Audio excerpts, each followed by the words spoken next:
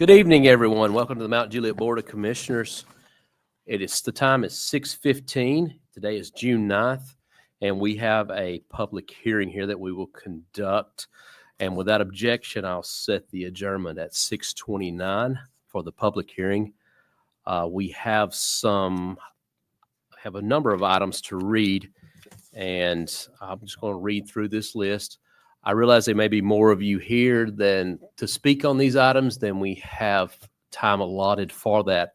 But as we move into the regular portion of the agenda, we will have citizen comments there as well, and we'll make sure everybody gets an opportunity that wants to address the Board of Commissioners, an opportunity. So per our requirements, I will read this list for the public notice. The Board of Commissioners of the City of Mount Juliet will conduct a public hearing and consider the following on June 9, 2025, 6:15, City Hall. And the first one is an ordinance to amend the City of Mount Juliet Land Development Code Part A Subdivision Regulation Number 4, requirements for improving reservations and design. The second one is an ordinance to amend the land use plan for property known as Marabella Subdivision located at Lebanon Road, map 55, parcel 70.02 and 70.03 from low density residential to neighborhood commercial. The third item is an ordinance to annex into the corporate boundaries of the City of Mount Juliet approximately 403.44 acres of property located off Old Beckwith Road, Lebanon Road, and Bass Lane, map 55, parcel 70.02, 70.3, 92, 92.04, 102, and located within the city's urban growth boundary and approved plan of services.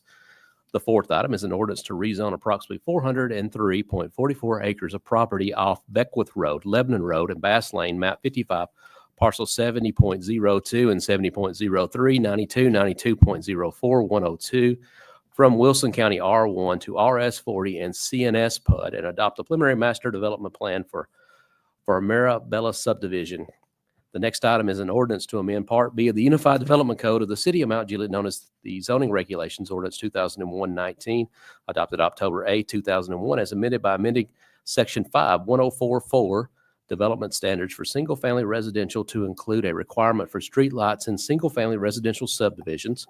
The next item is an ordinance to amend the land use plan for property known as Paddock Senior Weller Life Communities located at 535 Pleasant Grove Road, map 77, parcel 72.21 and 72.25 from interstate commercial to multifamily residential. The next item is an ordinance to rezone approximately 33.52 acres of property at 535 Pleasant Grove Road, map 77, parcel 72.21 and 72.25 from RS40 to RM8 PUD, and adopt the preliminary master development plan for Paddock's Senior Weller Life Communities. The next item is an ordinance to amend the land use plan for the property known as Courtyards at McFarland, located at 5025 Old Lebanon Dirt Road for mixed-use multifamily parks and greenway. The next item is an ordinance to amend the land use plan for property known as Windtree Pines Townhomes, located at 764 Nonneville Road, map 50, parcel 114, 115, 116, from neighborhood commercial to multifamily residential. The next item is an ordinance to amend the land use plan for property at 6235 Central Pike, map 76, parcel 53, from mixed-use multifamily residential. The next item is an ordinance to annex into the corporate boundaries of the City of Mount Juliet approximately 15.08 acres property at 6235 Central Pike, map 76, parcel 53, located within the city's urban growth boundary, and approve the plan of services. The next item is an ordinance to rezone 34.14 acres of property at 6235 Central Pike, map 76, parcel 53, and map 97, parcel 13, from Wilson County R1 and Mount Juliet RS40, RM16 PUD, and RS30 PUD to adopt the preliminary master development plan. The next item is an ordinance to rezone the property known as Virtue Modern Mount Juliet Headquarters, located at 3073 Curd Road, approximately 1 acre, map 54, parcel 90, from RS20 to CNS. The next item is an ordinance to amend the Mount Juliet Land Development Code, Part B, Zoning Regulations, Article 9, Parking, Loading, and Access Regulations. The public is invited to attend and comment. So with that, I'll open up the podium. If you would like to make a comment on any of these items that I have read, and I may not be able to keep up with the list if you get off topic, but if it's any of these items that I've read, you're invited to come forward. We will close this public hearing here in just a few moments. We'll reconvene and we'll have a citizen comments because I'm sure there's more of you to speak than we'll have time allotted. But if you wish to speak, I invite you to come forward to the podium, give your name and address for the record. Got to volunteer.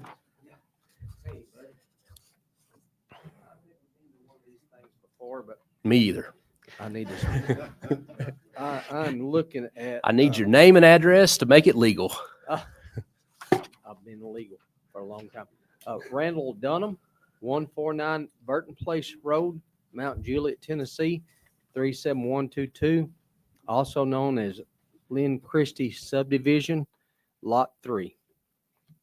And I don't know what you need from me, but I'm looking at this that I got here. Here's my concern. I live down the hill from the development that the church bought and started clearing all the land behind me. Okay. And I'm starting to get a lot of runoff from what has been cleared. And yesterday for 4 hours, I weed eated around what is called the pond that was on my property. And I've been stuck with a 0 turn radius 3 times there. Everything is coming down my hill. There's a gully that's washed out already. And there's a creek spring that is fed on the opposite side of my property, like 10 yards. And it's just a mess. With the development that's coming, what can I do to prevent all the runoff coming into my property? I'm the lowest on the hill. We're in the county. We had to pump we got the sewer pumped up to the top of the property, and I put in 2 culverts. And now everything used to run clear. Now it's just mud. It's just solid mud. I'll invite any of y'all to come to my property and look to see the creek, the little creek that's running, that's already full of silt and mud. And I don't know what to do. And I know as everything is being developed above me, I'm the lowest point where the property comes down, except for when the water comes out of the culvert and goes downhill, which is a natural sinkhole that will never be developed because you can't build down there. And I'm facing the situation that I don't know what to do. And everything's running off on me now from what they have already cleared behind me. And there's more that's coming down on me. And in another month, I got another development that I'm supposed to come and talk to you guys about. Hey, sir, I need to stop you. You've Okay. hit your 3 minutes on here. Just want to make sure everybody's got an opportunity. I appreciate it. But y'all are welcome to come to my house and look to see what I'm talking about. Okay. But I do, I'm looking to see if there's anybody from staff that might be able to. Think you will? Yeah, there's a church that bought the property back Are there. you Shiloh Baptist? No, it's it's another development Okay. and they've declared all the land behind me. Okay. And I'm trying to, in my head, pinpoint exactly where this is.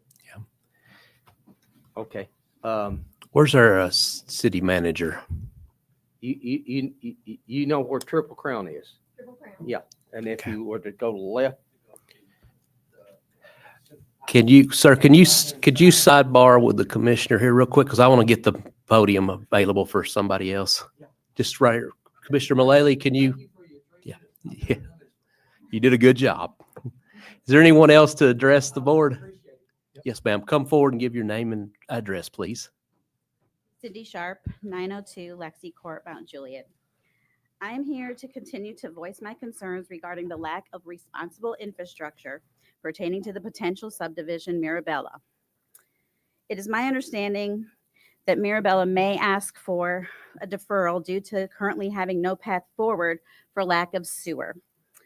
As Wilson County School Board said they would not entertain such a request. It is frustrating to those of us that live in this area, just outside the city limits, that none of you represent. But you are making decisions that will affect our daily lives. My neighbors and I have asked the state to lower the speed limit on Lebanon Road between 109 and Beckwith. It's currently 55 miles an hour, which is actually crazy considering it's a 2-lane narrow road. And they're going to review that stretch of the corridor. At the end of the day, we all know that Lebanon Road needs widened to 109. Widen it in just the portion of the city limits will only cause more bottleneck and more accidents. Local governments and the state and the community need to work together. And I know that's easier said than done. But for the safety of our citizens and the visitors of Wilson County, the city of Mount Juliet and Wilson County must work together to convince the state to widen Lebanon Road to 109. I know as a community, we are all doing our part. And we're contacting our legislators because I know that you've all received our emails, the state, TDOT, everybody. So please help us. Thank you, ma'am. We got time for one more if you want 3 minutes. I'd invite you to come forward. Name and address, please. My name's David Shiraishi. I live at 613 Cooks Hill Road, Mount Juliet. With that previous lady who spoke, I live in that subdivision, Poplar Point. The question I have is, if your planning commission had a negative response to this Mirabella development, why would the commissioners consider going forward with this plan? That's it. Thank you. Thank you, sir, for your comments. Anyone else? Okay. Got one coming forward. Evening. My name is Lucas Stansky-Beal. I live at 602 Cooks Hill Road, Mount Juliet. So I'll be really quick. I want to also voice a concern about the Mirabella development, not for the development in particular, but just in terms of what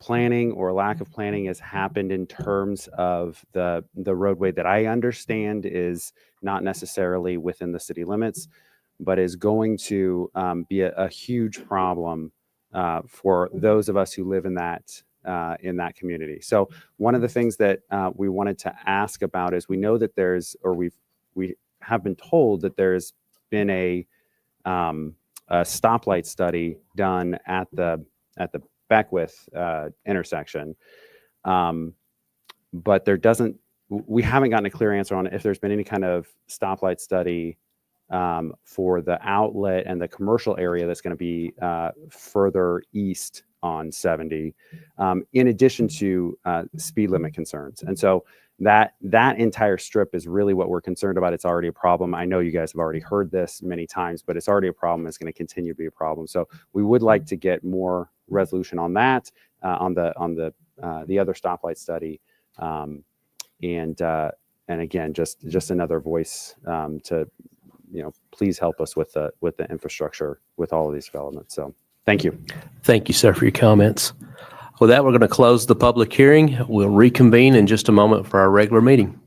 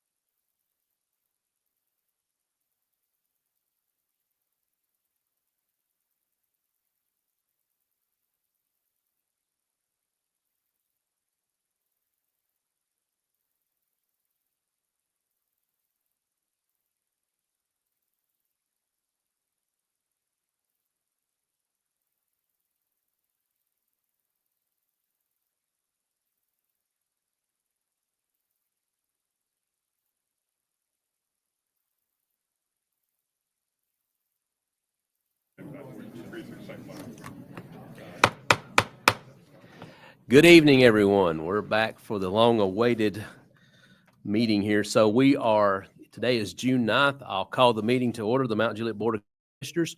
We do have a quorum present due to City Code 62210, which gives us the ability to conduct city business. I just want to say thank you for your attention tonight. Thank you for coming out. You're always welcome to come here and see how the city business is being conducted. My name is Mayor James Manus, and formally want to just welcome you here tonight and invite you to stay as long as you want. Our first item that is on our agenda is to set the agenda. We do have agendas in the basket, but before we go on to set agenda, I will make this comment that the Marabella subdivision, I do not believe, we'll have to see how we get this agenda set, but we'll try to remove it here and set agenda. Don't believe they can move forward due to conditions that were placed at first reading for this second reading on it. I apologize if you've made a trip out here tonight for that. I'd invite you just to hang around and just see, but how this gets set. The other one is that the development on Central Pike has requested deferral to. We do have to publish these by law. Once it's set, it has to go out, so it takes action here on it. So with set agenda, moving into that item, I'm going to move without objection from the board to remove all the items under 10, A, B, C, and D, and defer those. That is for Marabella. A number 12, which is 12A, B, C, D, and E, and defer those as well for the Central Pike development. Is there any objection to the deferral? Marabella, I will defer pending on to them bringing it back. And Central Pike, I'll say 2 meetings is. I got an email and I thought he said the 23rd. Okay. 1 meeting then. Okay. I'll say Marabella indefinitely till it's brought back, and then the 23rd to the next meeting. Any objections? Central Pike Development. That's 12 A, B, C, D, and E. And again, that's 10 A, B, C, D, and E that's on the agenda tonight. So that is Marabella and Central Pike. Without objection, those 2 are deferred. Marabella indefinitely, Central Pike until the 23rd. I also have another proposed change for the agenda. I would propose that we move item 14J to the beginning of the agenda. That's simply because I want everybody to be mindful on that item that it does require a unanimous vote to move forward on it. Is there any objections to moving 14J to the beginning of the agenda? Commissioner Hepner? I did speak. You're recognized, sir. I did speak to the developer on this, and he's requesting a deferral. On 14J. 14J. Well, while we're at it, any objection to deferring 14J? Hearing none. 1 meeting? Commissioner, 1 meeting? 1 meeting. Okay. Is there anybody here representing that? Seeing none, and with that, No, attorney's here. I see Mr. White. Are you in agreement with that understanding? Okay. I'll take that as no objections then on it. We'll defer 14J for 1 meeting. Also would propose moving 13C, 14C, 14K, excuse me, and 14L, the redlined edition, and 14M to consent.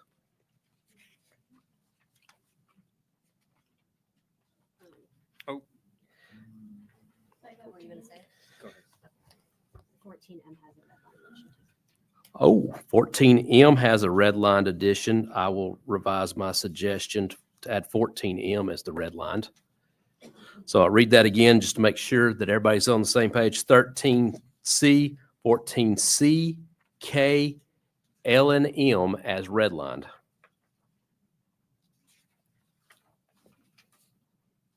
Any objections? And if I had a question about one or two of them, just a general question, it wouldn't be a problem to ask the question. Well, let's take them off consent if you got questions. Well, Which ones do you want removed? I had just the, it may not be a big deal, just a question of 13C Okay. We'll take 13C from consent. and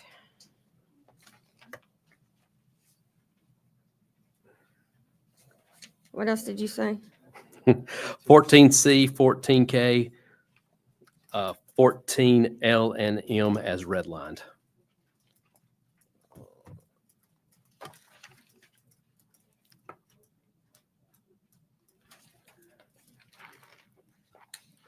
All right. But nothing on 13. I thought you said 13 something. I said 13C, but you said you had some questions. Yes, I do have a question on that. And the rest for 14? 14C, K, L and M as the redlined Yeah, editions of L and M. I'm good with those. Okay. Anybody else? Yeah, Commissioner Hefner. 14A, 14A. that's the land use amendment, which I sponsored. That's going to be deferred indefinitely at the developer's request.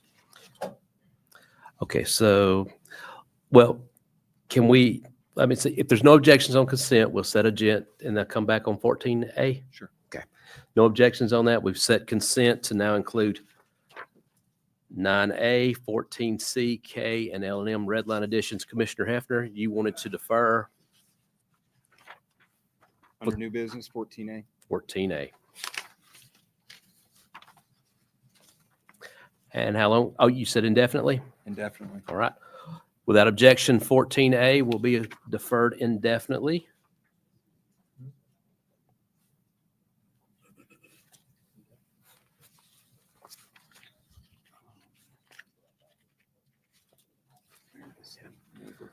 All right. No objections to that. Other than that, we will take the agenda. I've got one question. Oh, Commissioner Hefner. I'm trying to find it. The update to the subdivision regs. I don't know, was that part of the? I think that's under 13. 13B. 13B? 13B, I had an amendment for.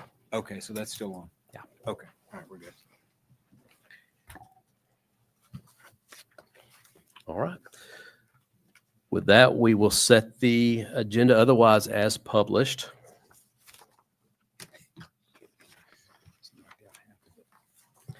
All right, well, I'll start with the consent agenda. I'll read that for the record. Actually, I will not because I'm skipping a whole section of the our agenda here. So next item on the agenda is our minutes from the last meeting. We have 3 sets of minutes for approval. And I'm messing up again. We have invocation and pledge of allegiance before we get to that. So Mr. Martin, will you please lead us in the invocation and pledge and maybe say a special prayer for me? Thank you, Mayor, Vice Mayor, Commissioners. Thank you for everybody in attendance. If you'll bow your heads for me, please. Heavenly Father, we ask that you open our hearts and minds as we come together for this meeting. Help us to be receptive to new ideas, willing to listen, and open to change. May we approach this time with humility and a willingness to learn from one another. Guide our thoughts and actions as they align with your purpose. In Jesus Christ's name we pray. Amen. Everybody join me for the pledge. Pledge allegiance to the flag of the United States of America, and to the republic for which it stands, one nation, under God, indivisible, with liberty and justice for all. Thank you, sir. You made that look so easy, unlike what I'm doing up here. But the next item on the agenda this time really is the approval of the minutes. And we do have 3 sets of minutes. Is there a motion for the minutes?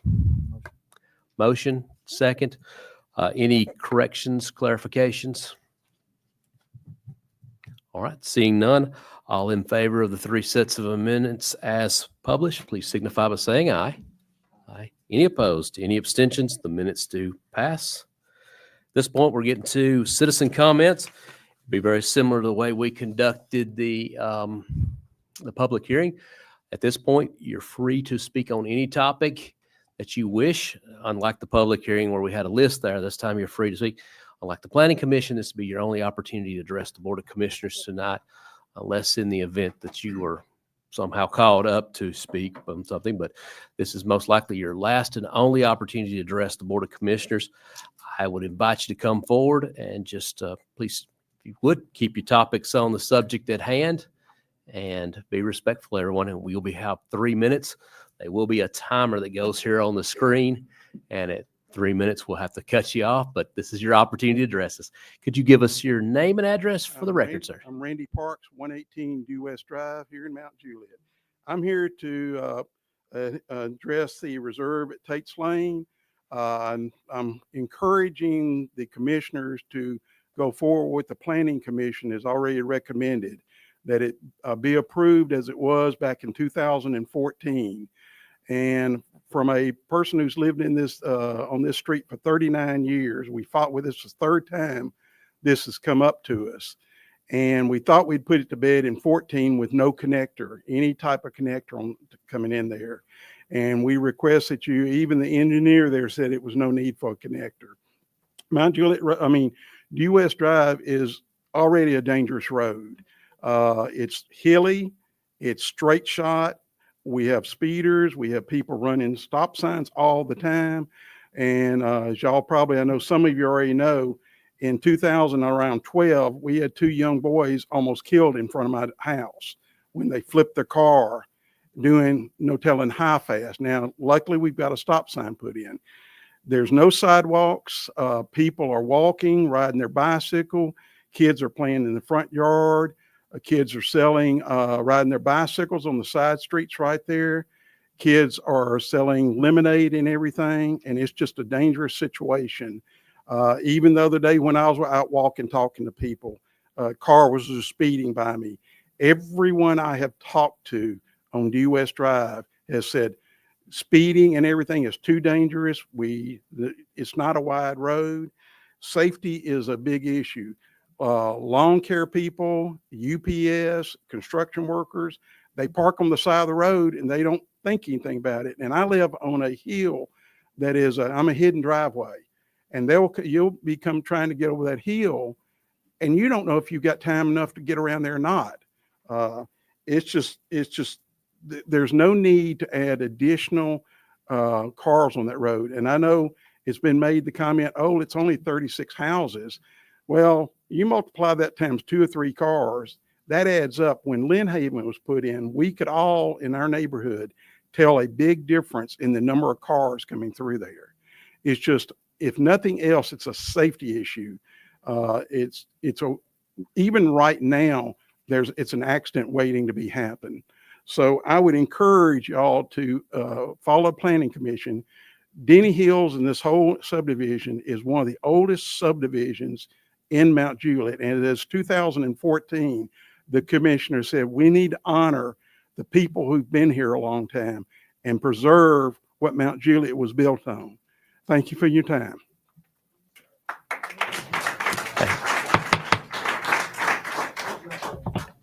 Yep. Name and address for the record, please. My name is Leslie Penny. I live at 705 Parthenia Lane. Thank you.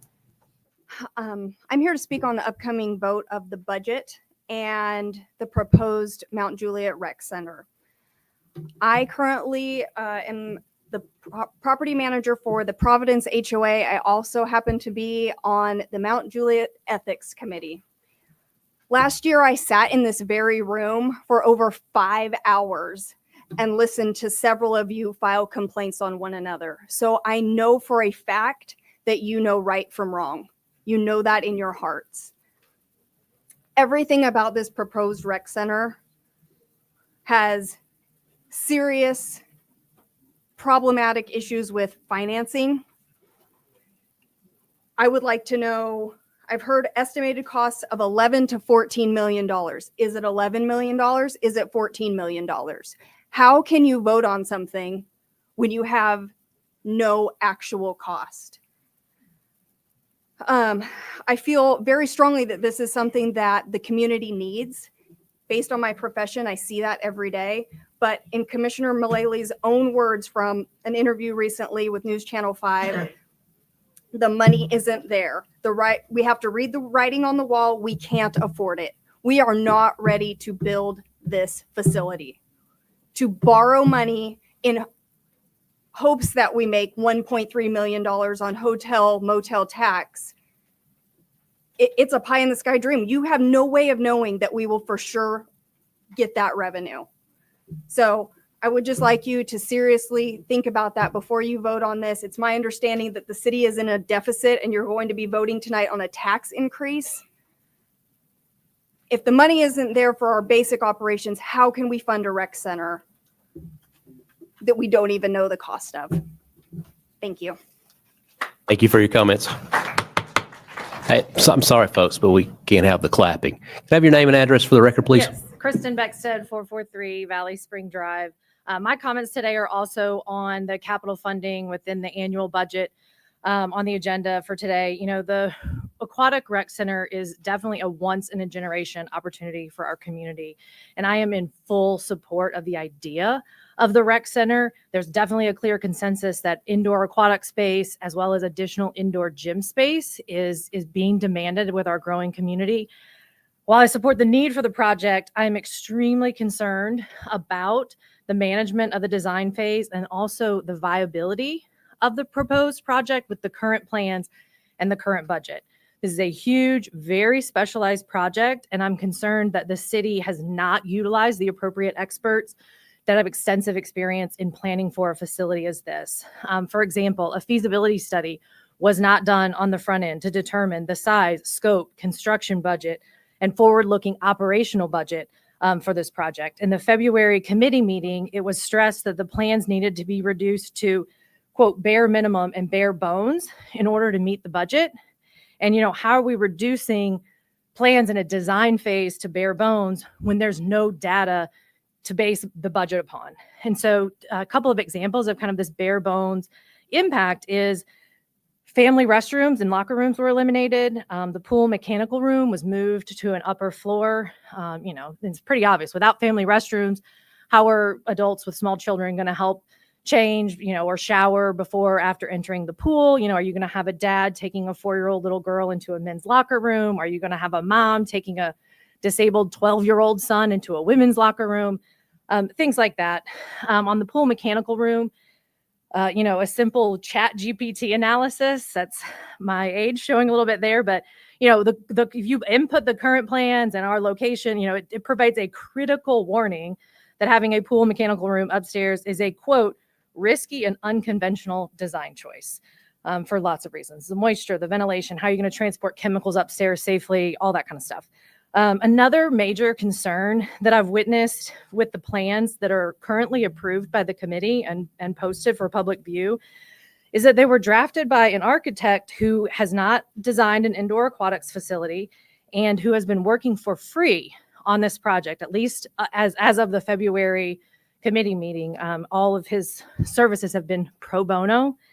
And, you know, for probably 6, 8, 10 months, I don't know the exact time frame, but you know, you start to add the value of 6 or 10 months of billable hours from an architect, and I'm pretty sure that's going to exceed the $10,000 limit for the RFP process for the city. Also, you know, are these free services, you know, could they be constituted as a gift or a favor for influence under the Code of Ethics? You've reached your time limit. All good points, though, but thank you. Is there anyone else to address the board? I think we have a line going. Name and address, please. Good afternoon. My name is Corey Caluette. My address is 4032 Ethan Avenue. I'm here both as a citizen and property owner here in Mount Juliet and as well as president of the Kelsey Glen Homeowners Association. So as such, I represent not only myself, but 531 other property owners in this city. I'm here to apologetically, I'm not as prepared for this as I've only been made aware of it in the last 36 hours, but to talk about the proposed budget for the next year and the associated significant extreme increase in the property tax that is attached to that budget. My understanding is the last time the property tax was adjusted in the city of Mount Juliet was 2020, and it's been set at about 11 cents per $100 of assessed value ever since. That implies to me that in 2020, 2021, 2022, 2023, and 2024, this Board of Commissioners felt that that rate was appropriate to fund the operations of the city. For the city now to come in and say for next year, we need a property tax rate of 68 cents, which is in excess of 6 times the current property tax rate, or what I understand may be amended tonight to a lower rate of approximately 5 times the current tax rate. That didn't happen overnight, gentlemen and ladies. I thank the commission for their work on this. I thank members of the commission for their candid comments on this subject offline and outside of here. I urge this commission to reassess the budgeting process and the departmental budgets that are included in that. Look for lines of fat that can be trimmed out of this budget. I do not understand how any of you guys can look at your constituents and say last year 11 cents was just fine. This year we're going to raise them 5 or 6 times. That just does not sit well with me, and it gives me heartburn. I think we have, as a city, we've got some undeveloped property that's not generating revenue for this city, and that can be looked at closely. I think, as the city grows, it's expected to see increases in infrastructure costs and maintenance costs and personnel costs. I think all that is reasonable. I don't think that the citizens of the city would object to what we would see as a reasonable increase in cost, but multiplying the tax rate by 5 or 6 is simply not reasonable. Thank you for your time. Thank you, sir, for your comments. Sir, name and address for the record, please. Andrew Griswold, 1240 South Bass Drive. Thank you. So I'm a resident of Denny Hills, and controversially, I'm actually going to split with my neighbors on this decision. If it is done correctly, I stress that, I am in favor of the connection to Tate Lane, and I'll lay out some reasons why in a moment. But before my house is egged and I'm called an outsider or worse, I've lived in that neighborhood for 15 years. I grew up not far from here, and my family's been in the area for nearly 200 years. So I think I've earned the right to speak my mind on it. Additionally, I'm a GIS professional and have some planning or background in planning, so I'm not coming into this blind. So my reasoning is this. Firstly, vehicular traffic. The fact is that more street connections actually reduce overall traffic. That's not just me talking. That's decades of independent peer-reviewed studies. Secondly, increased options for ingress, egress for us, the residents of Denny Hills. If any of you, like me, like my wife, have to go towards Hermitage or Nashville with any regularity, having a direct connection to Division via Tate Lane would be an absolute game changer in the best way possible. Historical precedent shows that most of the use of this new connection would actually be people that live in our neighborhood, i.e. you and me, not people cutting through as a shortcut. An additional benefit here is improved emergency response times. Thirdly, non-vehicular traffic. We have a brand new park at the corner of Tate Lane and Division. How great would it be for us to be able to walk or bike down to it or connect to the Greenway on Division without having to risk being run over by some lifted truck that has no business on a city street going 60 miles an hour down Mount Juliet Road? Now, this was framed to me in a flyer being circulated as some person outside the city limits wanting this connection. As you know, that's not true. The city's planning staff wants this. Now, the fears of my neighbors can be put to rest, I think, by 3 S's. And those are, first off, signs saying no through traffic posted at both sides, speed bumps on due west to slow down traffic and further discourage people from cutting through the neighborhood. And thirdly, and finally, and this is the big one here, and this is what I was talking about if it's done correctly, sidewalks. We need to bury the drainage ditches and install sidewalks, not just on due west, but on all the roads in our neighborhood. That way people can safely be on the sidewalk and off the roads. And in conclusion, if it is done correctly, I hope that due west is connected to Tate Lane, because we, the residents of Denny Hills, would then be the beneficiaries of a new connection here, not the victims of it. Thank you. Thank you, sir. And please, no one throw eggs at him. Again, if it's done correctly. I didn't bring any eggs tonight, but I'm Amber Dixon. I'm at 2003 Lynn Haven Court. Same neighborhood. I feel quite the opposite. We live at the very end of Due West, on the corner of Due West and Lynn Haven, and I have a neighbor over here as well. Between the two of us, we have 8 young children. Across the street, another family that has 4 young children. So within, right where that construction would take place to connect, there are 12 young children that are very much accustomed to playing on that hill, playing at that roundabout, being in the street, riding bicycles, scooters. We bought those homes knowing that that was a quiet, secluded place to raise our children. So to me, this extension would change that for all of us. And I would no longer feel peace about letting my 8-year-old play in the creek right beside that road. I would no longer feel like I can make dinner and let my kids play outside. So it's just going to cause our kids to have to stay in the house and be on screens, and us as parents to not feel safe letting them be out. Because you can say that, put up a sign that says no through traffic, but we all know when there's congestion on Mount Juliet Road, people will quickly learn that that's a good way to sneak through. And if there's a gate there, very often gated communities, gates are not working. And even if it's 36 houses, 2 or 3 cars per house, that's a huge amount of traffic that we're not accustomed to there. So to me, it's all about safety. And it's a very walkable neighborhood. People are always walking. Lots of elderly people, lots of children with families with their dogs. It's just not realistic to try to put that on that road. Almost all of the side streets in some way connect to Due West. And like the gentleman before said, people speed on that hill. There's blind hills. There's places that it would just be detrimental to have much more traffic on. So that's my piece, speaking in safety of my children and my neighbors' children. Thank you. Joan Giltner, 1409 Tate Lane, and I'm here to talk about the preliminary master plan for the reserve at Tate Lane, formerly known as Lynn Haven 3, which calls for reapproving the master plan for Lynn Haven Phase 3. Like little has changed in the plans since 2021, 2014, but that isn't exactly accurate. Namely, the development perimeter. In the most recent plan, a 6-foot masonry wall has replaced the black metal fence. The 2021 approved metal fence with a 15-foot vegetative barrier around the entirety of the perimeter of the development is more consistent with the country-like setting of Tate Lane and should be kept in the master plan. Given the location of the development and as safe as Mount Juliet is, there's no need for a wall. As stated in the draft ordinance, a concrete masonry wall is not supported. Further, all perimeter grading should not be allowed to create additional drainage problems for the residents surrounding the development, like at the end of Due West and or Paul Drive. Construction materials. The building construction materials have changed from 90% brick, no front-facing garage, to 50% brick and other materials with allowed street-facing garages.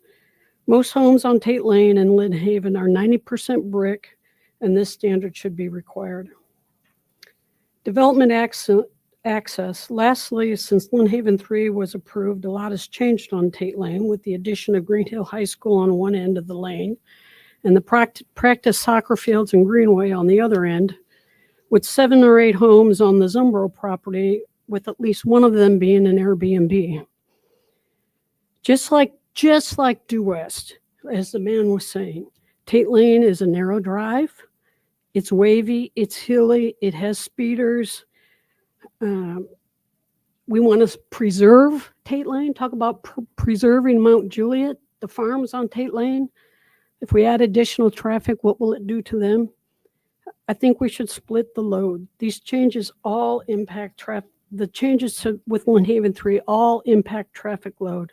And as such, gated controlled access through Due West should be revisited in addition to the access on Tate Lane. So you have a gate, private roads, gate.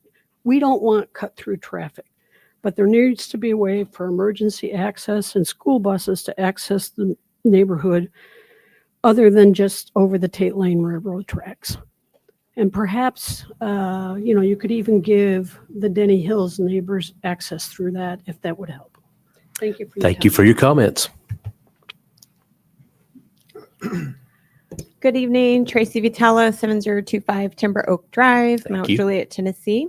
My brick and mortar business as a business owner is 63 Belinda Parkway on the south side in Providence, Just Love Coffee. And I am here on behalf of our friend Justin Beasley.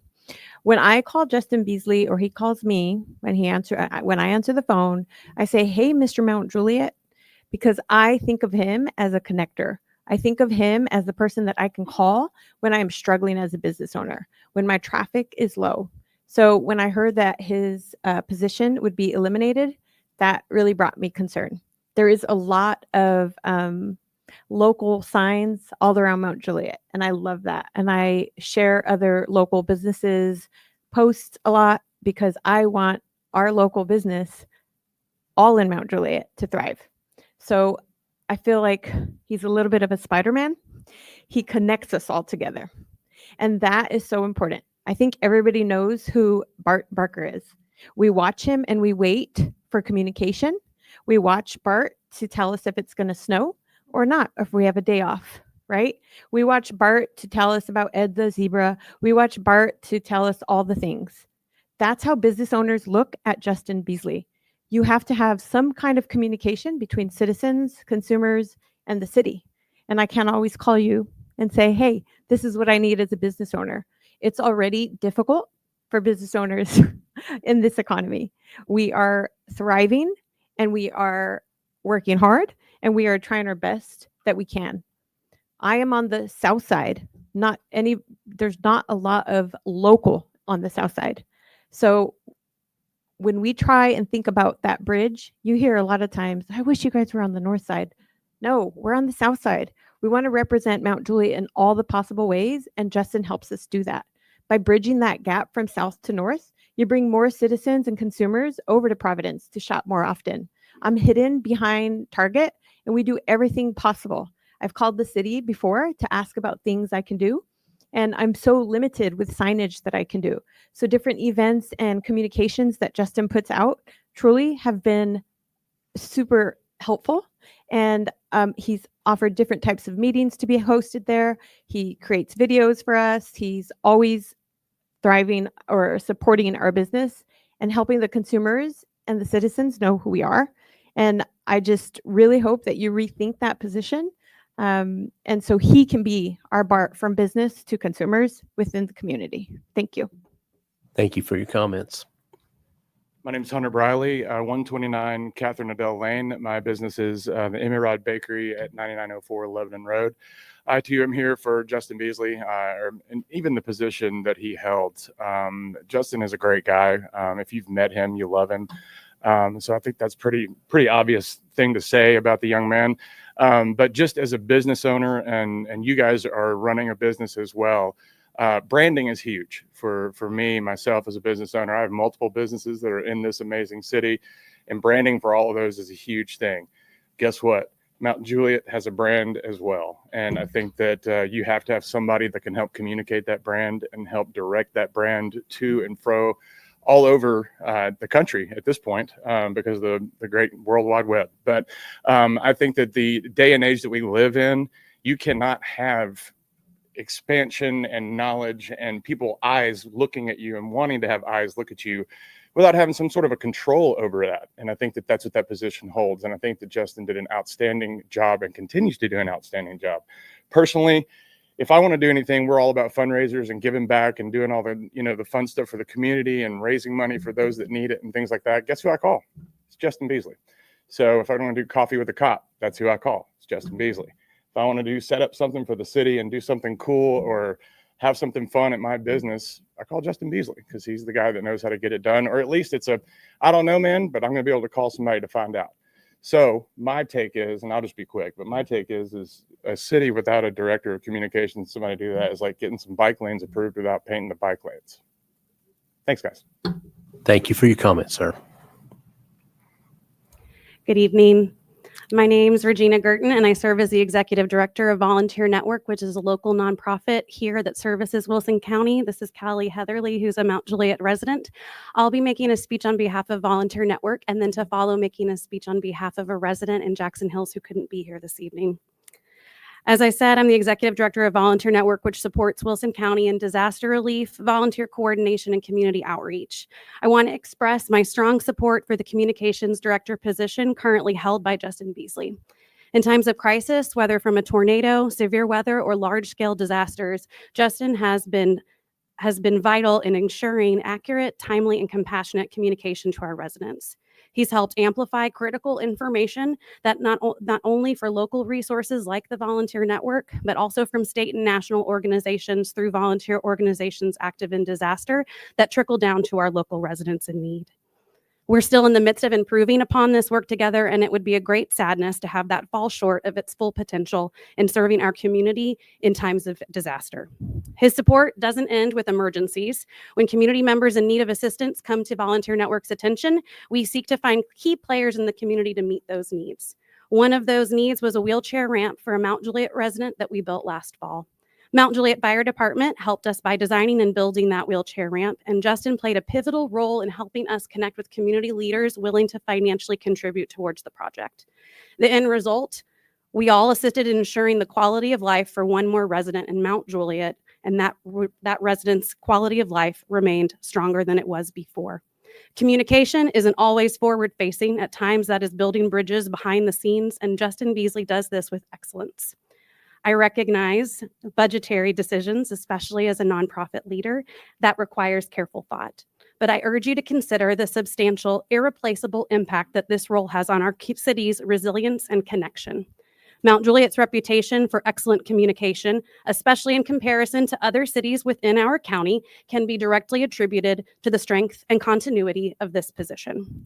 Cutting this role would not only diminish that excellence, but would also create a significant gap that community-serving organizations like ours have seen in areas without such a dedicated liaison. Justin's leadership, responsiveness, and deep understanding of our local landscape are assets we cannot afford to lose. Thank you so much for your time. Thank you. And your time is up. No, I know this one's on behalf of another resident who couldn't be here. I'm sorry, but we can only recognize you for 3 minutes. It's okay. No, okay. It's Tiffany Wilson. This is on behalf of Tiffany Wilson. Good evening, council members. Thank you. I'm sorry, I need your name and address first, please. I'm Callie Heatherly, 210 Quad Oak Drive. This is for Tiffany in Jackson Hills. Thank you for giving me the opportunity to speak. I'm here today on behalf of someone who has eagerly supported the lifeblood of our community, our small businesses. I'm talking about Justin Beasley, our city's communication director, whose position is now at risk due to budget cuts. I understand the tough decisions you face when balancing our budget, but I urge you to consider the impact of cutting this role. Justin is not just a liaison, he is a bridge. He helped dozens of local entrepreneurs navigate the city's processes, secure permits, access funding opportunities, and stay afloat during uncertain times. Many of the small shops and family-owned businesses that give our city's character and its tax base owe part of their success to his guidance. Eliminating this position might save dollars on paper, but it could cost us far more in loss of business, lost jobs, and lost community trust. Small businesses rely on accessibility and support from the city. Without someone like Justin in that role, we risk alienating the very people who invest and enrich our neighborhoods. Please don't let a short-term financial decision undo long-term community progress. Keep Justin in this essential role. Our local businesses and our city's future depend on it. Thank you both. Appreciate the audible there. Good solution. Name and address, please. Hi, Joe Dubin, 537 Rivercrest Cove in Nashville. Thank you. I spend a lot of my time and money in Mount Juliet because of Justin Beasley, whether it's through his numerous Facebook posts, Instagram posts, social media posts about new businesses or events that are coming here. But he'll also call me, all of our friends, and say, hey, you need to come try this out. We're having this going on this weekend. Come out and be a part of this. He does it all the time. I know communication coordinators in Smyrna and Hendersonville and Clarksville and Nashville and Fairview. You know how many of those reach out to me and to us and tell us about new businesses? Zero. Not a single one of them call us and let us know. I added up that I spend about 65% of my money in Mount Juliet in these businesses, not only me, but my friends as well. Why? because Justin lets us know about events that are happening here. Restaurants are opening, small businesses are opening. The Just Love Cafe coffee place, had no idea about that. Justin told us about that. Things that go on in the community. I understand there are cuts that happen to come to places, but to cut something so vital that brings in so many people from Nashville to your county, to your city, to spend a lot of money is something that not a lot of cities have. Because of Justin, we come out here quite a bit, not as a benefit to Justin, but to spend money because it's valuable, it's local in the community, and that he cares. And I'll add this as well. 5 years ago, I went and got baptized. I asked one person out of my numerous friends that I'm blessed with to come with me. I asked Justin to come with me in this critical moment in my life. Why? Because he cares, not about himself for the most part. He cares about us, our friends, the community, and spreading the good word. He's the reason I'm here tonight. He's the reason a lot of us do spend money in this community. So I just want to let you guys know how valuable he is outside the city of Mount Juliet. Thank you. Thank you, sir. Mr. Mayor. How are you? And hard to follow the voice announcer there, but I'll do my best. You get to start with your name and address. Randall Hutto, 2502 Kinder Hill Way. Thank you, Lebanon, sir. Tennessee. Thank you. It is an honor for me to be here tonight, and I'm going to start with a little bit different. I know I've got 3 minutes, but have a lot of friends in this room, and very thankful any success that Wilson County has had. You are one of the number one reasons that we've had that. And I know tonight you're faced with tough decisions. It's hard to continue to provide the services that we all try to provide and even grow those. And as the rising cost of services and items go up and the same revenue comes in, it makes it tough. And I understand that. So my hat's off to you tonight for that. I would say that as I think about Justin Beasley, and that's one of the reasons I'm here, you've built a great city in spite of all of the growth that you've had to tackle and all the things that you created from the parks and the recreation, which makes this a great place to live. And I will say that that is one of the main reasons people move here today outside of education is because of the recreation and the other places that they could go. This place is a place for people that they care about walking, biking, and getting out and doing things, as well as the public safety. I think you have nobody can come close to the public safety that you have here from your police and your fire and your ambulance service that you provide now, which is an extra coating for your people. So you provide a great place and a great service, and you've done that. And you created this PIO as well because you knew that was something you needed to do to sell your city. And as you think about that, I guess I just think back about the return on investment. I know you have a lot of things to figure out on how, what can we afford, what we can't afford, but probably the return on investment of this would be sales tax. And you have proven, even though you may make a tough decision tonight, you have proven to live within your means and live within sales tax for quite some time now, and have created what I would say a great city and a place to live off of sales tax. And we all know sales tax, about 30% of that is from somebody outside. So you've lived off of somebody else's money for quite some time. So I just applaud you for what you've done. I will speak on behalf of Justin from our seat. Every time he does something, it's a plus for Wilson County. It's definitely a plus for you, but it's definitely a plus for me. And probably the last and most important thing, if you could keep him on staff, I would not be the shortest person in government. And so just want to throw that in there, and thank you again for what you do. Thank you, sir. Good evening, Brian Peterson, 997 Tate Lane. I'm here to talk about the upcoming project that you all hear tonight on Tate Lane. I'm here in support of it. I think it's a great project. It's got will bring a lot of great homes. It's a smaller development. I will say that the due west connection is a concern for some of the folks over there, and I don't think Mount Juliet needs another cut through. I think, as I was talking with a lot of other folks out here, I met some new neighbors tonight actually, so that was kind of nice. But they generally, I'm not going to speak for anybody else, but they all tend to agree with that sentiment. Other things I can say about the project is that again, I know they're larger lots, larger homes. I think we all like to see more projects like that come into the city. And so, yeah, just want to be here for support. And sounds like you guys got some big decisions tonight. So good luck with the budget. Thank you. Hey, good evening. I'm Jay Easter with Reagan Smith, 3415 Woodland Street, Nashville, Tennessee, here to represent the land use plan amendment for courtyards at McFarland. I'd like to ask permission to give the commission a short presentation and address your questions at the time of the item, if that's possible, before you deliberate and vote. The only thing being considered tonight is the land use. That's correct. So we're not going to hear items about the PUD tonight. Okay. Well, could I have the opportunity to explain the project to you and the reasoning behind the land use plan amendment? I'm not going to commit to that at this point. We haven't even got the item on the agenda yet. I mean, got to that point on the agenda. Okay. All right. Thank you, sir.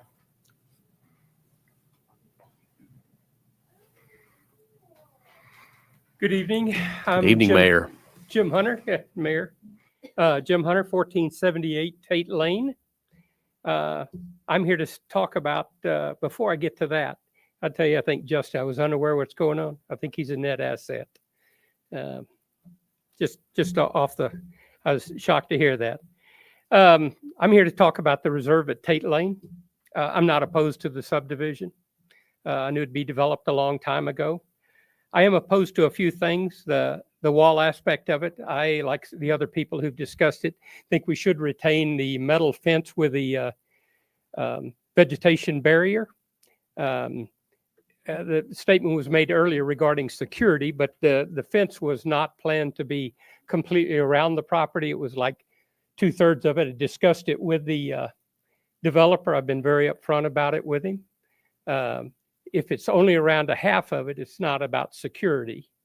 So I've lived there for 29 years looking over there, and it'll be just fine. But I'd prefer looking at a metal fence. And I'm not speaking for anyone else, but the building material variance request, I would ask that you stick with what the city developed.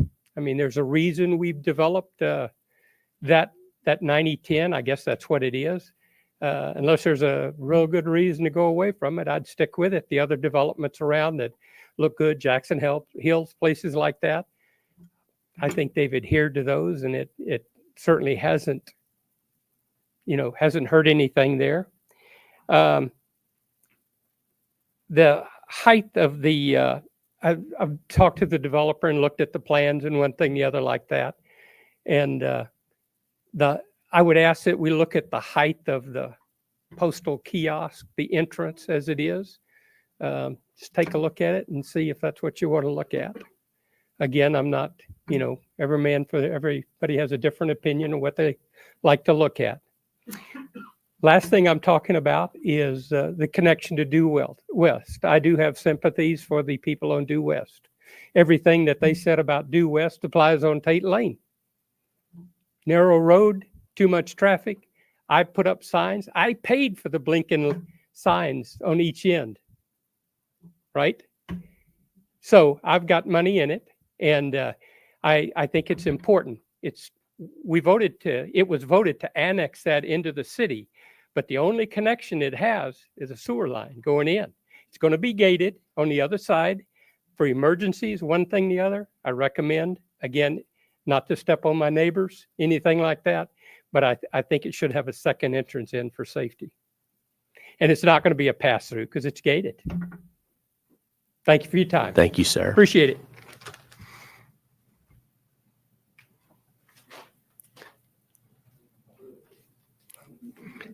Evening, gentlemen, ladies and gentlemen. My name is Theodore Bunning Jr. I reside at 2009 Lynn Haven Court in Mount Juliet. I'm here to speak in opposition of the Due West extension, not opposed to the development that's being proposed. But the extension, I think, as you've heard from many of my friends and neighbors, is something that I think all of us vehemently oppose. I'd like to tell you a story, actually. I moved to Mount Juliet in 2018 from California. The first day I moved to my house, my wife and I love to walk. We walked the end of the street. 2.5 hours later, we were still speaking with our neighbors about Mount Juliet and about the neighborhood itself. I watch kids, when it snows, sleigh down the hill. I've watched kids grow up, ride their bicycles. I walk my dogs through Bass Road, Due West Road, and speak to folks every day. That area of the city, from my perspective, represents everything that Mount Juliet is about.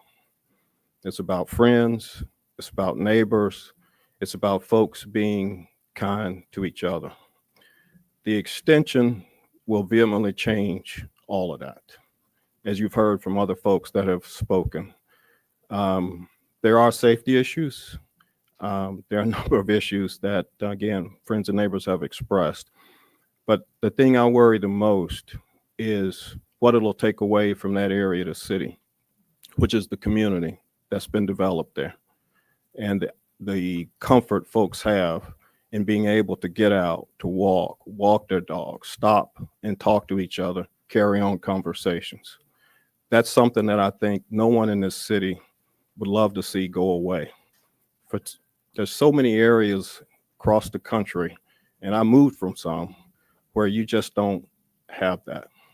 And I think it's really critical that we keep that here in Mount Juliet and allow folks in that area to continue to congregate and interact with each other and continue to create friendships that we'll remember forever. Thank you. Thank you, sir. Hello, my name is Jeremy Sakovich. I live at 124 Due West Drive. And I wanted to raise a couple points. One, a few people have made the claim that, this is about the reserve at Tate's Lane, that Tate's Lane is like Due West. And I think you can look at a map and see that that's plainly not true. You can drive from one end to the other of Tate's Lane and get other places, right? Due West just sort of stops. And so it's different in that sense, at least when I look at the map. I don't go that way much, but so let's not say the two things are the same when they're not. That's the first thing. Second thing, I do appreciate Drew as my neighbor, and I promise I will not egg his house. Now our sons are friends, and I appreciate his points, but one thing I wanted to say is that it may be true that traffic overall is reduced when you put in cut-throughs, but that's not the same as saying that traffic does not increase in certain places.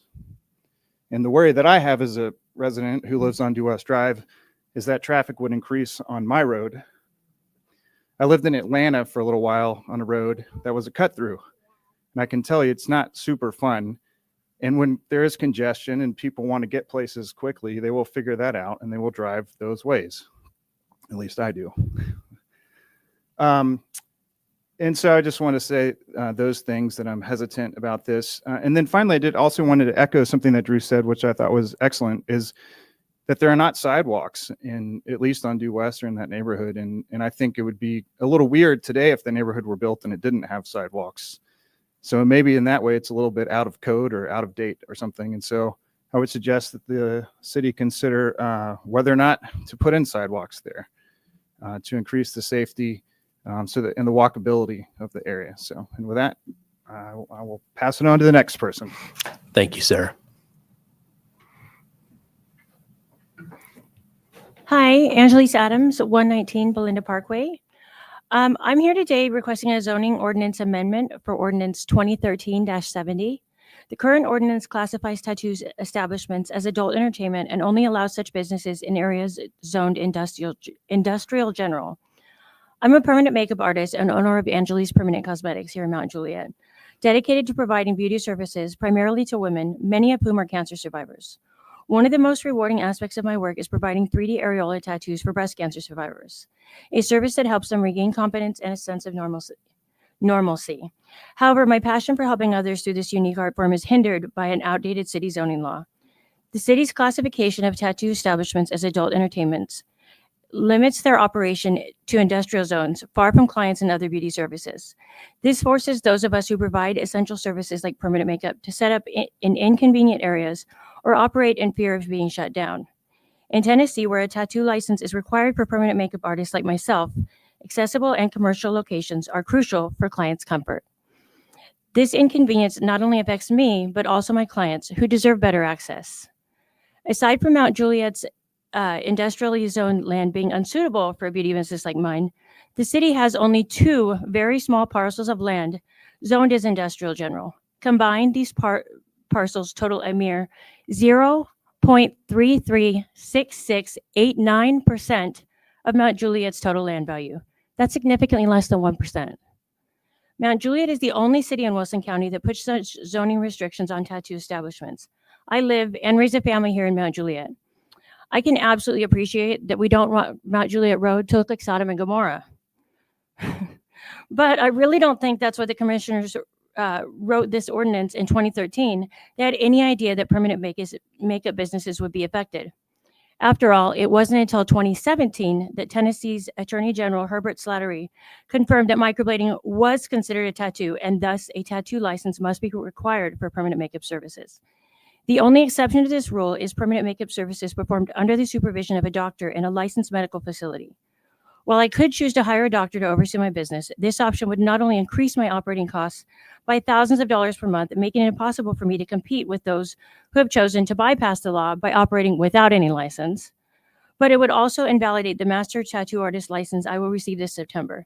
This license will enable me to sponsor and teach tattoo apprentices, which is a cause that is very important to me. I witnessed a significant number of unsafe and unsanitary practices being performed by uneducated and unlicensed individuals who claim to be artists, and am committed to helping address this issue. We believe Mount Juliet has an opportunity to support its local businesses and communities by revising these outdated zoning laws, allowing tattoo businesses, particularly those offering beneficial.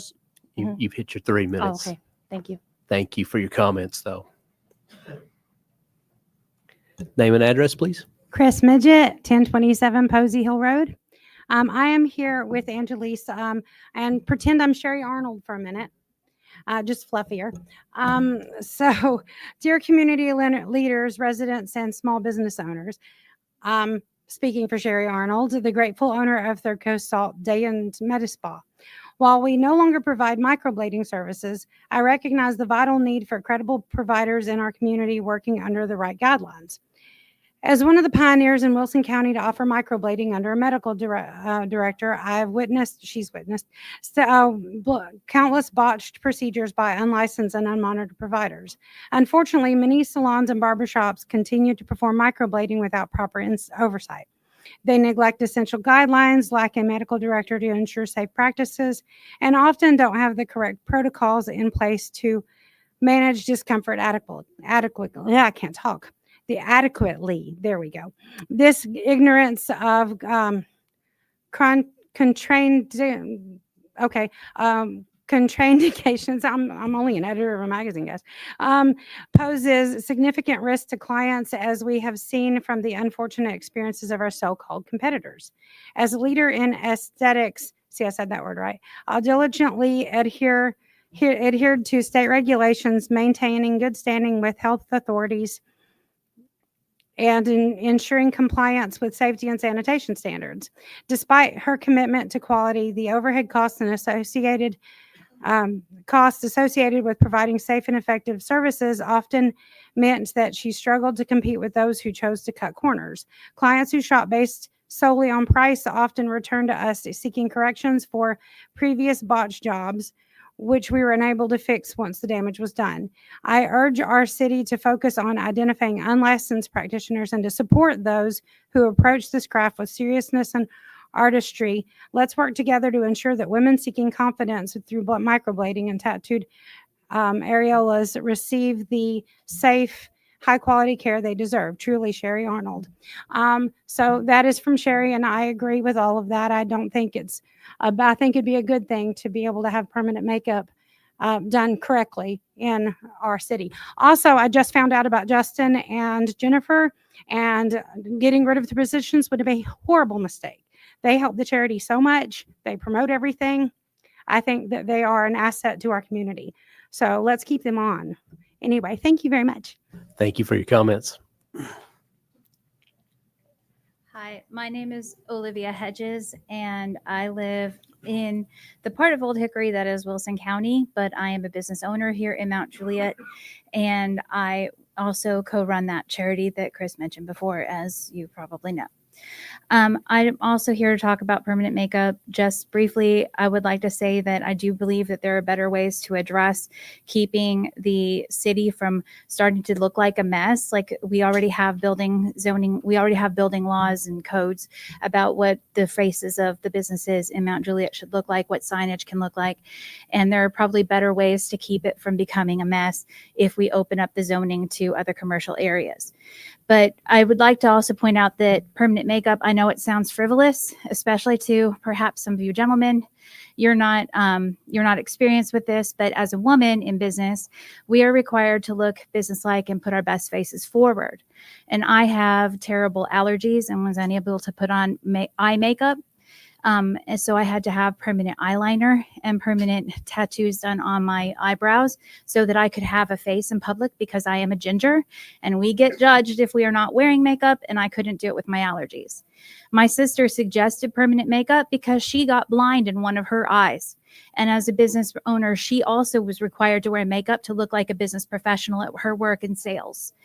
And she said that she got permanent makeup so that she could put her best face forward and continue to maintain the same sales percentages at her job. So it is actually an important aspect of business for a woman, not just a frivolous thing that makes us feel better and feel pretty about ourselves and gives us confidence. It does that too, but it is considered part of dress code at most businesses. So I just wanted to point that out and ask that perhaps for those of us who are blind in one eye, or for those of us who are gingers with allergies and can't put on eye makeup, we do actually need these services. So it would be great if they were available more readily. And currently, I'm also an accountant. I would like to point out that currently, with such limited zoning areas for this to take place, it's creating a monopoly. And with all of those allergies, when I had to go get my ears pierced, there was only one body piercing place in town where I could go get a quality thing done. It was $470+ to get ears pierced. So it's creating a monopoly, and that is creating inflated prices, which I don't think is good for the community either. So from those two perspectives, I'd like you to reconsider permanent makeup and the tattoo zoning lines. Thank you. Thank you. Hi, my name is Michelle Eva. Address is 2549 Cooks Road, Mount Juliet, Tennessee. I have a business at 11853 Lebanon Road. It is a fairly large salon, and I moved both of my businesses to Wilson County out of Davidson County because of the way things were taken care of here. So with that being said, I am here on the behalf of Justin Beasley and Jennifer Hamblin. I think Wilson County needs bigger roads, and Justin and Jennifer. They have made such a huge difference in my business, and everyone that works for me, it is huge. We have to do our part to build our business, but they really put themselves out there and help every one of the small businesses, which we all need help these days. So please do not take away this position from them, although y'all would not have a problem getting a job anywhere at any time. So I really appreciate what y'all have done for them thus far. I would love for you to keep them on, and I would love to see them at the business as much as I could. So thank y'all so much. Have a good night. God bless. Thank you for your comments. Good evening. Good evening. Sharon Nolan, 1409 Tate Lane. As many of you know, I, along with my partner, designed and painted the Mount Juliet mural down at North Mount Juliet Road and Lebanon Road. Kenny Martin, our city manager, asked for some interest in community art a few years ago. Next thing I know, he's knocking on the front door. I believe that was in July, August 2017. We drew up multiple plans and designs, which he took to the property owner and then Mayor Haggerty at the time for review, input, and ultimately they made a decision on what the Mount Juliet mural would look like. Kenny's goal was aggressive, have it completed by year end. I think we got started in late October. We made that commitment to try and meet that schedule, that year-end schedule. I don't know if Kenny knew at the time. I just finished 6 months of chemo earlier that spring for ovarian cancer. Chemo hadn't affected my hands and arms, so I made a commitment to try. A week after starting the mural, we were in a rollover crash on Golden Bear and Rutland. I believe we were spared that afternoon because Kenny wanted that mural done and had called in a favor. Again, unbeknownst to many, my cancer returned shortly, and I had another surgery on December 17th, just some 6 weeks later. We had Thanksgiving and Christmas holidays in there, along with some cold days and ice. We didn't make the December 31st deadline, but we finished on January 11th, just 2 weeks later. Why am I talking and sharing this story about the Mount Juliet mural? We had some discussions. There were some designs and some plans that were viewed and approved by the people that were impacted by that mural going up. There was a commitment on our part, the city's part, the building owner's part, about the plans, the schedule, and the standards to which that mural would be completed. Chemo, a car wreck, cancer recurrence, and surgery, not at any time did we come back and ask for a relief or a variance. You know, we were committed to getting that done. As it relates to Lynn Haven 3 and the reserve at Tate Lane, I would just respectfully ask the board and all parties involved to honor the plans, designs, and covenants that were negotiated and approved in 2014 and 2021. Thank you. Thank you.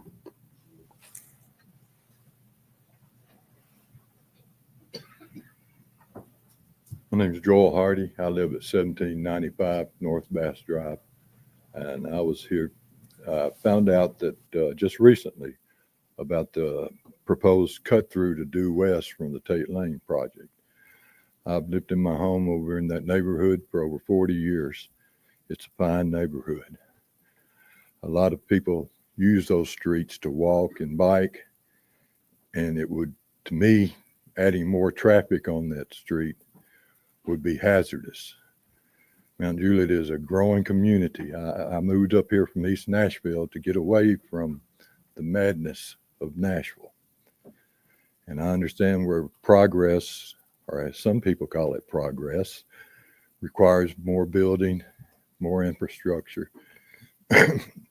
But it shouldn't be to the detriment of the people that are already here and that have already put in a lot of time and a lot of effort in helping Mount Juliet become the city that it is. I spent 20 years teaching Sunday school. I spent 8 years coaching youth baseball, and I've come to love Mount Juliet. It's a wonderful place. I'm afraid, though, we're going to be getting so large that we can't keep up with what's going on around us. The cut through due west is just another indication of progress overrunning the people that have been here for a long time. I know this is a silly statement I'm about to make, but I'm going to make it anyway. I know there's budget concerns for the growth of Mount Juliet and the services that are needed for the size the city has become.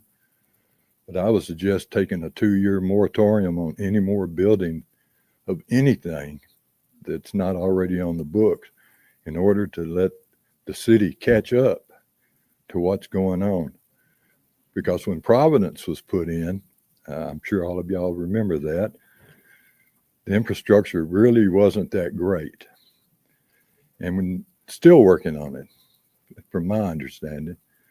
So why not take a deep breath, take a pause, find out where we're at, and see if the budget can stand any more growth and how much more growth this city needs. It's a great city. All my children were raised here. 2 of the 3 of my children wanted to move because it was a small town. But after they got to be adults and parents, they look back on their childhood and realize what a great place they'd been in. So I respectfully ask that cut through to due west should not happen. Thank you. Thank you, sir. Name and address, please. Sean Donovan, 3515 Norfolk Court here in Mount Juliet. I'm here to come up to the podium. Spoke many times over the years from this podium on different things, but I'm here to talk about the budget tonight. As a member of basically a founder of the fire department here, I've sat through many budget hearings with you as city commissioners, talked about making budget cuts and all the things that have been needed. And I've always appreciated City Manager Martin on your conservative nature on the budget. And as the commissioner is always being very thoughtful of our funds. But what I'm talking about tonight is looking at these positions that are being unfunded potentially. And I appreciate the fact that we're basically keeping that safety coordinator position in. But we have two brightest people that we have that I've seen since I've been here since 2005 in Justin and Melinda. I got to look behind the pole. Of these two individuals who've done such great things for the fire, not for the fire department, but for the city. And when I see that their positions are getting funded, and I've had personal conversations with pretty much all of you at this table here at one time or another, that I've always been a city advocate. As a city employee of the city of Franklin and being a very active person here in Mount Juliet, I look at these individuals from Justin, seeing him at pretty much every social event we have in the city of Mount Juliet, you see Justin.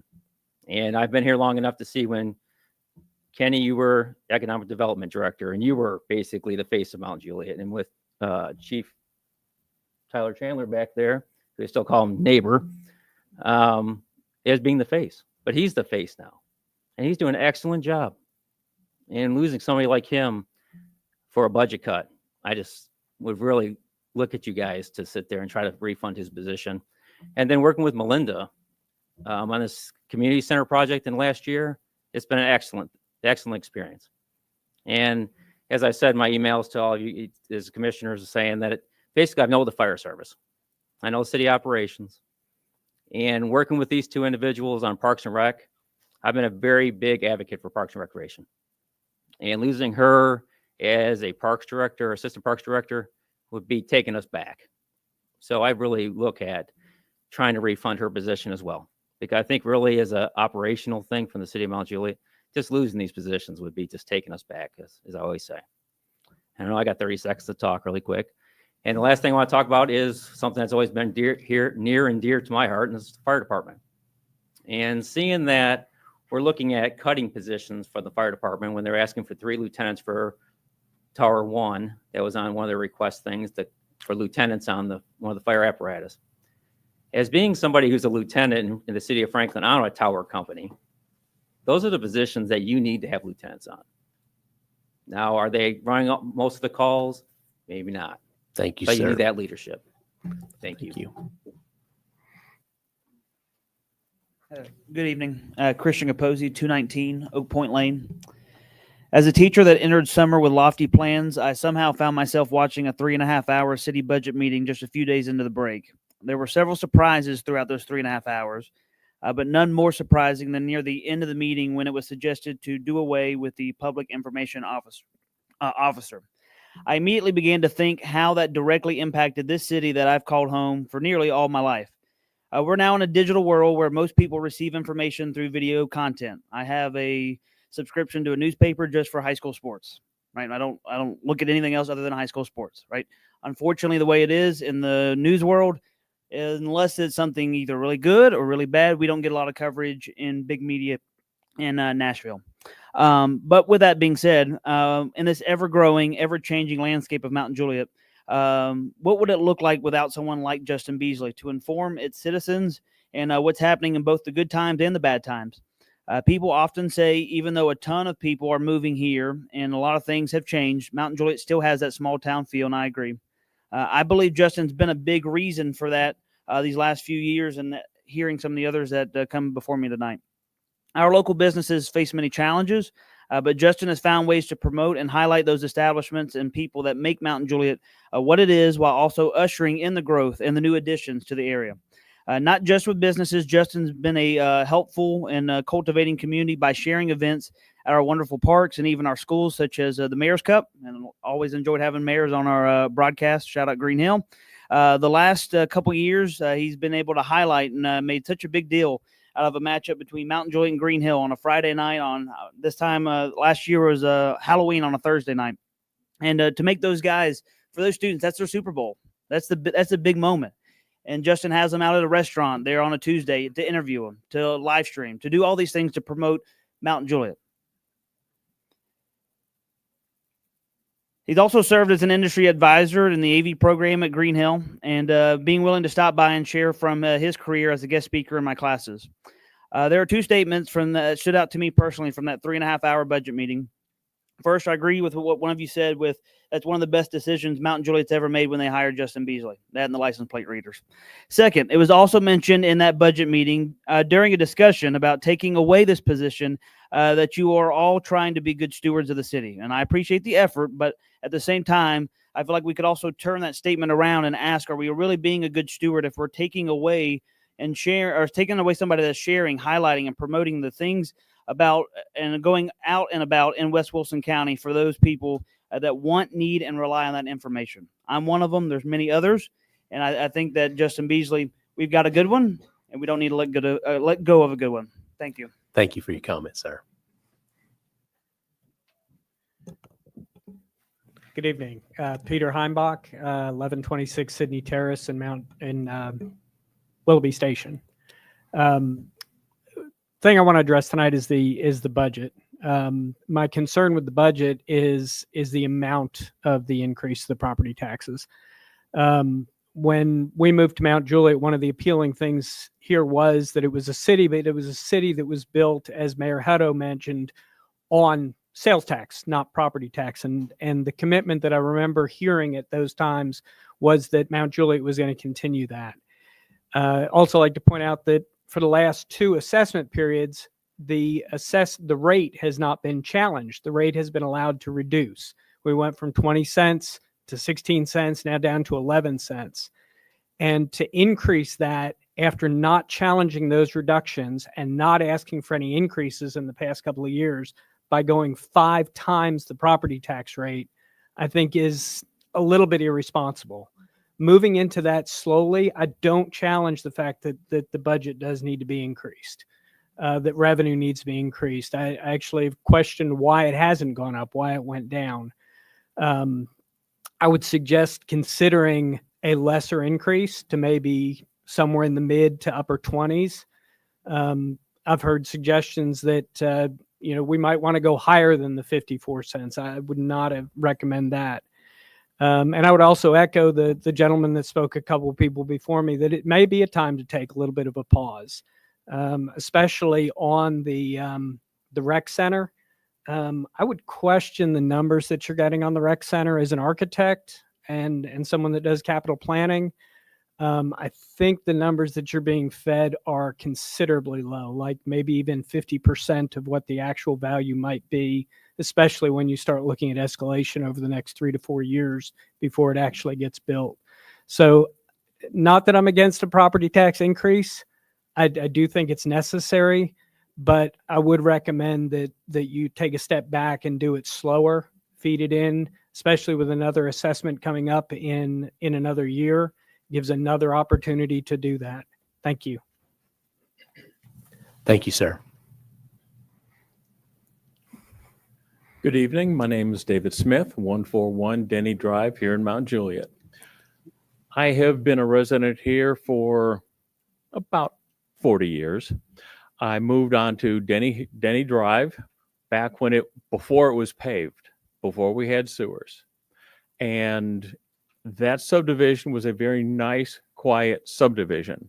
Over the decades, that has changed, and I know it's going to continue to change. But one of the things that I'm going to comment about is the potential of opening up due west onto the Tate Road. And I am very concerned about that added traffic, the cut-throughs, whatever it is going to be. And there are a lot of people that go out there and walk. I try to take my son out there. He has a hard time walking. If they open that thing up, I can't take him there anymore. There are other people that walk out there constantly. I see them walk by my house. I see them walk all over the place out there. So I'm going to beseech you to please keep that subdivision as close to the way it is today as possible. Thank you very much. Thank you, sir.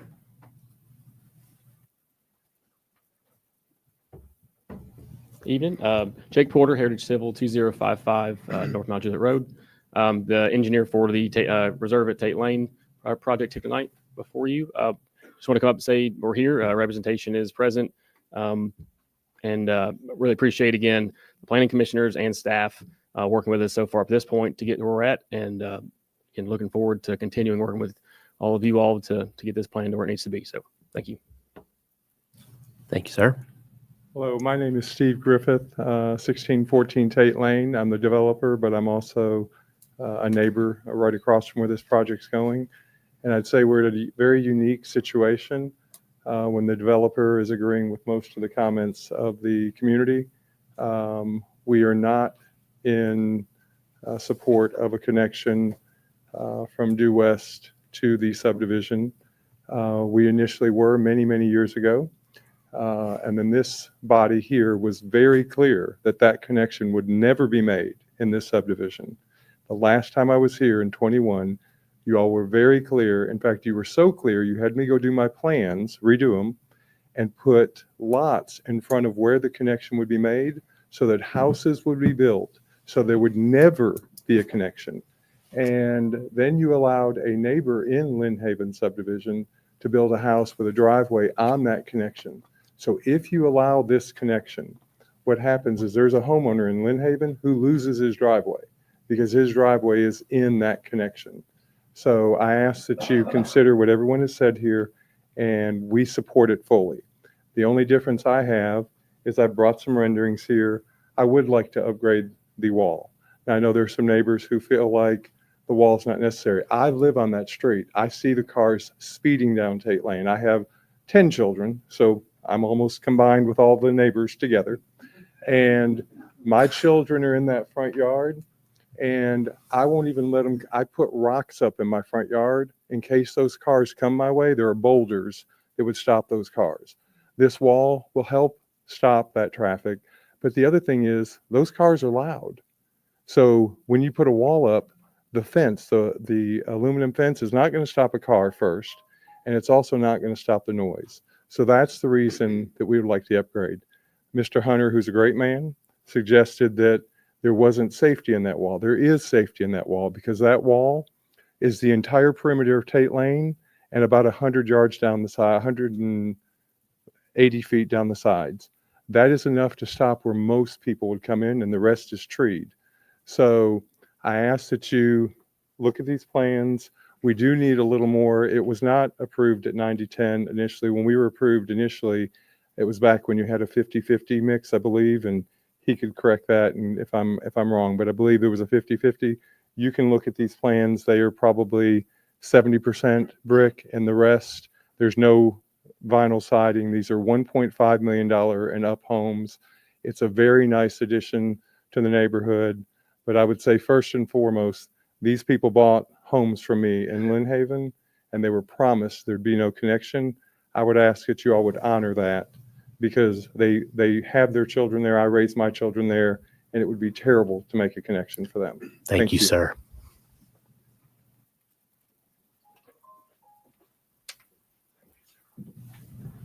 Lord, I think you should approve him just because he has 10 children. Mr. Mayor and Commissioners, my name is Kevin Gangware, 2305 Klein Avenue, Nashville. Representing and working on the project, the Weller Senior Living project. The client, the developer on this project, has a very short presentation. Would love to do that during the meeting itself, if that's possible. If not, then he can come up and do that now, just with your permission. Well, everyone's welcome to 3 minutes. The item will be on the agenda as long as it gets a second. If anyone's got questions or something on that, unlike The other one was a land use, but this one is on the PUD. So 3 minutes during the presentation of the. No, you have 3 minutes right now. If you want to present, that's your option to That's do the so. option. Okay, I'll let him come on up then. But someone may call for representation when the PUD is heard Okay, as well. and we'll be there in case that happens. But okay, thank you very much. Thank you, sir.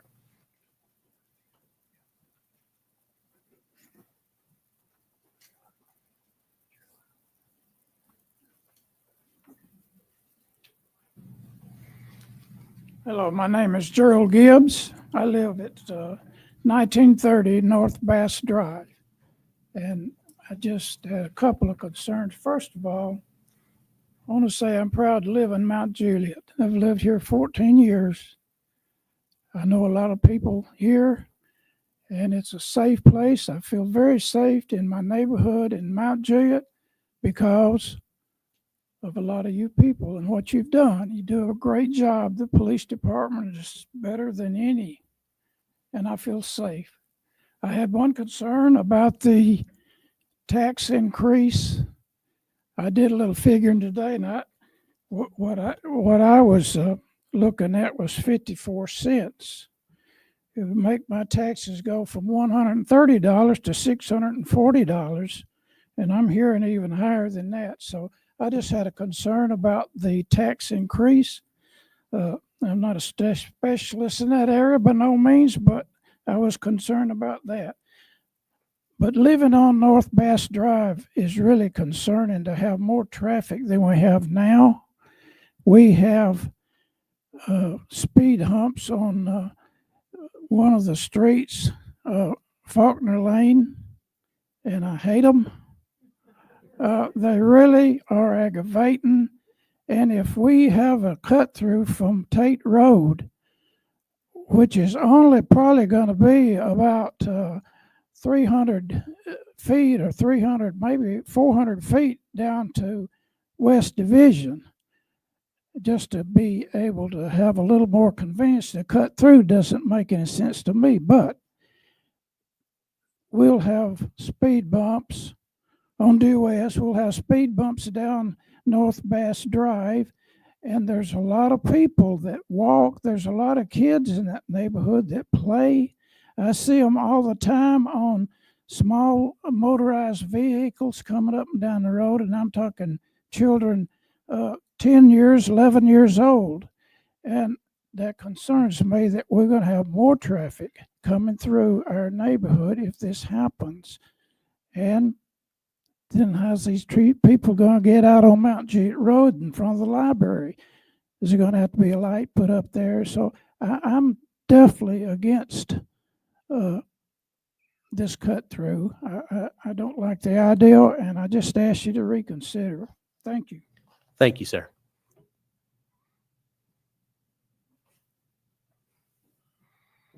Good evening. Davis Martin, 3530 Torrington Way, Charlotte, North Carolina, 28277.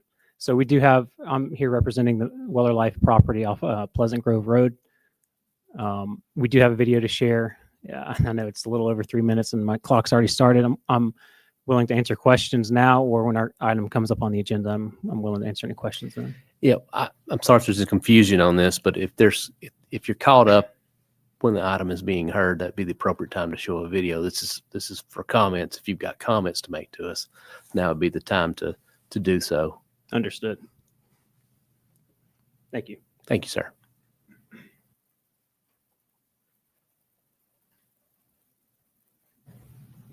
Is there anyone else for citizen comments?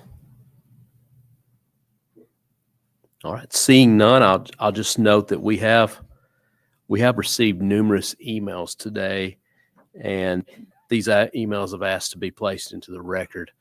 I do want to point out that all the elected officials up here have been presented copies of the emails here at the table. So those have been received, and everyone has been provided a copy of that. Our next item on the agenda is Commissioner reports and comments. I'll recognize Commissioner Giles for his report. Thank you, Mayor. We had Ride Mount Juliet Day. It was very successful, and it was the rain out day. We had probably the most kids that we've ever had participate in the event. Thank you, parents, for bringing them out. Thank you, PD, for the bicycle rodeo. Thank you, fire department, for the fire truck. And it was a great event. Also, I was able to attend a second annual memorial drone show by the Needham family, Needham's Nursery, and it was spectacular. And I know I saw several of the city employees and their families, and it was just great. Also, I wanted to announce that June the 22nd, at 2 p.m., the Woodridge sidewalk, for better words, we will have a ribbon cutting, and we'll be at the bridge that goes over Cedar Creek. So long-awaited sidewalk opening, and we're real excited about it. Mayor, that concludes my comments. Thank you. Thank you, sir. We'll recognize Vice Mayor Trevette. Thank you, Mayor. First of all, thanks for everybody coming out tonight. I got to say that has got to be the longest citizens' comments in my tenure here. So appreciate all the different comments tonight, passionate about different developments, along with different positions, along with just our public safety. I could tell you over the last several weeks since this budget was presented to us, there has been a lot of concern about whether or not if we should have did something 4 years ago during COVID. A lot of people tend to forget that big factor there that we were all looking at back when it was brought to us. We did have a nice reserve there. Back then, I believe it was right around 65 million, I think, in our reserves. And it was not, talking over with the other commissioners and also the mayor, it was not the right time to obviously look at increasing our taxes as people were either losing their jobs, being sick, and then, of course, going through that whole ordeal for that year and a half, 2 years. And then, of course, going to the other side of it, which is, folks getting back to work, getting back to finding out they still have a job and going back from at home working with their jobs and then having to go back into, the office along with their students. So if we all remember, just not too long ago, eggs were pretty high, right? Along with everything else, gas and all that different type of food. So this commission was really looking at being a good steward with the reserves that we had along with our taxes. And absolutely, for some of the folks that came out here tonight, to talk about the budget, there was a lot of discussion whether or not if we can go up or if we can just hang on a little bit longer until we got a little bit more stable. During that process, there's been a lot of new development, when it comes to our public safety, when it comes down to the snowstorms. I can think about all of the equipment that we purchased to keeping our roads safe during the snowstorms. Do we got proper salt, the right brine, the right trucks to be able to get the roads clear? Same thing with first responders. We have the best of the best police department by far. We've all heard that tonight. We know when we go to bed, it's pristine, right? And we also know that when we lose power, we can call our team and they can be in our subdivisions, putting on their red lights, their blue lights to make sure that, there's a presence there. Actually, that just happened just a couple weeks ago when we lost a substation there in Hermitage that was supporting over there in Hickory Hills, Willoughby, and also down on Lebanon Road. Also, the fact that when we have the best fire department, when we start looking at what we had for the response times between WEMA, when we start looking at the response times between the fire and the EMS, we've actually had some folks up here tonight that actually helped build this department. So we know what the response times were. We know what the data is. And I'm going to say this, with a new department, with the size of our city, this commission and previous commissions had done everything that they can to build what we know that's coming in when it comes to revenue. We can't determine taxes when it comes to sales tax. We can estimate. And I'm going to say this, to be good stewards with every dollar, every penny, our city manager has to make these choices. Okay. He has to look at what is the best for the best of our city, as well as our citizens, the end users. And absolutely, we've got some of the best folks that are, unfortunately, that are being discussed tonight that could or could not be losing their jobs. And I can tell you right now, this commission takes every one of your concerns, your statements into consideration. I've spent well over 100 hours just for myself going back and forth with staff, Not that I've tracked it, but I can pretty much good estimate on how much time that I've spent on this budget. And I'm going to say this, we are making sure that we provide the same services that we did yesterday that we're going to be doing for tomorrow. And that is the big thing here, folks. If we decide, tonight that, that we're trying to find that sweet spot, we may have to come back next year and again, look at those numbers again. So tonight, over the next, this meeting and the next, again, we are estimating on what is coming in. There's been folks come in tonight that talked about, not part of the city, but doing business. So again, what are we providing back to these, to the businesses? So I'm listening to you. I think I've responded to almost all of your emails. If I haven't, I apologize, but I am reading every single one of them.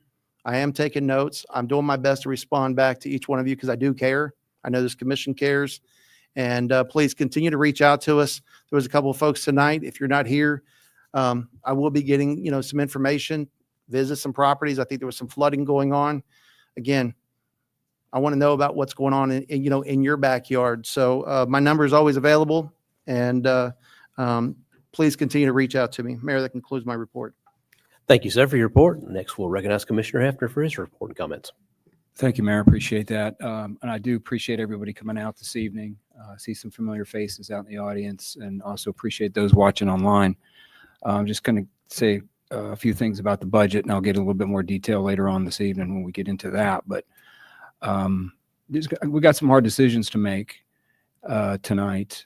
But I can say this much: we've done a good job slowing growth. Everybody's talked about slow growth, pause it for 2 years. If we put a moratorium on building houses, do you know what kind of financial impact that would have to the city? It'd be devastating. We need the growth, but it needs to be done in a responsible manner. And how we have been responsible is here's the second part of the equation. We have to invest in the infrastructure. And that's what the city has been doing since I've been on this board and even before. We started out, I got on this board, we were $75 million in reserves that were unallocated. Well, that's money sitting in the bank that's not benefiting any of the citizens here in Mount Juliet. Only the bankers are benefiting from that money sitting in the bank. So what do we decide to do? We decided to start investing in our infrastructure, emergency services. We have a brand new ambulatory service. I don't know if anybody in this room understands that, but that's a significant cost that it doesn't come about for free. Our road improvements, that is all capital funded by our reserves.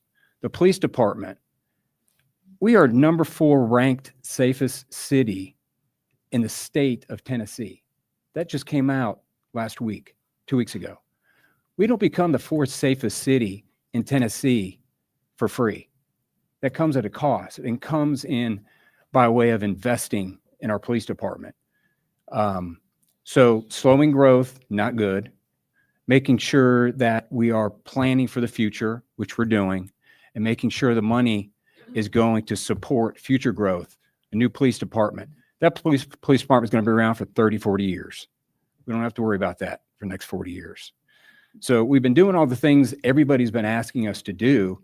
And what is the result? Now, the one thing I will say, and I'll put the blame on myself, I'm not going to point any fingers. You point one finger, 3 are coming, pointing right back at you, is we should have been looking at tax increases for 3 years ago, 2 years ago, last year. I voted against the budget. I was the only one that voted against the budget because we had a $1.7 million deficit. There's not a single conversation about it. Crickets.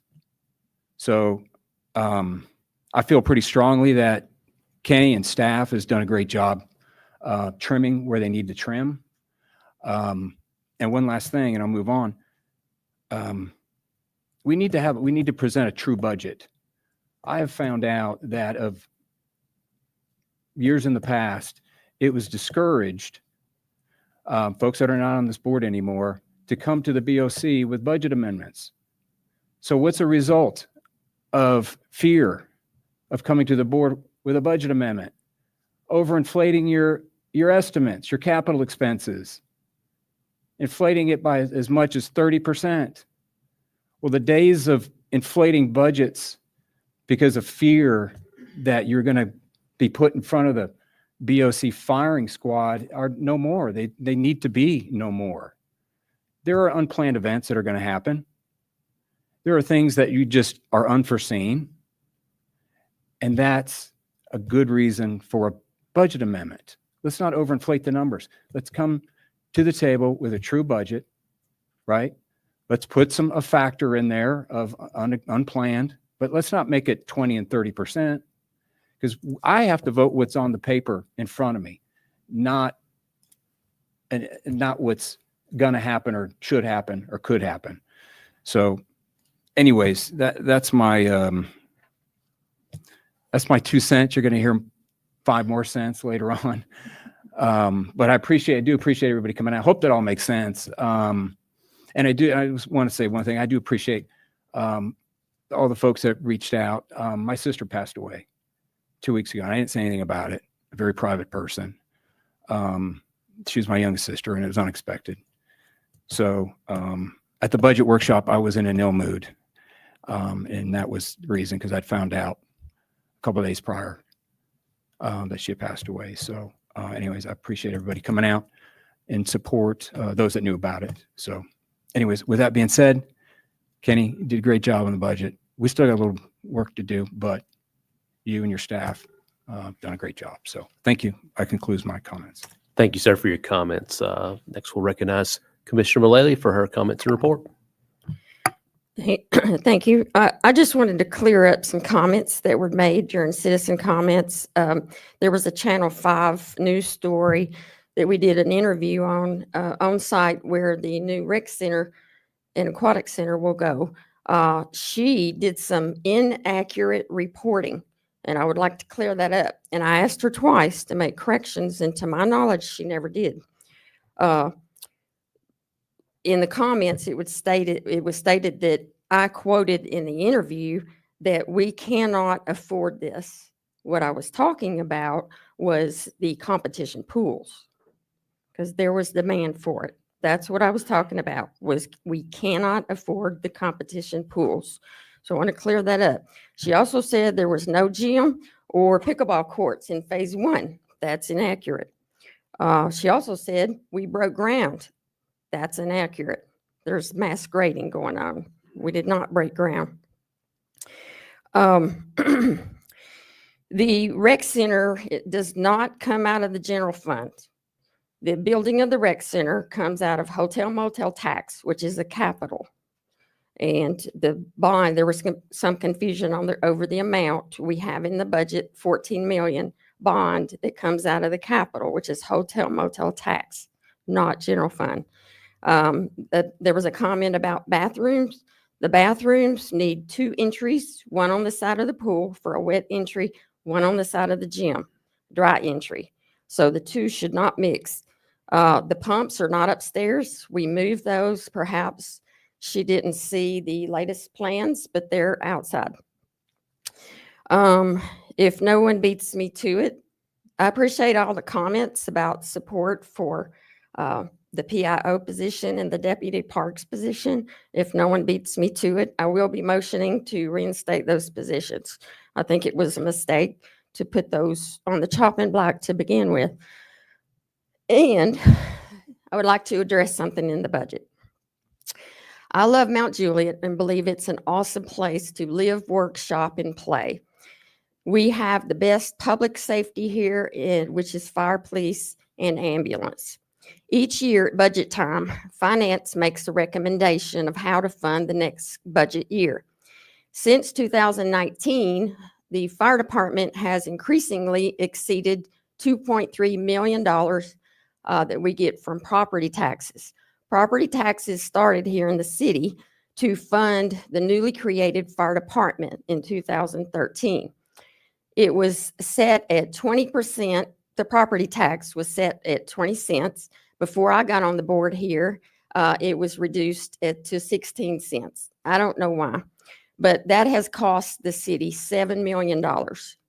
In 2020, after the assessments came in, the state recommended an amount of 12 something cents. which is what I wanted to do. But we had a former commissioner on the board at the time who insisted on dropping it to 11 cents. And I warned that this was going to come back to bite us in the behind. Well, that's what's happened. That has cost the city $4 million. The assessments will take place again next year. And if our rate is under what they recommend, we are in really big trouble. The fire department was moved to the general fund in 2021, I believe. I personally voted against it, and that does work two ways. So I wanted accountability. I wanted them to work within their budget. Now, again, it was moved in the general fund, and had it not been, our fire department would not be what it is today. And I recognize that. Every year since, though, their budget has increased. And 2 years ago, of course, we started our own ambulance department. Public safety, which again is police, fire, and ambulance, is almost half of our budget. We have been riding a sales tax wave in order to keep property taxes low. And you want to know why this wasn't incrementally increased over the time? It's because we had really good tax numbers coming in at the time. So we wanted to keep the property taxes low. Sales tax is not what it once was. We can no longer survive on sales tax. We just can't. It's not enough.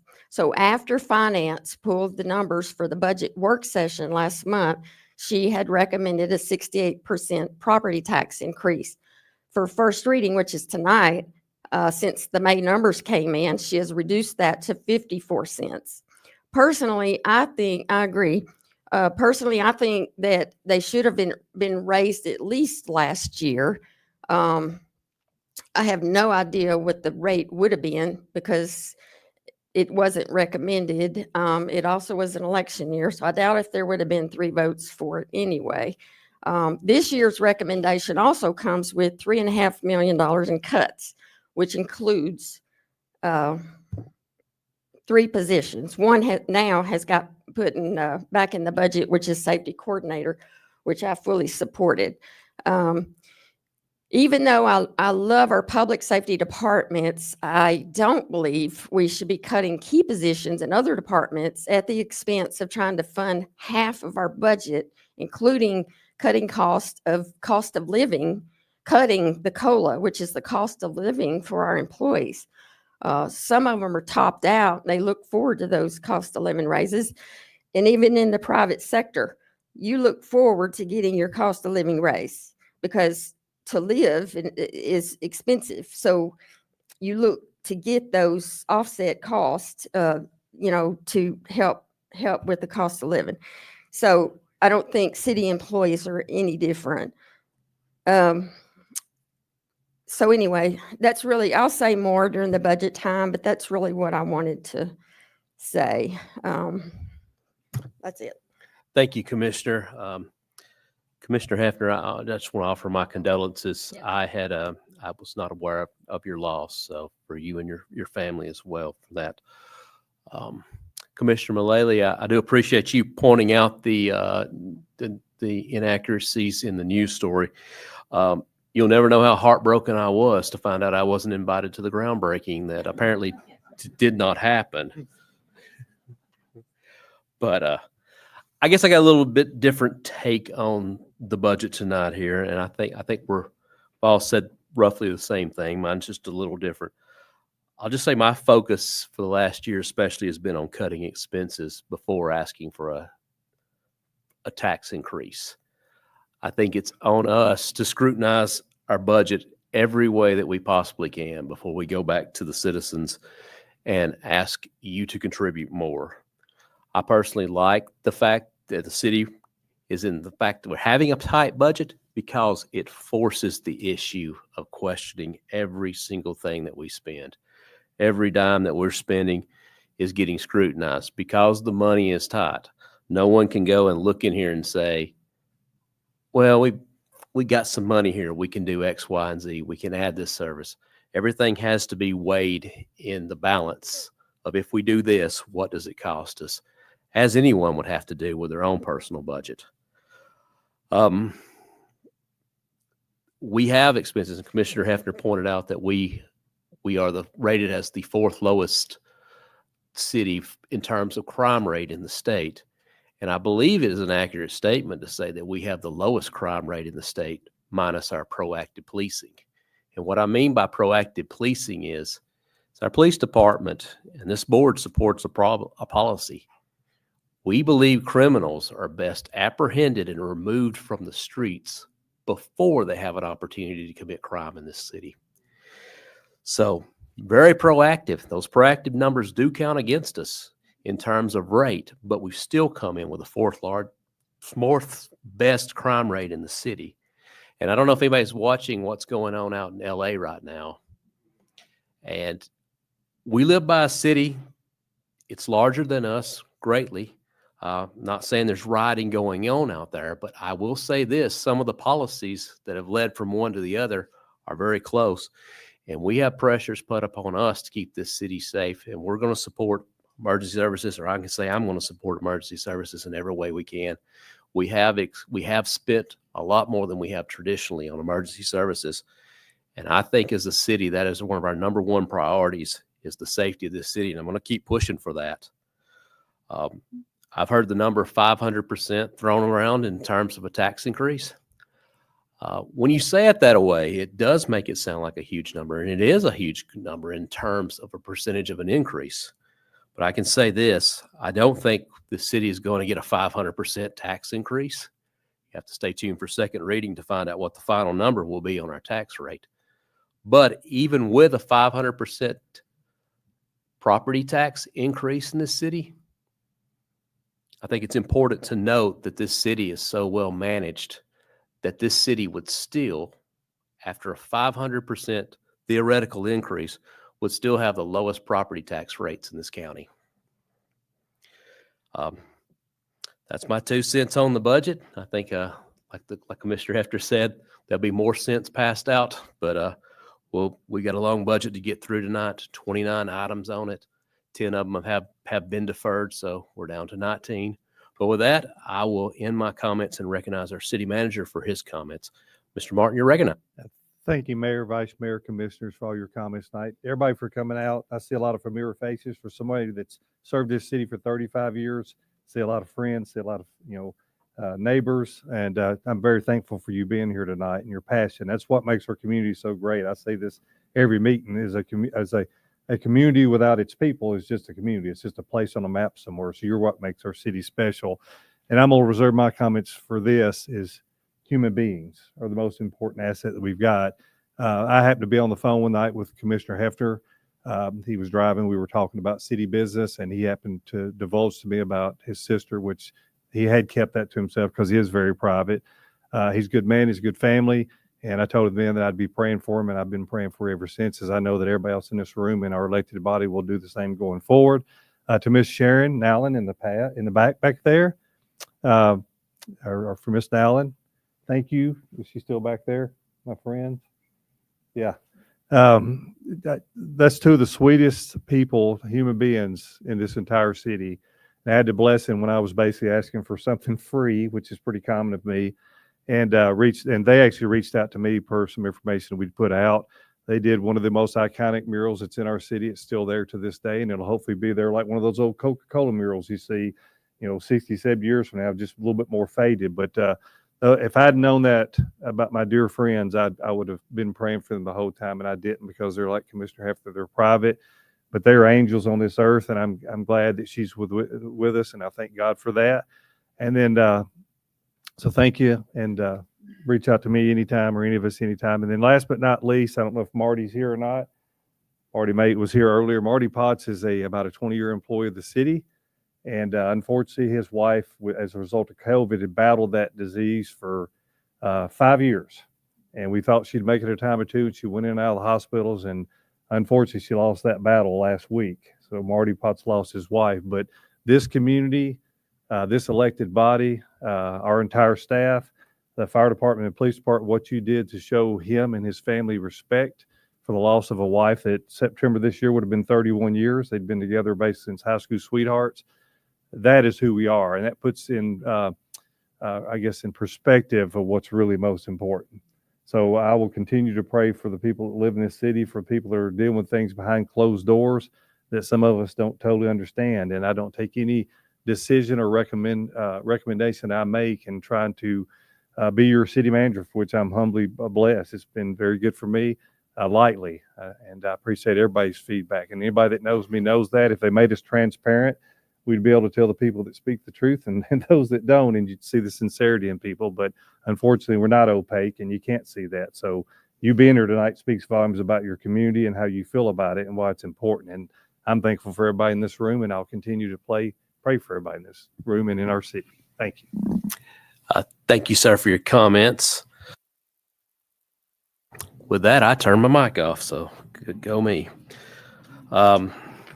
With that, we'll move into the business portion of our agenda, and I'll start with our consent agenda. We have 9A, an ordinance to amend Part B of the Unified Development Code of the City of Mount Juliet, Tennessee, known as the Zoning Regulations, Ordinance 2001-29, adopted October 8, 2001, as amended by amending Section 5-1044, Development Standards for Single-Family Residential to include a requirement for streetlights on single-family residential.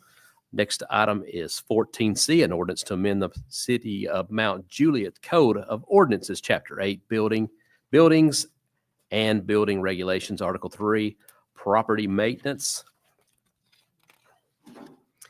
The next item is 14K, a resolution approving an agreement between the City of Mount Juliet, Tennessee, and the Tennessee Department of Transportation for the Mount Juliet Road ADA Upgrades Phase 2 project, and authorize the mayor to sign the agreement. The last two, 14L, Red Line Edition, and a resolution approving an agreement between the City of Mount Juliet, Tennessee, and R.J. Corman Railroad Company, Nashville and Eastern Railroad Line for the railroad grade crossing improvements on Clemens Road, and authorize the mayor to sign the agreement. And 14N, Red Line, is a resolution authorizing the mayor to sign a modified agreement between Flock Safety and the City of Mount Juliet Police Department. Have a motion? Second. Motion and second. All in favor of the consent agenda, please signify by saying aye. Aye. Any opposed?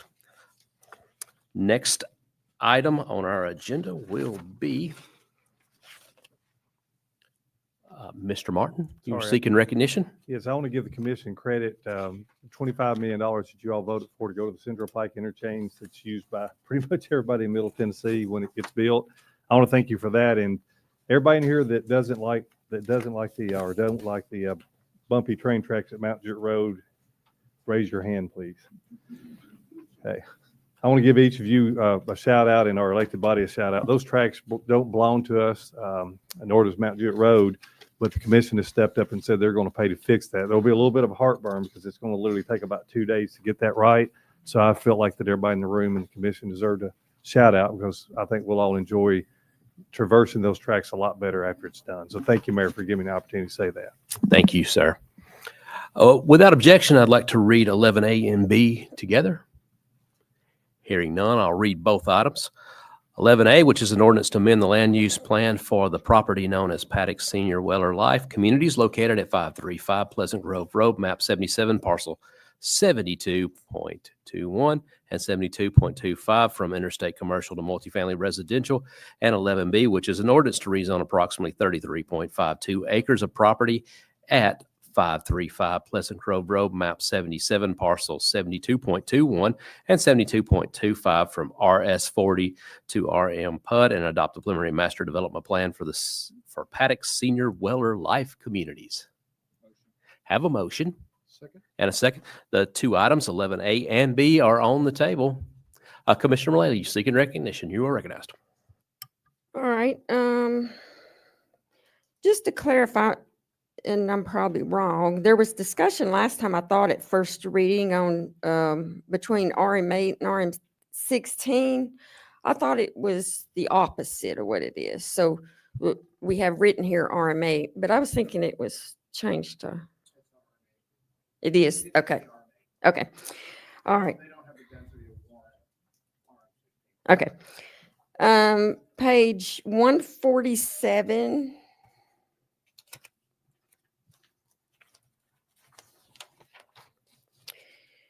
And this is in the ordinance, page 147, number 40, it said, the Planning Commission did not grant a waiver to 5-104 requiring a playground to be included.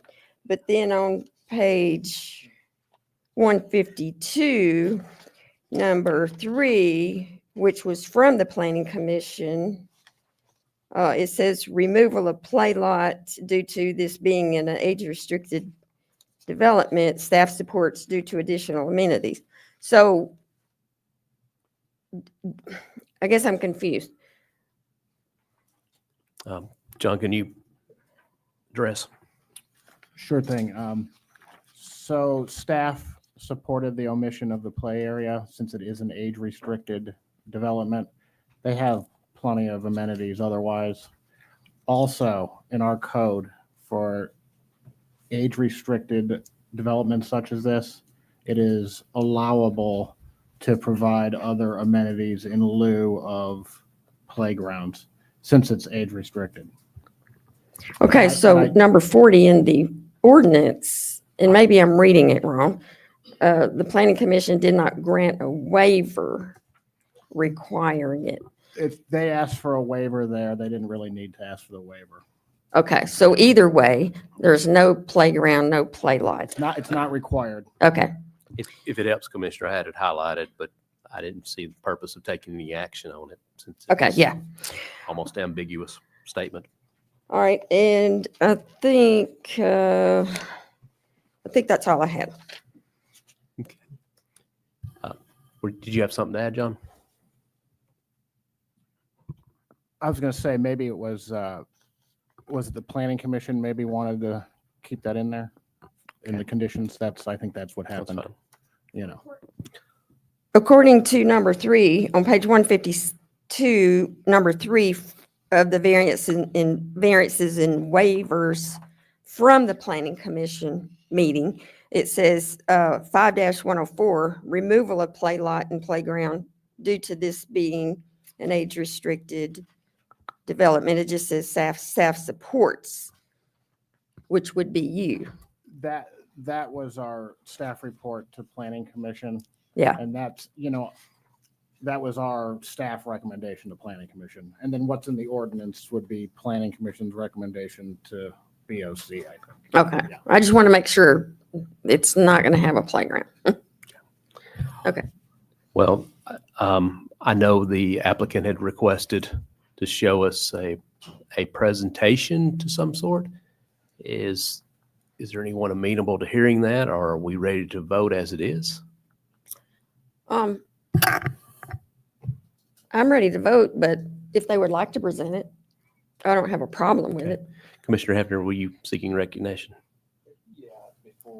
Vote. I've got some things I need to Yes, get sir. some clarification on, and before the presentation. Where did we end up on the turning lane off of Pleasant Grove Road? And Based on an estimation on the warrants included in TDOT's Highway Safety Access Manual, I think a turn lane would be warranted there. And I would support including that. could we put in a traffic study, based on traffic study, or based on, you're saying based on your recommendation, added turning lane? Yeah, I think the turn lane's going to be warranted. The warrants for a left turn lane are incredibly low in that new manual. They're guaranteed to hit. I don't think a traffic study would be needed. I think we can just require it. Okay. So I'm going to go ahead and I don't know if we need to tie these two together. Our attorney walked out of the room. So I'm going to motion to add a turning lane off of Pleasant Grove Road, because originally Andrew's Cadillac warranted for Andrew's Cadillac. So I was surprised to not see it on this project. But that being said, a left-hand turning lane coming off of Pleasant Grove Road. So I'm going to motion for that. I get a motion, a second, to add a turning lane. Is there any specific language we need to add around that, just for the development, or? Yeah, I would recommend a left turn lane with at least 100 feet of storage and appropriate bay taper per TDOT standard. Okay. Is that good? Yep, that's good. 100 feet of storage built to TDOT standards, plus bay taper to TDOT standard. plus taper to TDOT standards. Correct.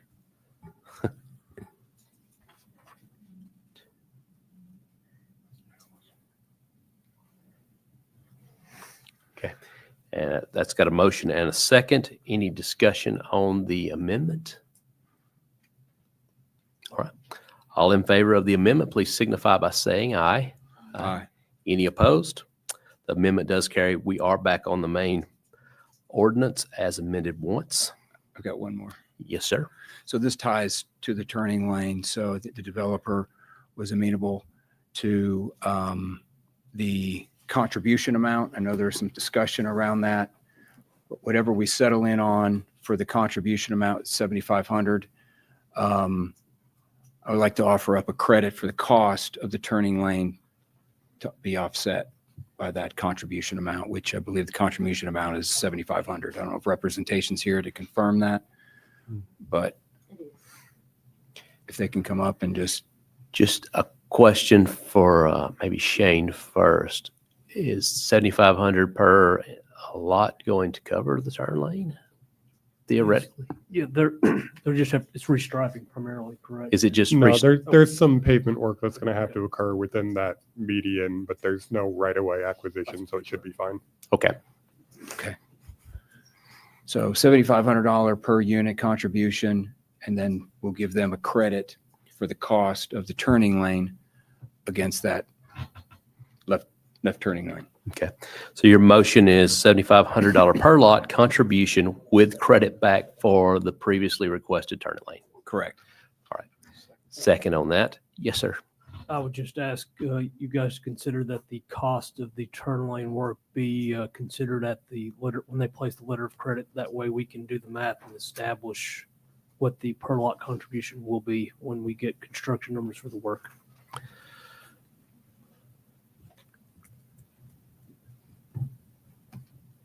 I'm thinking about that. So you're saying once the letter of credit is done for the work on the turn lane or the letter? When they place the letter of credit for the work, that will give us the idea of, that will give us the cost. Okay. Yeah. That establishes. It's based off the construction cost. Correct. Yes, sir. Yeah. Okay. Is that good? That's good. All right. All right. Well, that is a motion and it's properly second. Do we have representation here? I know we do. If you could come forward.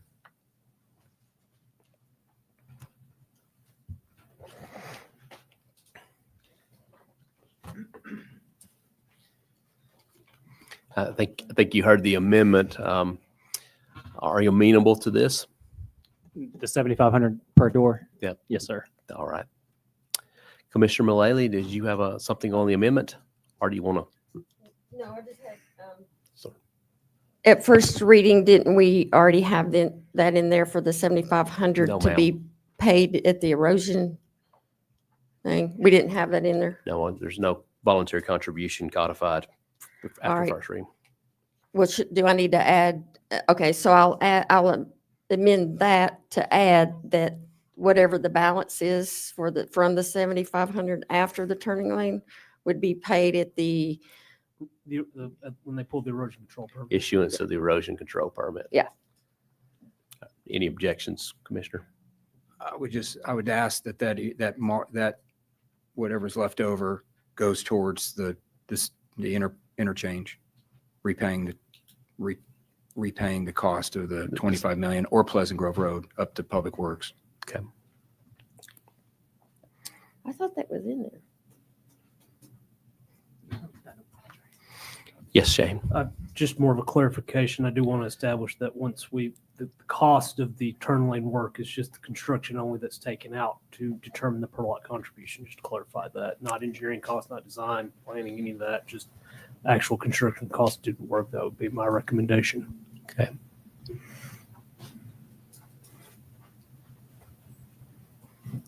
It's your motion. It's still part of still see it as part of the cost of the turning lane. So the engineering, I mean, you have to have engineering to build the improvement.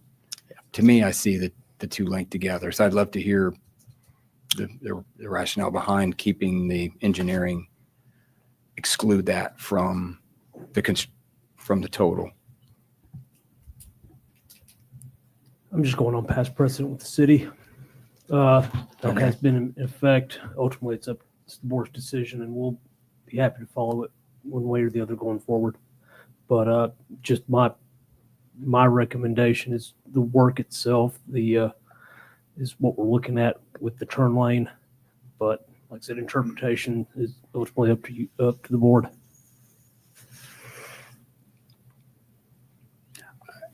To me, I see it as all part of the same cost. So unfortunately, I'm going to disagree with you, and I apologize. You know, that's not, don't take anything personally. I just see that as a total cost, right? You can't exclude the wheels from a car because it's you still need it to drive.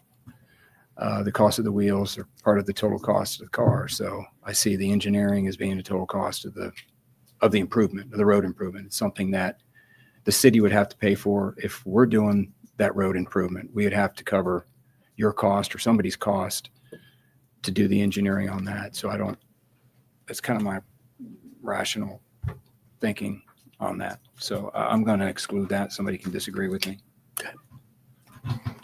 Vice Mayor. So will this be the first project that we would be doing this on? Do we know? To my knowledge, since I've been here, sir, yes. The first time? Mhm. And then how come this was just brought up tonight? Is there, is there a ballpark on what we're thinking, what this is going to cost for the engineering of just that turning lane? I would have to defer to the developer on their costs since it. If we were going to go ahead and engineer, let's just say that we were going to go ahead and have a project, have an engineering firm do this. Is it like 2,000 or 3,000, or is it more like 10 or 20,000? Just ballpark, just kind of throwing out a number. I'd probably go in the 10 to 20 in the higher range there. So 25,000 we're going to take just for engineering, and they're going to have to do other engineering on the projects. I'm just trying to think precedent setting the stage tonight. If we've never done it before and we start looking at other projects, again, any other projects that we start moving from here on, that's just another cost back to the city.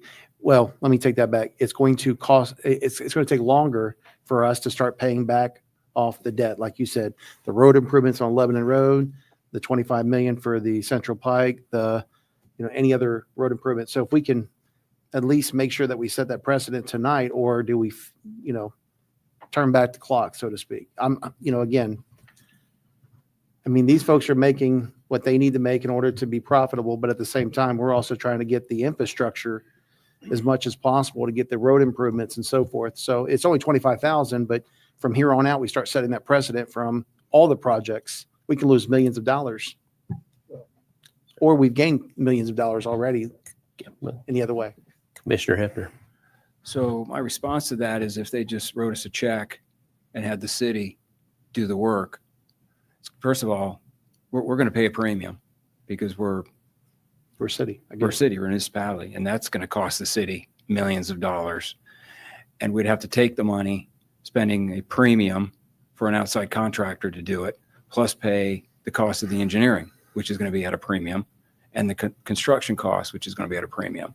So the fact that we're putting it on the developer, which is going to negotiate a better price with his vendors, with his engineering firm, with his material, with his subcontractors, is going to save the city. I agree. A lot of money. So, but he can just write a check and let us do it, which I wouldn't advise that, because we pay a premium for everything we put out on bid. No, I agree. And I don't think the city's asking for that. I'm just trying to figure out what we've done in the past with other developers. It's only 25,000 today, but as the projects get bigger, the engineering cost goes up as well. And we're looking at counting our pennies over here for a budget tonight. And I get it, believe me. I'm not looking to turn the work back into our staff. I'm looking to think of long-term, what are we losing by setting this precedent tonight? We've set a lot of precedents and it's backfired on us, as Commissioner Mullally has talked about. So 25,000 tonight, but over the course of just this physical year, and what you just stated earlier, which is capital projects along with everything else that we're trying to accomplish, $25,000 adds up to a big penny, So again, just throwing that out there. Commissioner Giles. Commissioner, I would not have seconded your first motion if I had known what you were going to do on the second motion. But you did it, and you have that right to do it. I can't withdraw that now. That turn lane, in my opinion, should be put on at the expense of the developers, period. It should have nothing to do with $7,500. The contractors and the developers who have voluntarily provided that for us over on Lebanon Road and the other areas are doing that to help us widen that road, which we desperately need to take to TDOT so that we can get on the 10-year plan. I don't see that this development is any better than any of those as far as giving you some kind of treatment to do that. In my opinion, that turn lane should be done, period. And then we asked you for a voluntary donation, and that should be what you decide to do. And the other thing about this is, if we try to come up with an amount, how do we know what it's going to be at the conclusion of this development? And what if it's more? What do we do then? Have I missed that? I mean, we both know, anybody that's in the construction, I'm not in the construction industry, I'm in insurance, but we all know that it fluctuates every year. And so while some of the building materials and the labor may go down now, it will go up in a year or vice versa. So did I miss that? I may have. I don't know. And by what Commissioner Trevette is talking about, this is a precedent that we're setting. You know, I sure personally don't want to have to go through all of these developments coming in and say, oh, well, we'll do this, but you know, we're going to waive this $7,500 if you'll let us, et cetera, et cetera.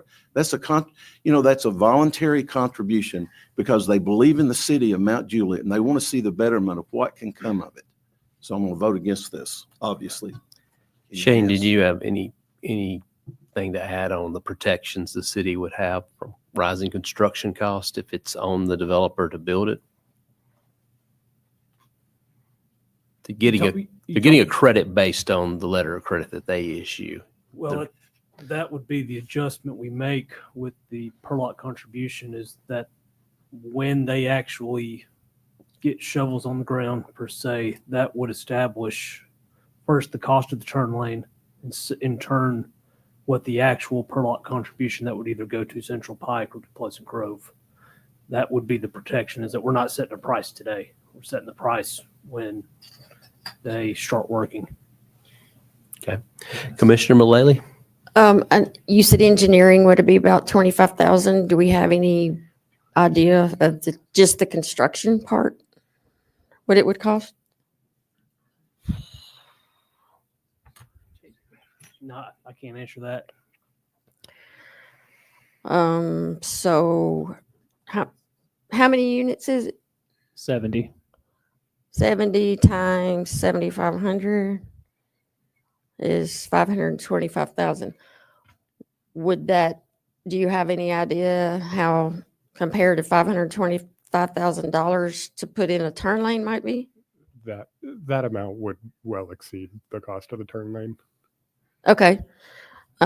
Yeah, I agree. I don't think that we should be saving the developer money trying to credit them back on, definitely not on engineering. I think we should take the recommendation of Shane on that. Commissioner Hefner? That's fine. I have no problems with that. But we're saying we've not credited back developers for offsite road improvements. This was a road improvement that was not required for them to put in. This is not part of their project. This is not on site. This is an offsite road improvement. I think the issue was the engineering. No, I was referring to Commissioner Giles. I mean, they were not required. It just happened tonight that they were required to put in a turning lane. And that was at my request because it was required back when Andrew's Cadillac. So I questioned why it was not in there, but they weren't told until, well, tonight we codified it that they had to put a turning lane in. It's not part of their project. So they just agreed to do it, or we put it on them to do it when they were told they didn't have to by staff. And what I'm offering is the contribution, the portion of that contribution be offset by the cost. So whether it costs them $200,000 or $1 million, they're responsible to put in that turning lane, but they're only going to receive a credit up to 100% of the contribution amount. But it's not going to. I don't believe it's going to reach that amount. So I think I'm hearing that on this particular the second motion that's been made, or second amendment that's been proposed to the ordinance. Who made the second on that initially? Commissioner Hefner made a motion of $7,500 per unit contribution with a credit for the engineering and construction cost of the left-hand turn lane and I show Commissioner Trivett. Then when we added the leftover monies to go towards the repayment of the $25 million, is that part of the original motion, the second amendment you made, or is this a third amendment? I think it was a clarification to his original motion. my original motion was the cost of the turning lane, which to me To take out of the $7,500. the cost includes Engineering and construction. engineering. But Mr. Shimura said we don't typically do that. That's excluded. And I'm okay doing that under this amendment to exclude engineering and just allow credit towards the actual construction costs. Okay. And So- do you agree with that? Yeah, as long as we're not setting a precedent tonight. Everybody good? What Or about the $25 million? are you okay with this being credited? I believe the words was at the issuance of the erosion control permit, the remainder to go to Pleasant Grove Road or the interchange. Correct. Okay. Okay. All good. I brought the erosion control. Correct. So would that be another amendment to his amendment? I was just capturing it as common language on this, the way that we've standardized. it. Okay, so would that be included in his amendment? Okay, How I have written down here. Okay. Commissioner Giles, you have a comment? Yeah, and Commissioner Hefner, I remember you bringing this up as far as a turn lane was concerned in discussion on the first reading of this, and it was said that we didn't need one. But, unfortunately, this group has presented a mistake from the Planning Commission to the first meeting here. So if we made a mistake, they definitely should, in my opinion, just go on and put that turn lane in because it's going to be warranted. Is that correct, Todd? Yeah, and just a slight correction there. It was never stated that it wasn't warranted or wasn't needed. It was stated that it wasn't studied. Okay. Since then, I've gone and looked at the data, projected the trips for the development, and it is anticipated to meet the warrant included in the HSAM. So I'm comfortable hardline recommending it tonight at the commissioner's request.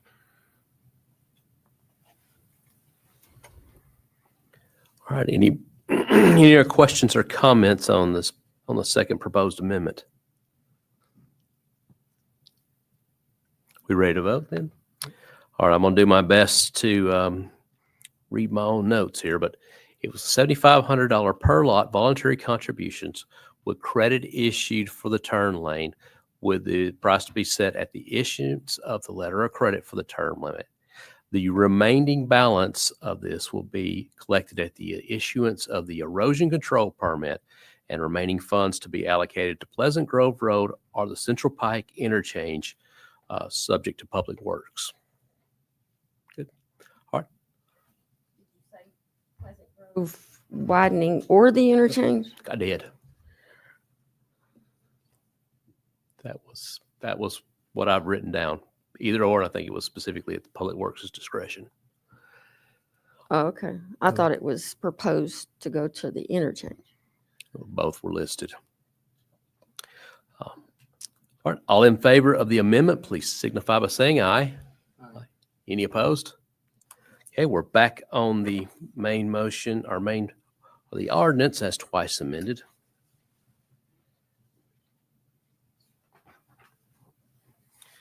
Are there any other questions or comments from us?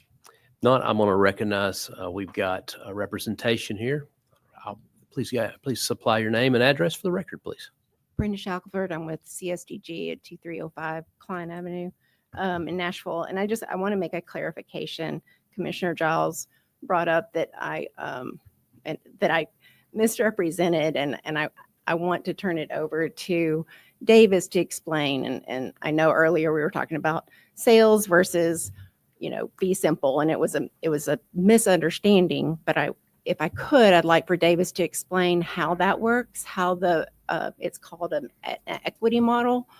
And if they put down a significant amount of money, they pay for the privilege to be there, and it's not what you would consider a rental. So if that's okay, would it be okay for him to describe that model? Yeah, without objection, yes. Okay.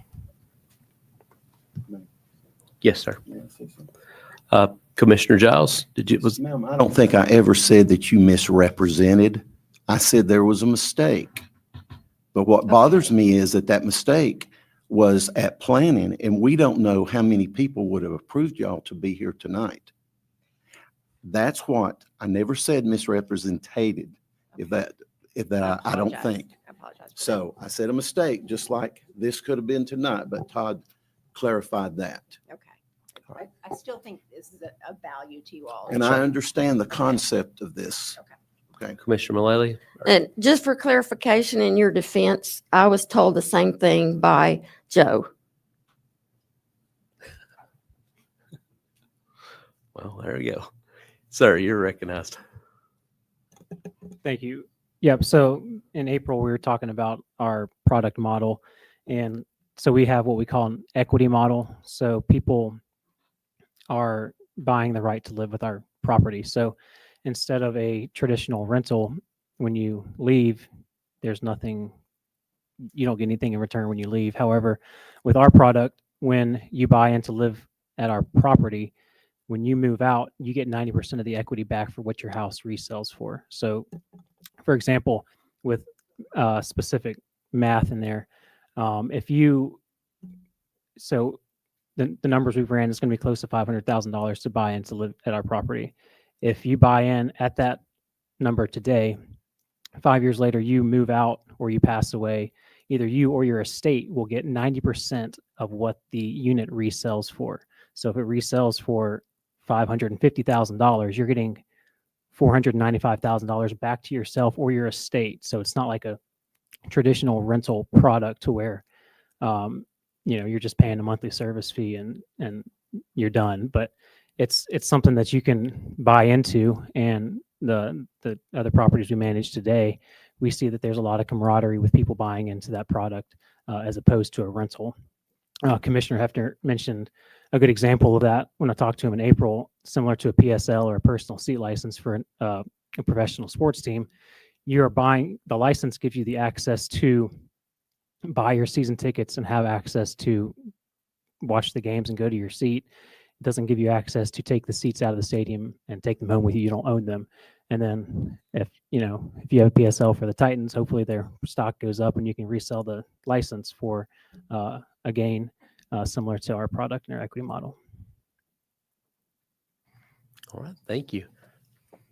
Any questions and comments? All right. All in favor of the ordinance as twice amended, please signify by saying aye. Aye. Any opposed? This does carry on second reading with a vote 4-1. Congratulations. Thank you.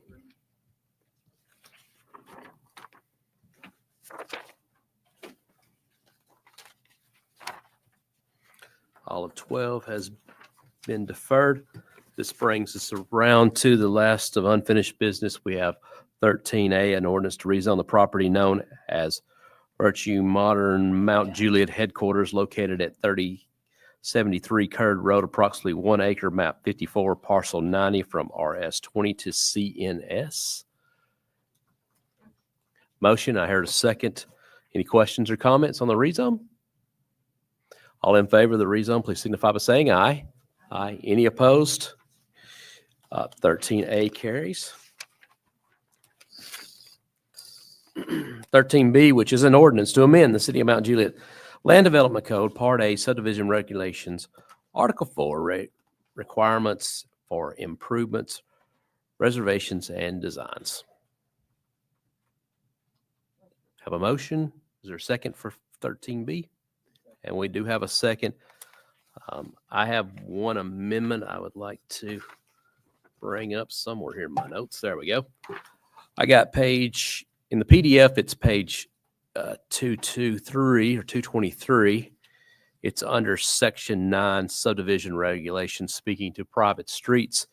The second sentence under the private streets heading under Section 9 reads, private streets may be permitted within a subdivision with the approval of the Planning Commission and Board of Commissioners. My question back to staff was on that, the way that's written. My first question is should that and be an or? Because the way it reads now, if the BOC approved private streets, you'd have to go back to the Planning Commission. After recommendation, it should be an or, but our attorney also pointed out that the sentence is a little redundant because we already have the authority to do this as it is. So I'm going to move we strike the entire sentence. Got a second? Any questions or comments? All right, all in favor of the removal of the sentence, please signify by saying why. Aye. Any opposed? I'm on the wrong vowel. That does carry. We're back on 13B as once amended. Any questions? Commissioner Mullally, you're recognized. Just a question. Page 222 of the packet, under section 3, it talks about existing streets, subdivision regulations is amended to read it as the following. So sidewalks along existing streets, sidewalks shall be provided on any existing street along the frontage of the subdivision. Additional sidewalk may be required at the discretion of the Director of Engineering to eliminate gaps in the pedestrian network. So what is that saying? Is it saying that on existing streets that we have already where there aren't any sidewalks, that the city is going to put sidewalks in? I guess I'm not. The developer of the subdivision would install those sidewalks. The entire street? No, along the frontage. So what if it's an existing street that's, it already exists? Like there's no development there. I guess that's my question. So essentially the intention here is to build our sidewalks, and this is something we've been doing, or trying to at least, building our sidewalks as development occurs with the goal of making a comprehensive connected network. The addition here that we can ask for developers to fill in these gaps, and that's going to kind of depend on whether it's a PUD or a straight zone, how much of that gap we can ask for. But the intention is along our city streets where we don't have sidewalks to build them subdivision by subdivision, parcel by parcel, until we get a network that connects back.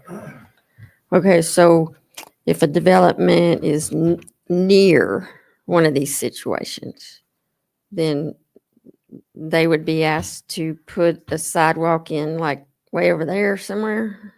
Well, the basis of the code here only requires it along the frontage.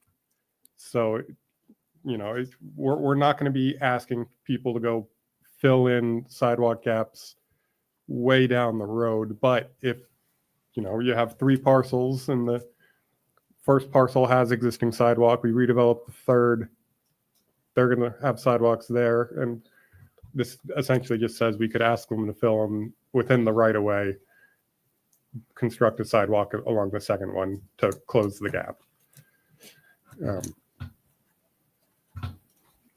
Is this, you're strictly speaking to adding sidewalks around the frontage of the development that they own, correct? Correct. So it's constructing a sidewalk on their own property. Correct. You're just more defining where they will be putting these sidewalks. Essentially. Yeah. Oh, the developer owns. Yes. Okay. Well, that's where I'm This confused. is all for new subdivisions. Okay. All right. Commissioner Hefner? That's not how I read this. Additional sidewalks may be required at the discretion of the Director of Engineering to eliminate gaps in the pedestrian network. To me, that's, you're putting in a development. Today, we require the sidewalks in the front of the development. So where are these gaps at? To me, the gap is there's a development a mile down the road, and that new development's going to have to connect to the other development a mile down the road. That's a gap. And if that's our intention here, that needs to be addressed. It needs to be pulled out of our subdivision regs, and it needs to be addressed in the PUD at the request of the elected body. Because this also affects any development that goes in the county as well, because they have to adhere to our subdivision regs, would it not? It would. It's putting a lot on a small development. Yeah. So if it's just on their property, I'm good with that. But if they're having to acquire right away from adjoining properties, that's a significant cost. I understand our intention here, what we're trying to do, but I think the other way to do it is collect the money for the sidewalks, put it in an escrow account, and then when we get enough money, the city does, to fund the entire stretch of sidewalk, that's when we need to, that's how I would address it versus these sidewalks to nowhere, which is what we're getting now, is establish a fund and then build it all as one stretch. But this, I don't think it's on the property. I think it's going out and having to acquire right away. Tell me if I'm wrong. The intention was to keep it within the public right of way. Typically, we do have space, but off the shoulder of the road between the right of way line. Not if it's not necessarily. Not if it's on a county. Now, if it's a county road. Well, you're absolutely correct about that. The hope there would be that it wouldn't be required at the discretion of the director of engineering, but I think you're probably right. That should be switched to an elected body, either the planning commission for a straight zone project or the BOC for a PUD. Yeah, I would say that needs to revert back to the original language, and then just address it in the PUD. The other one is on both sides of the street, 4-103.103. I see we're now asking for sidewalks to be put on both sides of the street. Now, again, same issue. What if you're on a major thoroughfare and you don't own the property on the other side of the street? Are you talking within the subdivision? That only applies to newly constructed streets within the subdivision. Does it say that within the subdivision?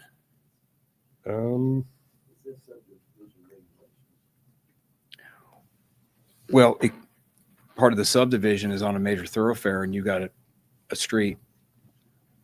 You got the original ordinance. That's deals with Commissioner Giles. Yeah, if I'm not mistaken, it's on both sides, but it's in the subdivision, not like if it was Mount Juliet Road or something. That would just be on the front of that. They wouldn't have to on the other side. You know, I won't talk to you. Is there any way we can? So basically, we're at the point now where you got a little concern about the way it's worded on this, or is it more the concern about we could be requiring someone to build a sidewalk out in the county, which will not allow these in their right of way? Correct. Well, that and just, yeah, I think if we're going to ask somebody to build a sidewalk all the way down the street to connect to another sidewalk, I think that needs to be part of the PUD, which the language just needs to revert back to the original language, and let's address it at the PUD. I'll ask our city attorney, do you have any thoughts or clarifying? This one is really up to what the board decides. yeah, I mean, it can revert back. It can How do be you, as and written, or it can change as it's written. what's your interpretation of how it's written right now? I would say that going back to 4-103, 102, so the sidewalks along existing streets, that the first sentence, sidewalk shall be provided on any existing street along the frontage of the subdivision. That is requiring any street, including those not in our city, so in the county, they would have to put that street in. So, I mean, if you wanted to include language that said requiring the sidewalks within the right of way, that would clarify that if there's room there, then it would be allowed. But again, that's a board decision. That really has nothing to do with. I think Todd's got something to say about the right of way. I think you actually asked me to remove within the right of way when we presented it to Planning Commission because of the county regulations. Don't allow it the right of way. Yeah, so I mean, both ways, you will run into issues. So Let me get Commissioner Giles and I'll come back to you. Commissioner Giles. So my interpretation of this when I read this was that it's not talking about going very, very far. It's just that some parcels may have it when that comes in there, and that would just connect if they needed it for connectivity. If we don't have the sidewalks, if we don't put them in now, we will never have the connectivity. We have proven that through the years that these, what people call sidewalks to nowhere, actually ends up somewhere if you give it enough time. Also, we've got to be real careful about dealing with in the county part, because we've already had developers that said they would put it over on their own property.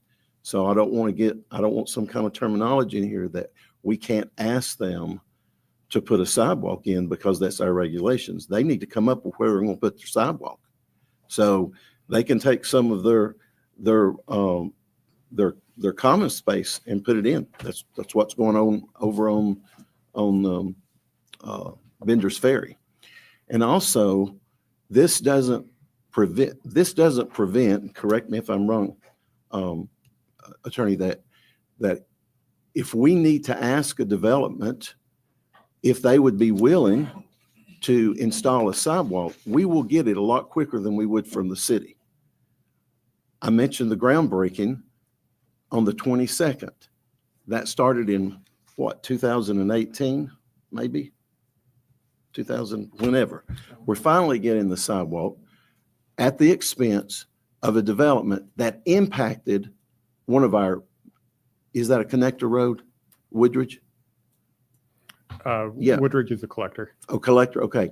That it impacted. So sometimes developments impact other areas, and we may not require them to put that sidewalk there, but they are willing to do so at some point.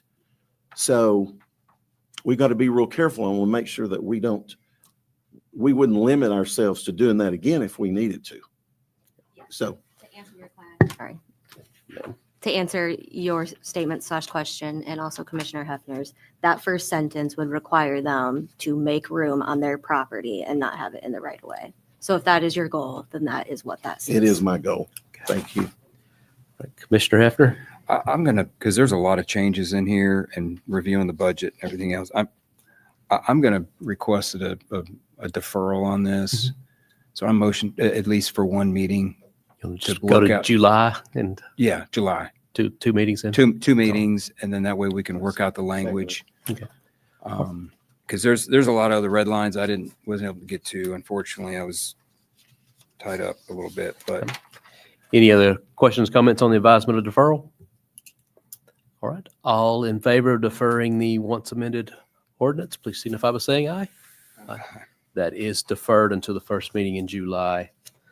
The next item is 13C, an ordinance to amend the City of Mount Juliet Land Development Code, Part B, zoning regulations, Article 9, parking, loading, and access regulations.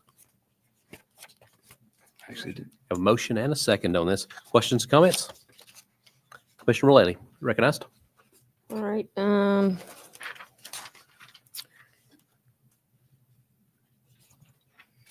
266. 106. Let me find it. 106 through the whereas.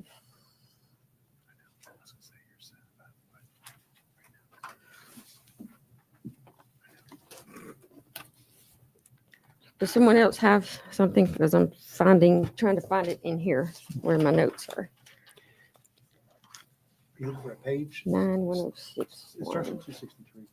If you're looking at the agenda. Okay. One thing was 287, page 287, where it talks about the 102.1, the on-street parking. Parking on existing public streets. No person shall park their vehicle or trailer on a public street between the hours of 1 a.m. and 5 a.m., which is already standard, without the approval of the Traffic Commission. So I'm questioning the Traffic Commission versus PD, because the Traffic Commission only meets per quarter, and that's only if they have something to put on the agenda. So I'm questioning why it says Traffic Commission. Yeah, please.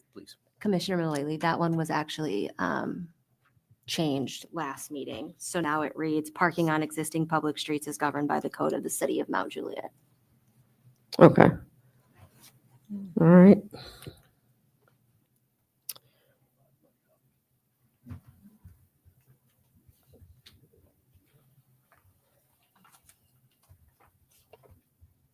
You'll see that change on page 266. It's in red line form. Okay. Oh, okay. All right.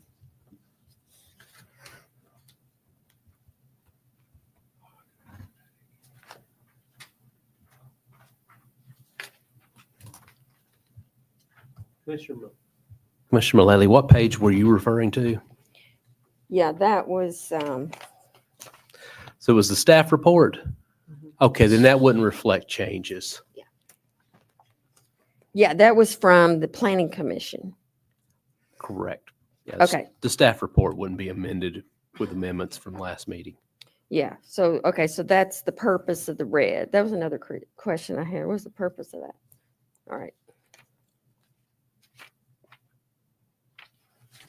Any other questions, Commissioner? Nope. All right. Any other questions or comments on 13C? Commissioner Hefner? I just have one. Page 285. It relates to turning lanes.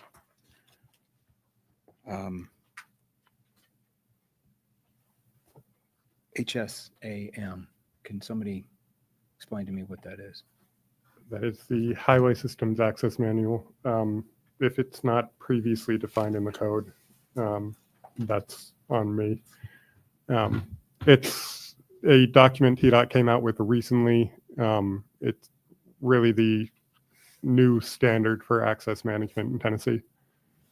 So did the turning lane we just required a developer to put in, does it meet HSAM? Yes. Okay. Thank you. That's it. That's all I had. The HSAM is referenced earlier. So you're good. Yes. Any other questions or comments on 13C? All in favor signify by saying aye.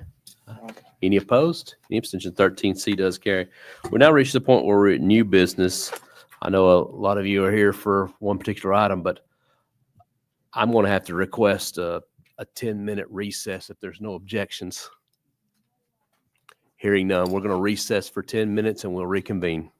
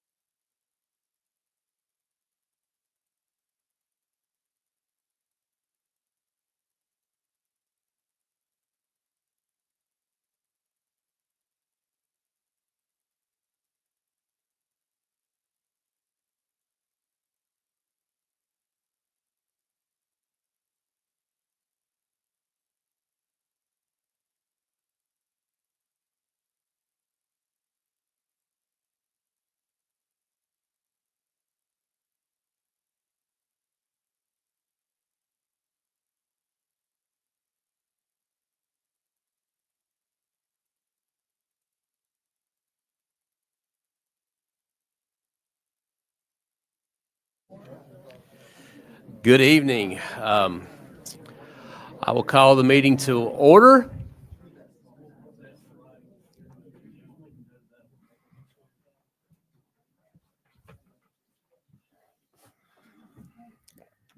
Item 14A has been deferred by previous actions.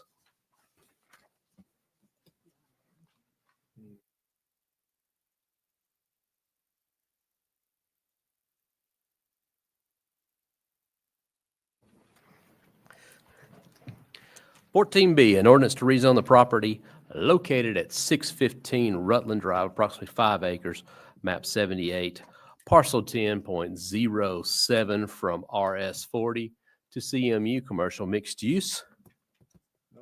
Is there, I got a motion. Is there a second? Then 14B dies for lack of a second.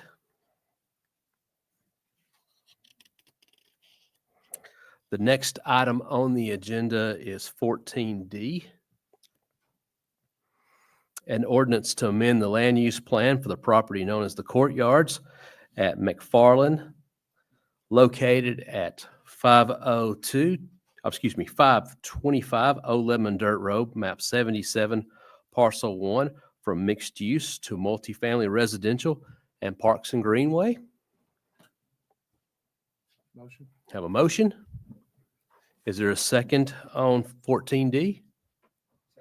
Got a second on 14D? Any questions or comments on 14D?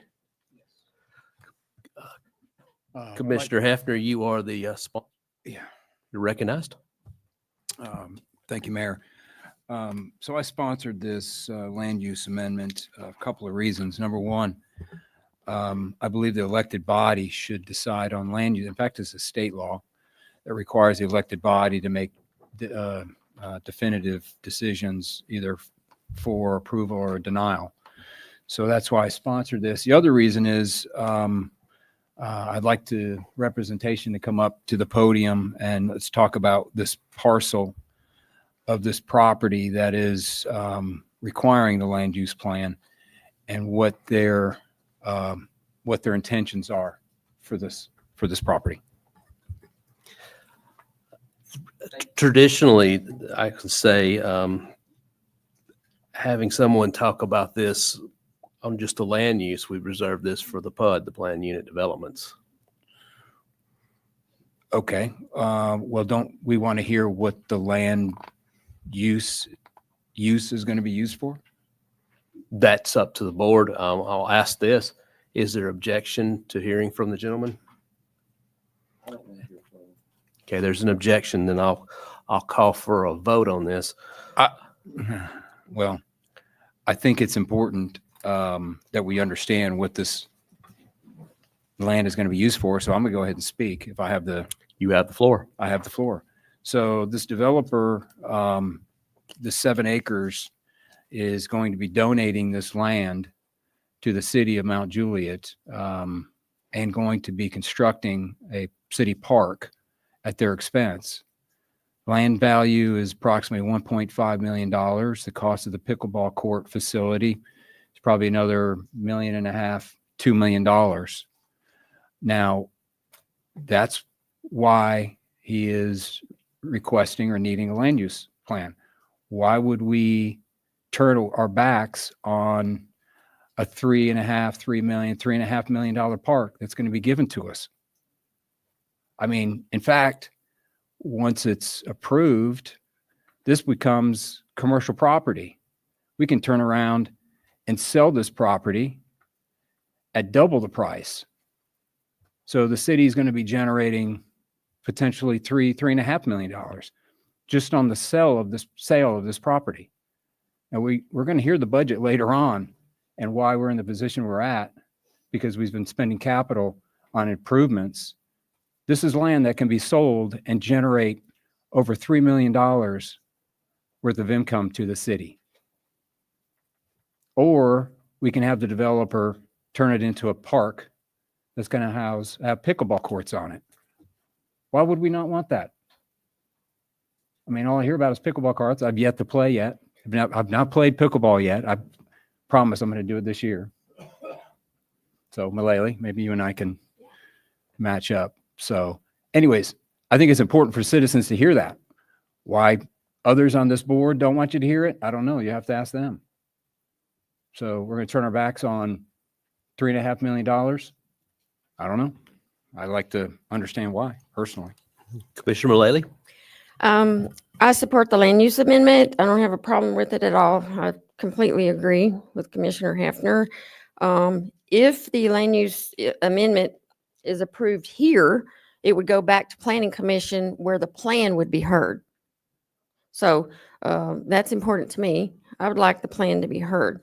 So I have also asked the developer, if possible, not a requirement, of course, but if there could be 2 pickleball courts. But of course, that depends on cost. So only a personal request. Okay. Vice Mayor, recognized.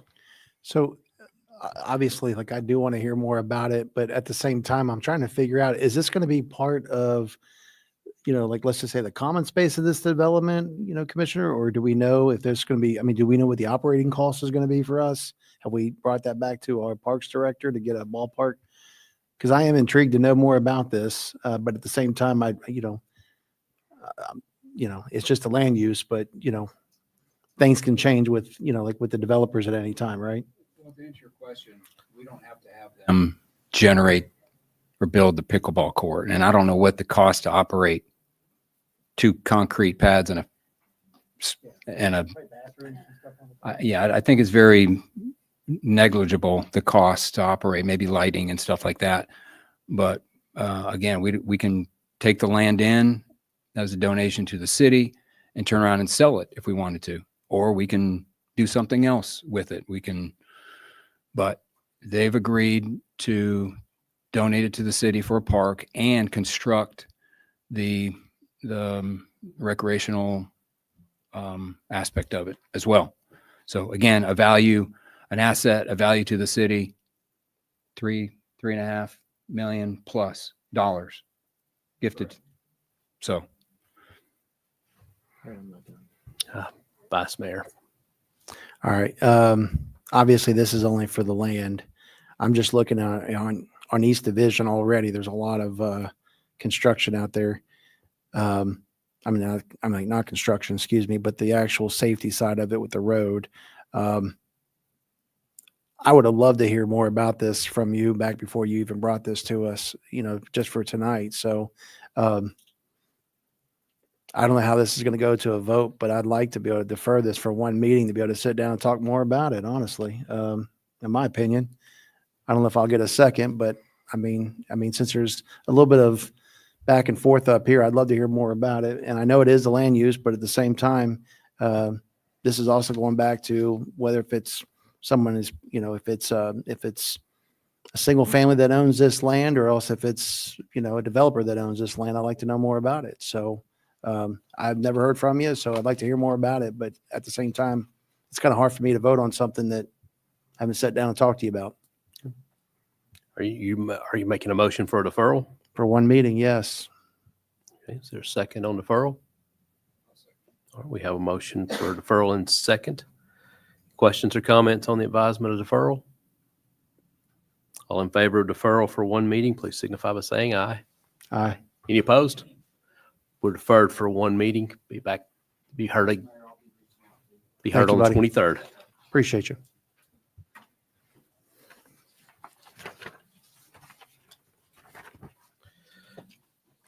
Uh, 14E, which is an ordinance to amend Part B of the Unified Development Code of the City of Mount Juliet, Tennessee, known as the Zoning Regulations Ordinance 2001-29, adopted October 8, 2001, as amended by amending Section 6-102A, uses permitted in commercial mixed-use districts to include single-family and duplex dwellings in mixed-use plan developments.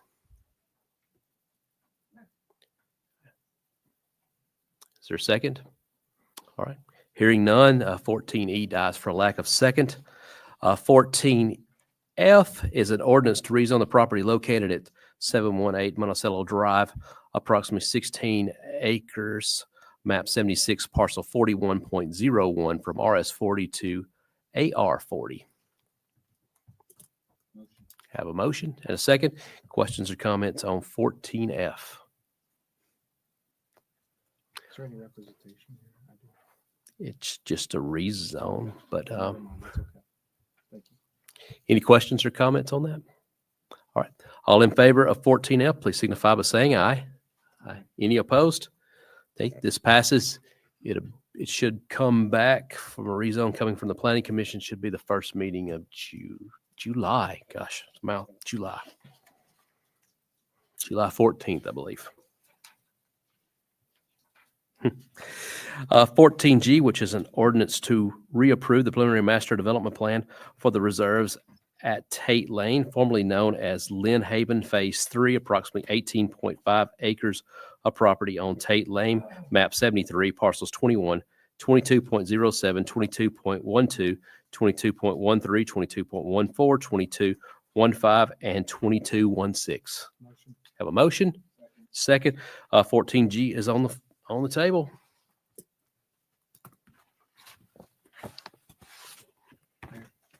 Vice Mayor, you're recognized. Sure. First of all, just with the developer, if I can get some representation up here, if that's possible.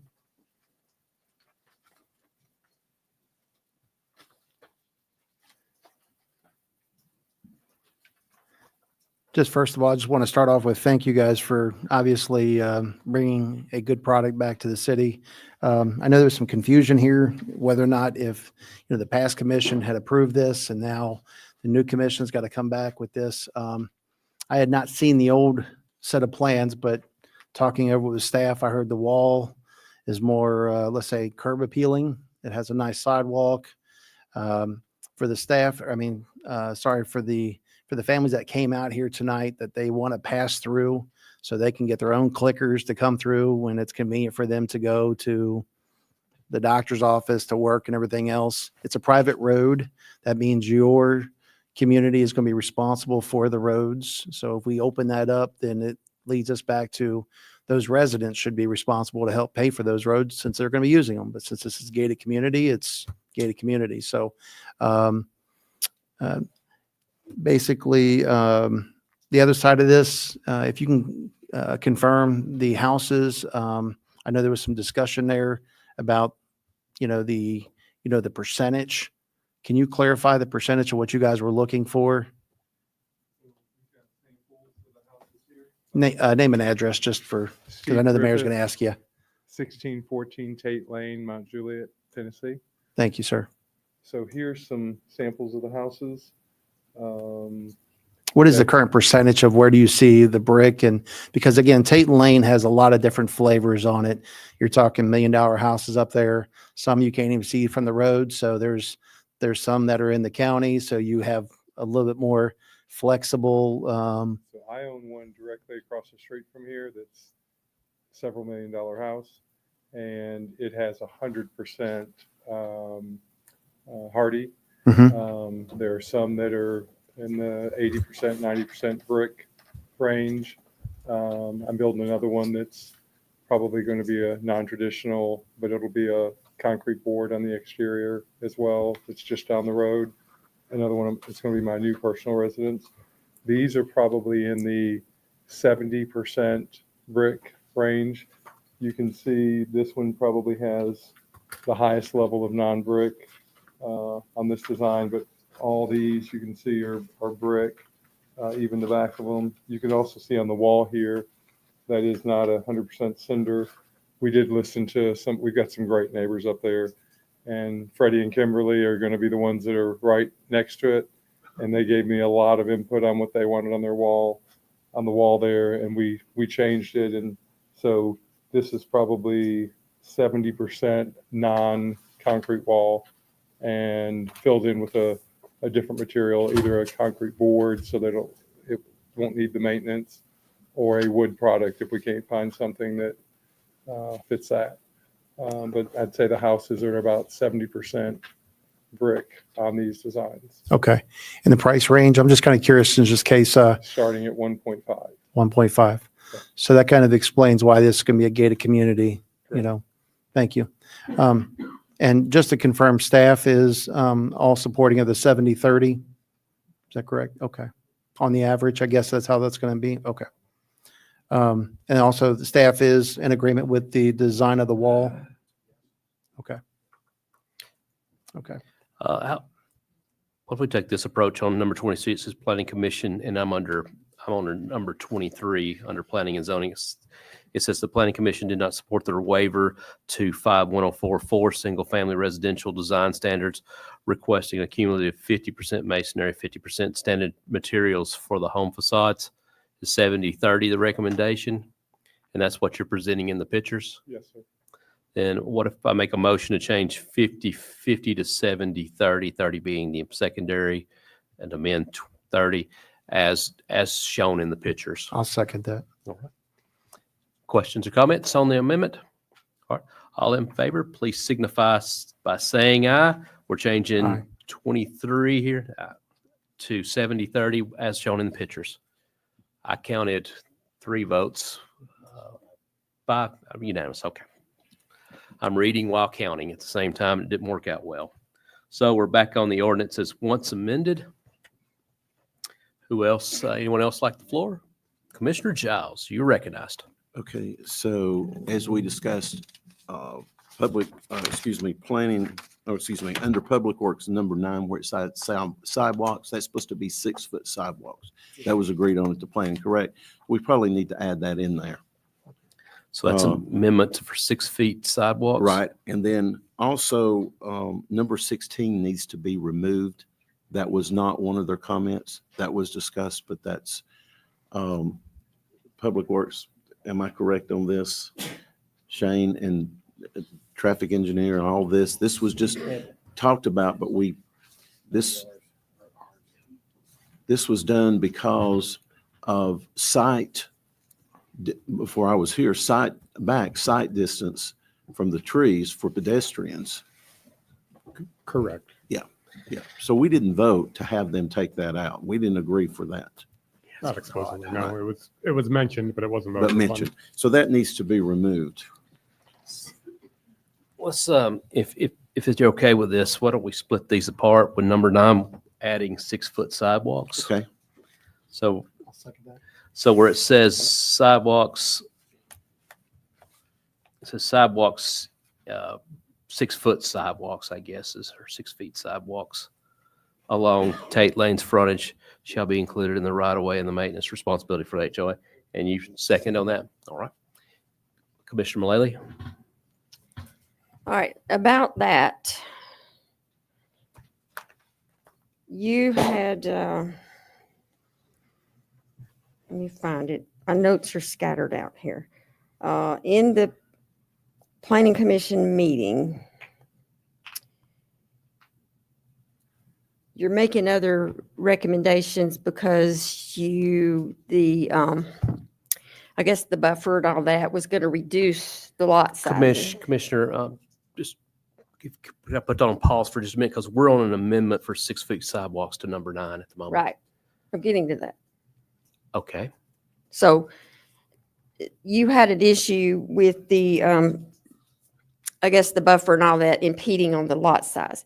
So the expansion of the sidewalk, which I guess normally is what, 5?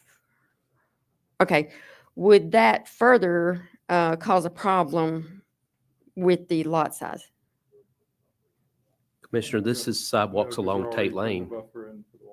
Do what? We're already putting the buffer in for the wall, so that we have enough room for the 6-foot sidewalk. Okay, so that wouldn't be an issue on that. Okay, that's all I wanted. All good? Yes. All right. We're good. All right. All in favor of amending number 9 to say 6 feet sidewalks, please signify by saying aye. Aye. Any opposed? We're back on the ordinance as twice amended. Commissioner Giles, your floor. Okay, so then the next one would be to remove 16. Or you want to strike both 16 and 17? Yes.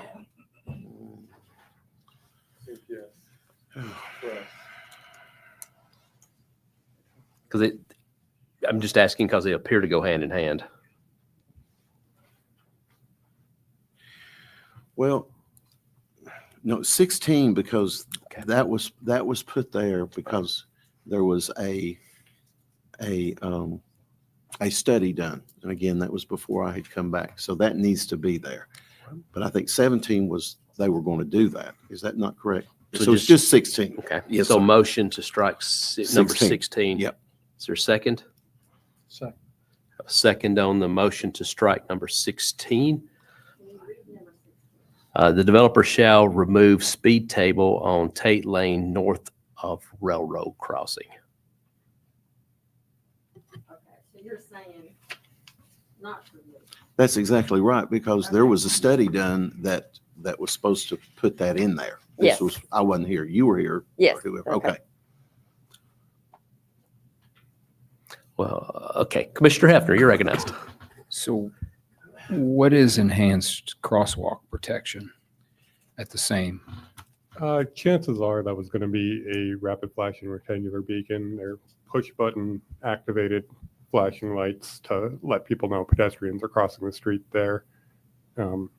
Talking with Director of Public Works, Matt White, he was concerned that cyclists just wouldn't use them because they're moving much faster. So he would prefer to keep the speed bump in place.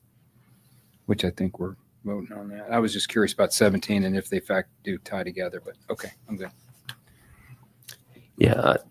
To me, 16 was part of 17. You remove the speed hump and you put something in there better. Because I look at the speed hump being right there before the crossing. If you're going fast enough over a speed hump, your tires leave the ground, and if you need to stop, cars stop best with their tires on the ground. That's my 2 cents. But the bicycles. Vice Mayor. So do we need to strike 17 decorative fixture?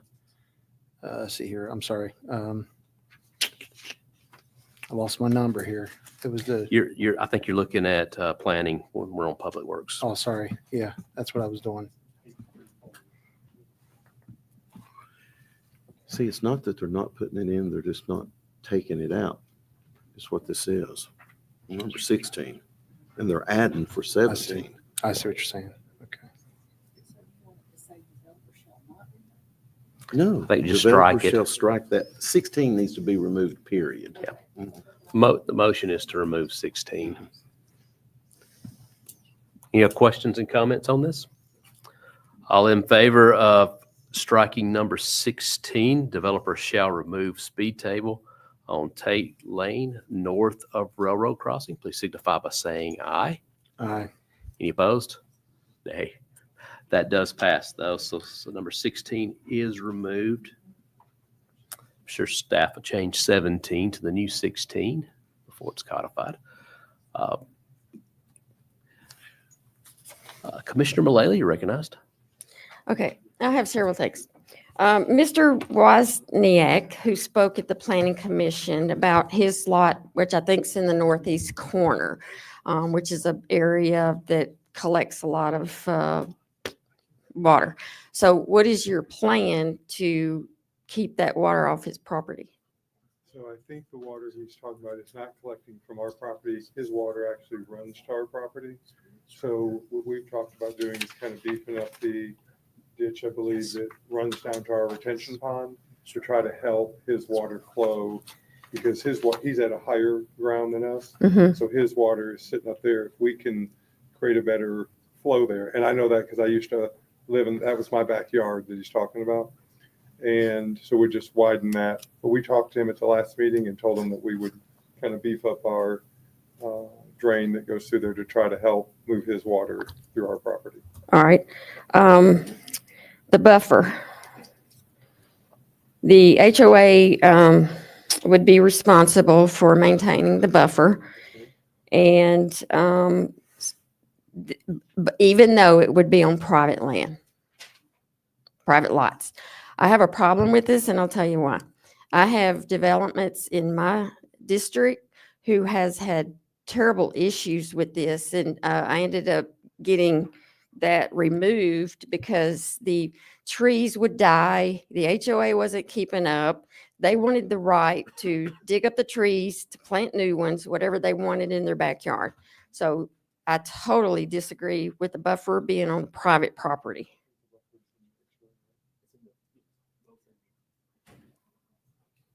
So as it sits currently, all of the landscaping is in a landscape easement that is maintained by the HOA.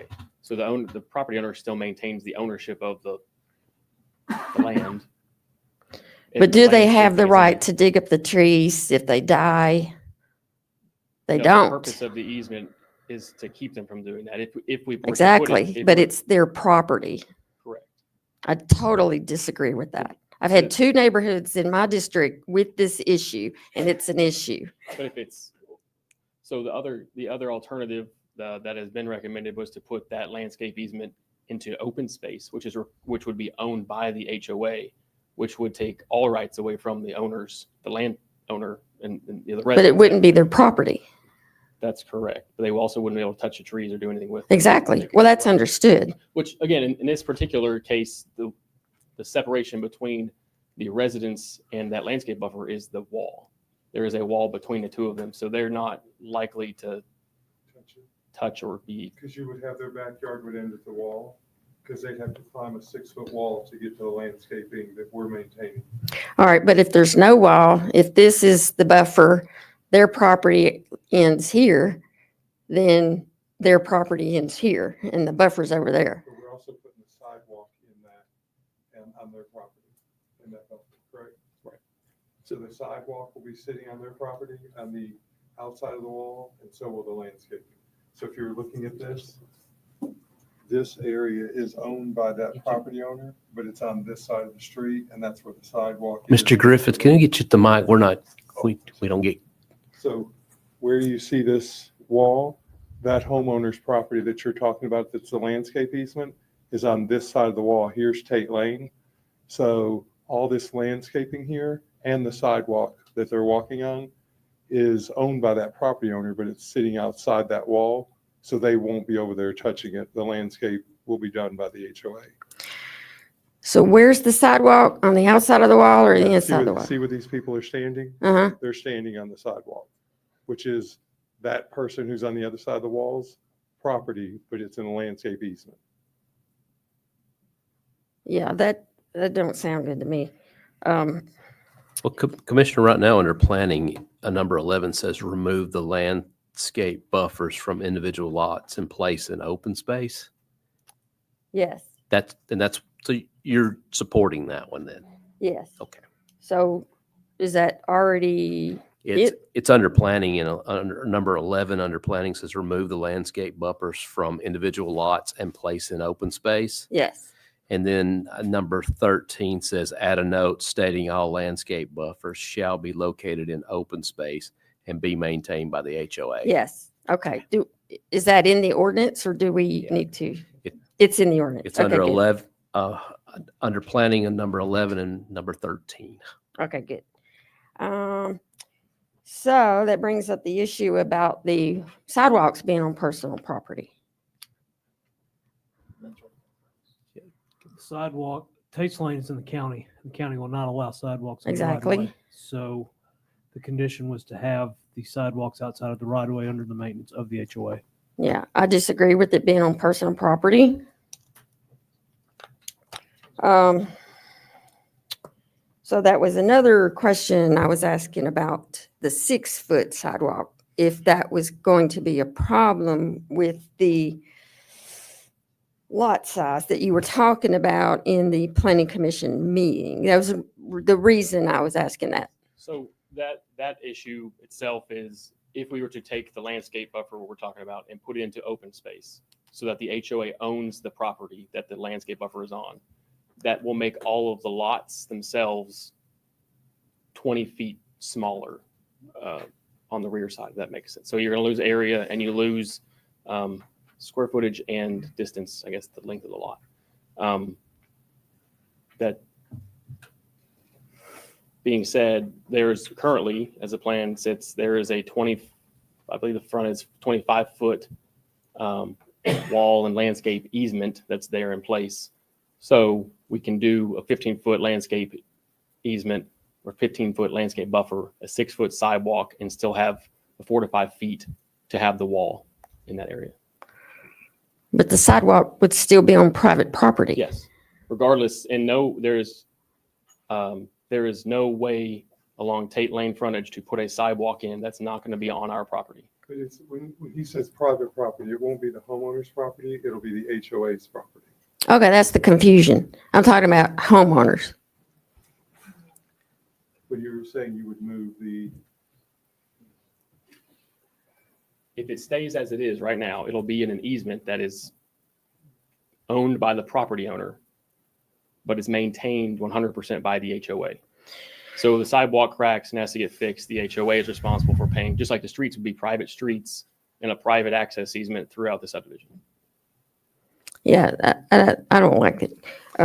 Okay, so another confusion is in the meeting, when the planning commission was discussing a couple of times, and I can't remember if it was Commissioner Giles or who it was, said, and they were confused over it, if the order next to the street was going to be sidewalk, landscaping, buffer, and then the wall. But then, Jake, you came back and said the buffer, the sidewalk, then the wall. That's still accurate. It is the Tate Lane, landscape easement, sidewalk, wall. Okay, but again, that's on homeowner's property. Homeowners association or homeowners? Homeowner. Currently, the homeowner will own the land as it was approved previously in this PUD. Well, that's not what our ordinance says, I do not believe. I agree. The ordinance, the conditions that are there tonight, which we would respectfully request to be removed because it changes the way this functions. And as was previously approved, the functionality wouldn't work any further. Commissioner Mullally, we got a lot of people wanting to ask some questions on this. Vice Mayor? So let's just go back to that. Okay, so if that homeowner owns that lot right there, so they got the wall, then they got some landscape, and then they got the sidewalk. And I think what we're trying to get accomplished here was, will that cost, let's just say that part of the wall has got a crack in it, or that sidewalk has got a crack in it, or the landscape needs to be changed. Is that going to be solely back charged to that one homeowner that owns that lot, or would that be then flipped into the HOA's cost? No, that would be flipped into the HOA's cost, just like a water line. Because it's a reverse common there, space, or- right? Correct. So, but again, but some bylaws, and again, with me being part of an HOA for, actually the HOA president for almost 10 years, there becomes a small little area, and again, that's where you got to figure this out with your attorneys. But, again, typically what you see is that an HOA cannot go back to a private lot to go do improvements. And I think that's where the commissioner is getting at. There could be some challenging for your HOA, because an HOA cannot go back and do improvements on a single lot. And we've gone this with our attorneys too, with our own currently community, where like we had a landslide that actually fell in the back common space of somebody's lot.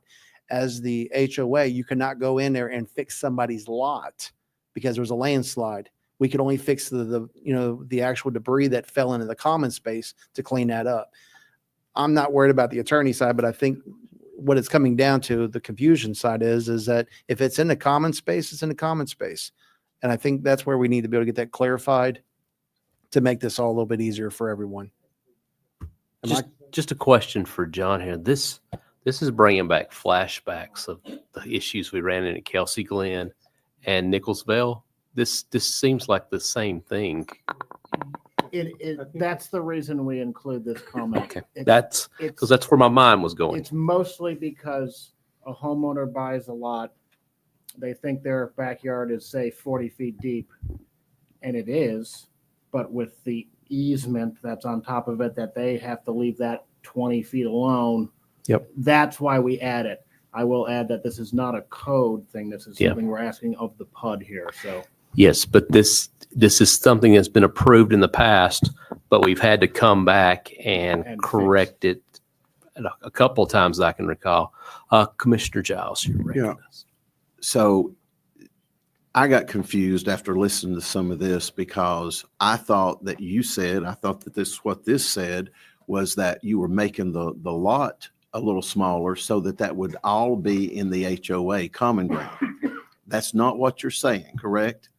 So as of right now, our plan sits in front of you with it in an easement, not in an HOA or common ground. The comments that are presented to you by staff and planning commission are what are changing what would require us to change our plans to make it all into an HOA common space, which again, with Mr. Griffith here, he just asked if we could potentially meet in the middle there, because our issue is that it will reduce the buildable area on the lots if we do put it in an HOA-owned open space. However, if we can put it in an HOA open space and reduce the rear setbacks on the lots in equal amount, if that makes sense. So ultimately, we would solve the issue of ownership while still allowing the houses to be built back to the setback that they're currently shown on, again, this plan and the previously approved plans.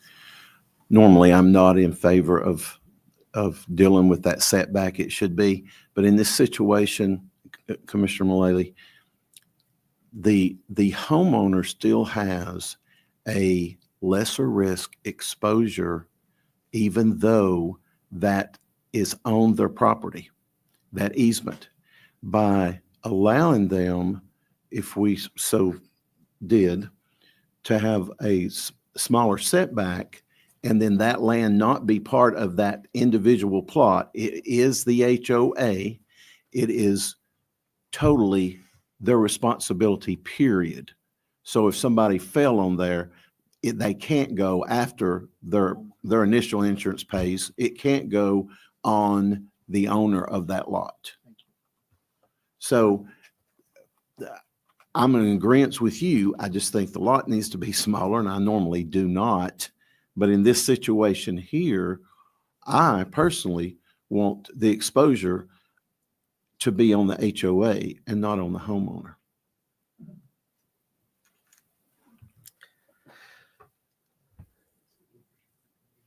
I mean, I think where the impasse is coming here in the two thoughts is we've had in the past where this has been allowed, and then it's come back with the homeowners from the community all rally together and say, we can't use all of our lot, all of our yard, and because they want to do whatever that may be.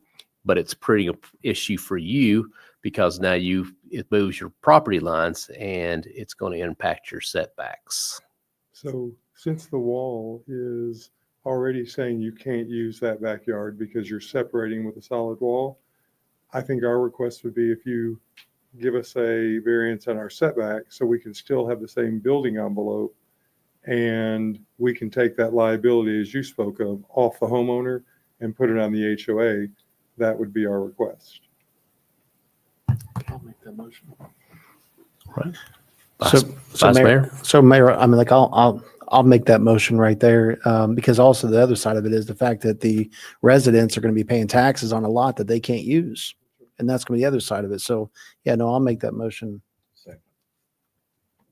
Okay, we got a motion second. John, what would the wording be, John? Just to make sure. I was actually going to voice a concern on this. So the one thing remember we have a 15,000 square foot average and a 10,000 square foot minimum lot requirement for all residential PUDs as of a few years ago. Well, is this going to make this non-compliant with that now? That's what we were kind of mumbling about to ourselves. I will have to measure each lot, but there's absolutely something we can do between now and the next. Commissioner, Vice Mayor, would you be willing to retract that to allow? Yeah, for the second reading. Out for second reading, because that's fine. I don't think we can answer that here tonight.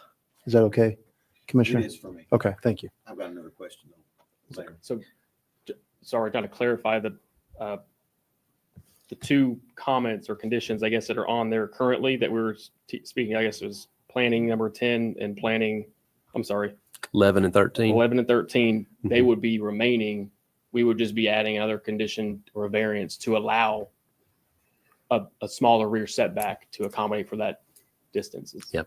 And we can measure those as well and make sure we know what that number is too. And assuming you get your minimum lot sizes as well. Commissioner Giles. Could y'all comment and explain your kiosk dealing with your mail? I think we had a comment tonight from someone who was objecting that, and just tell us why you're making one so tall, and is that going to, I don't understand, maybe you've got some reasons. So I just, since he talked about it, I'd like for an explanation about it. So here's a rendering of it. It'll be a little bit smaller than what you see on this rendering as far as width, but it's almost like an entry area to go in and get your mail. But it would be covered so that if it's raining and they go in there, but it's also going to have a gate on it so they can get out to the sidewalk in the front or walk down to the park at the end of the street. So this is a example of the picture of it, but I would say you're probably about 20% too wide on the width on this one. And that was after speaking with Mr. Hunter, who is my neighbor, who after he made that comment, we made the decision to shrink it a little bit. And I don't even look back there, and there's parking for the kiosk too. Yeah, yeah. I was trying to find my thing. Okay. All right. Thank you. Okay, Commissioner Mullally? Shrink the width or the height? The width. Okay, because it was mentioned about the height. Why is it so high? So I have, and it's in the car. So the first one, it was actually taller than that. And so I brought the height down already from Monday from Friday till today. And then after getting this today, I agreed to shrink the width as well. Okay. So the height's already come down. And By how much? probably, I don't want to give you a false statement on it, but I would say 7 feet. Okay. All right. So just double questioning what you were going to motion for. I'm still confused on what your motion, if that was going to be outside of the individual homeowner's property. Yeah. So the reason why I was looking at that is, again, because we've already experienced this. And not only that, if we were going to leave it the original way, it was going to fall into where the homeowners are going to be having to pay taxes on a lot size that they're Right. not They fully can't even using. use. Exactly. So in order for us, the reason why I retracted my motion was because of the fact that these folks between first reading and second reading have to come back and make sure that we meet the minimum lot size between 10 and 15,000 for the lot size. So from first to second reading, they're going to come back, confirm that we're not going to be out of compliance for this size of the project. So next meeting, we're going to get confirmation for page 346 on items 11 and 13. So between now and second reading, we'll have confirmation. We can give you confirmation they would be over the 10,000 square feet. We just checked. You just checked? Well, that was quick. That was like Jimmy John's Freaky Fast right there. But would that be outside the individual property owner's property? Yes. So none of that would be included in the individual property owner's property. Anything that would be landscaping would be owned on property owned by the HOA, Okay, including a sidewalk, including the sidewalk, wall, the wall, whatever. and the landscaping. Yes, ma'am. Okay, good. The connection. In 2021, I wanted the connection. So we had a commissioner here at the time who wasn't hearing of it. And I think he's the one that made the statement that there will never be a connection. I think he's the one, but he's no longer here. So since this is a gated community, right?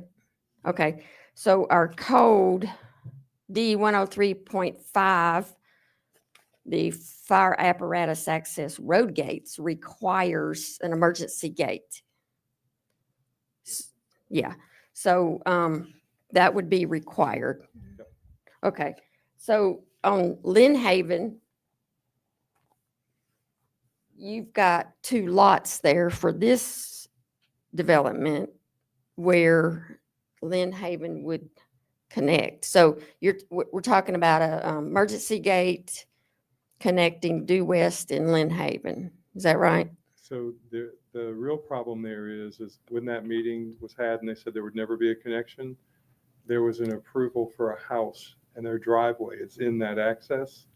So if you grant access from Lynn Haven to our property, you are going to destroy that person's driveway. His name is Mr. Schultz, great neighbor. He's wonderful guy, but you would be tearing out 60 to 70% of his driveway would have to be torn out, because when that was said there would never be access, he used that land, or whoever built the house. We sold the lot and someone built the house, but the city allowed him to use that land since there was never going to be access for his driveway. All that would have to get cut out and he would not be able to access his garage. Well, it sounds to me like the former commissioner overspoke. Like, how could he say that? On what authority? But the homeowner would not. I mean, the homeowner is going to believe what this board says, and it passed that night. And I remember, I don't have a dog in the fight. I'm just telling you, they're wonderful people in Lynn Haven. You've seen them come out here tonight. And that young man and his family believed when it was said that night, because remember, I wanted it that night. I put that roundabout so I could have that access. Mm-hmm. And so I was on team Lele. I wanted it that night, and I lost that night. But that homeowner, homeowner, I feel like is innocent because he believed what the body said that night. And remember that night they even said, Steve, I want you to put 2 lots in the way of this access so that you'll build 2 homes there. So there's no way 10 years down the road someone can change their mind as they come through there, because they'd have to drive through 2 homes. And if you look at the new plan that was approved that night, or the old one that was approved in 21, there's 2 homes now sitting right where that road would have came through. And so that was done. That was again said at that commission meeting that night. So Matt Schultz, and I don't know if y'all got his email, great guy, but it will destroy the value of his home if that cut through comes in, because it cuts his driveway out. All right. Is Lynn Haven gated? No. All right. So, all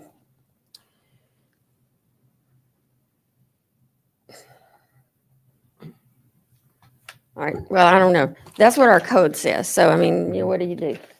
I was going to suggest, me personally, I hear what you're saying about the connecting through. I know somebody spoke about it tonight, and he laid out all the reasons why it should connect. Didn't want eggs thrown at him. And I think he was right about everything he said. And honestly, that's one of the things I regret agreeing to that on that meeting as well. But that said, I think the ship has sailed on it, is the way I see it. But what do we do about the code?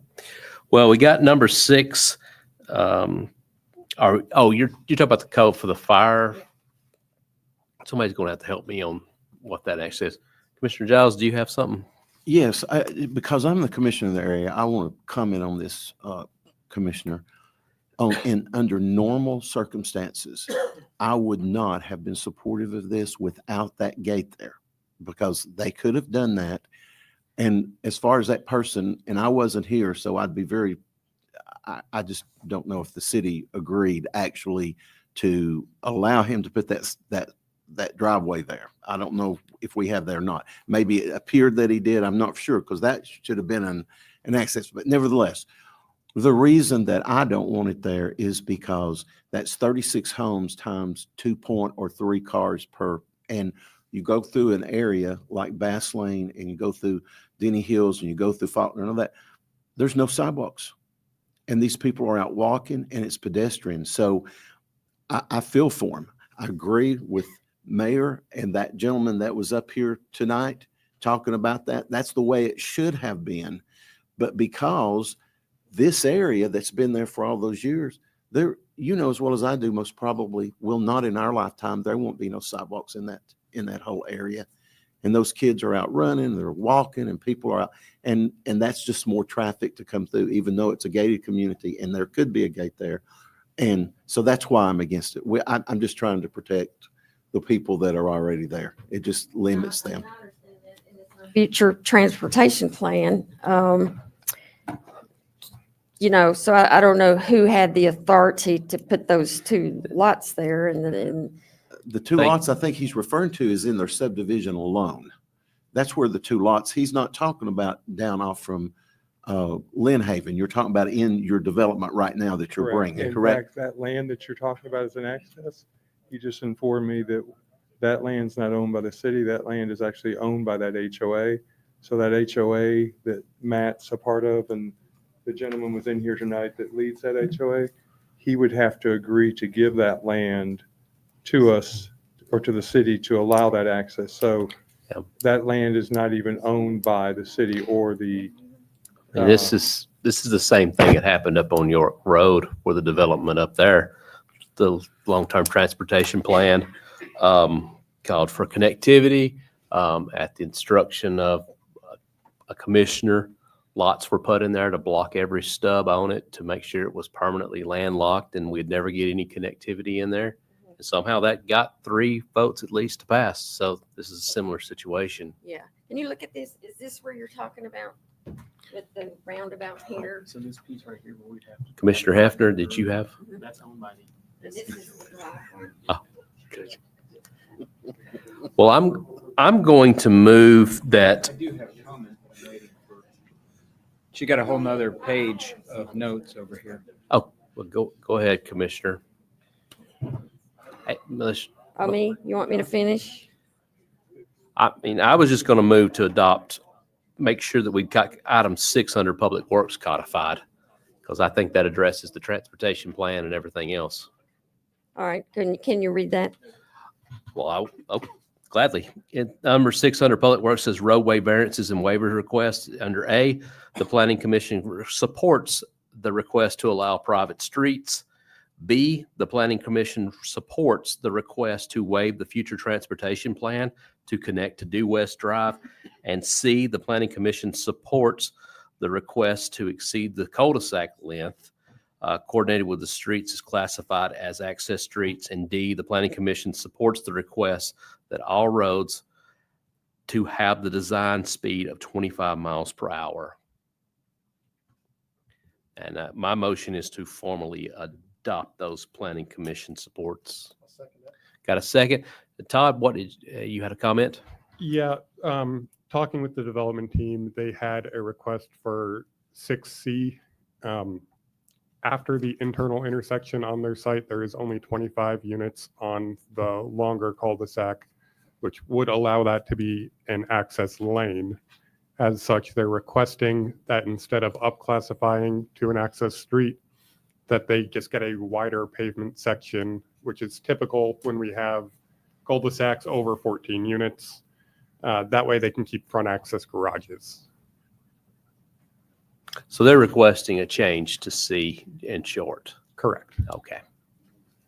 They are requesting that instead of conditionally that the street is classified as an access street. This is what I want to do. I want to vote on this and we can circle back on C. Commissioner Hefner, do you have a comment?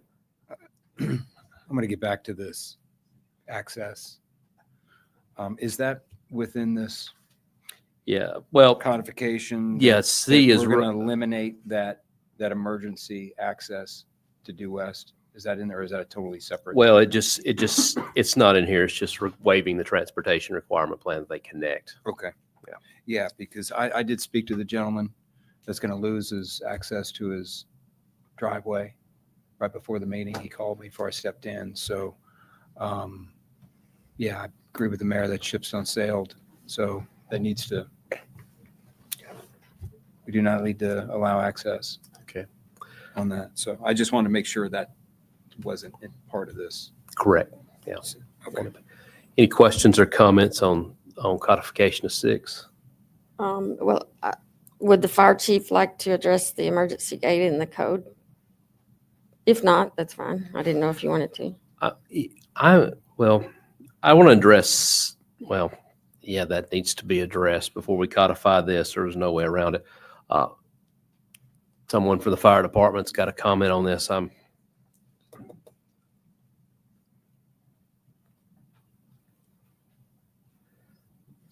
essentially your understanding, Commissioner, is there has to be 2 entrances. One is an emergency exit. Is that?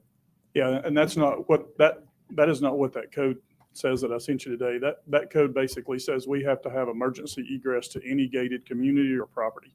So that means they have to have siren control or Knox box control to be able to open those gates when we have an emergency, especially into subdivisions or developments or businesses or et cetera. So it's not requiring 2 entrances. In fact, the code says that we typically require a second entrance at 50 lots, at 50 homes. And so this meets the requirements for that because it's under the 50 homes to not have to do that. Now, normally we would say we love having 2 entrances and exits. But in this situation, because of the issues with the transportation plan and the gentleman losing his driveway and et cetera, I agree with, we can easily provide emergency services through 1 entrance. It will have emergency access and gate control, et cetera, and it falls well under the 50 lot limit that requires 2 entrances. The gate, the emergency gate would be on the Tate Lane. Yes. Yeah, the emergency, the gate would be on the gated entrance coming in off of Tate Lane, which would not be the only entrance into the subdivision. And there would be no exit out the back. It would just be an enclosed entrance into that. And so we are, that's within the code. So Chief, if you can confirm, just to let us know, is it recommended to make sure that both gates, automatically open up when it comes time for your guys' alert, just in case one fails? Is that a recommendation, or is it only going to be 1 gate? Can we confirm from the developer? Is it 1 big gate? Because you got it is 2. So is it possible to make sure that we got both of them on there, just so that way you got redundancy for your controls? Yes, we can have that required. They can do that and that it can be a requirement that you. Yeah, because I think that makes more sense, just to be able to make sure, because if not, worst case scenario, we know what's going to happen. The truck's going to automatically push open the gate themselves, which then is going to go ahead and get them to the emergency situation, and we're going to be good to go. The only bad part is it damages our truck and the gate, but that's the worst case scenario. You guys have to get to the emergency. That's the worst case. Okay. Yes. All right, I'm confused. Is there 1 gate or 2? There's 2. 2 at 1 entrance. There's 2. There's an entrance and an exit gate. Oh, I on see. Tate Lane. All right. Okay. Thank you, Chief. All in favor of the codification of item 600 Public Works, please signify by saying aye. Aye. Any opposed? That's 4 times amended. Todd, what was wrong with C? This is just the easiest way to do it. Yeah, they want to keep front access to the garages, so we'd have to modify that condition that says conditionally that the street is classified as an access street. We would change that to conditionally that the street includes at least 24 feet of pavement width. Okay, I'll make that motion. Second. I got a second on it. To add the 24 feet of, what was the exact wording? Pavement width. Pavement width. All right, I'm making an amendment to 6C to include the 24 feet of pavement width. Any questions or comments on this? All right, all in favor signify by saying aye. Aye. Aye. All right, we're 5 times amended. I'm going to make another motion that item number 19 under planning is struck, which reads staff does not support the concrete perimeter wall. Got a second on that? Does not support the concrete perimeter wall. That's what condition 19 reads. Staff does not support the concrete perimeter wall. My motion is to strike that. Questions or comments? Well, we just remove it and it'll make it neutral. Are you at? All right, we're on the floor with this, so that's a question there. My motion was to say staff. I didn't feel it was appropriate just to make it read that staff supports it. I was just moving to strike that so that the plans could be adopted as were presented with the wall. With the wall. Yes. So if I don't want the wall, I'm going to vote against it. Right? You would vote against that, and it would then, if you vote against it and it remains in here, then the ordinance will read staff does not support the concrete perimeter wall. Which would mean there would be no wall. Correct. Walls would come down. There's a song. Yeah. All right, is this open for discussion? Yes, ma'am. It's on the floor. Thank you. All right.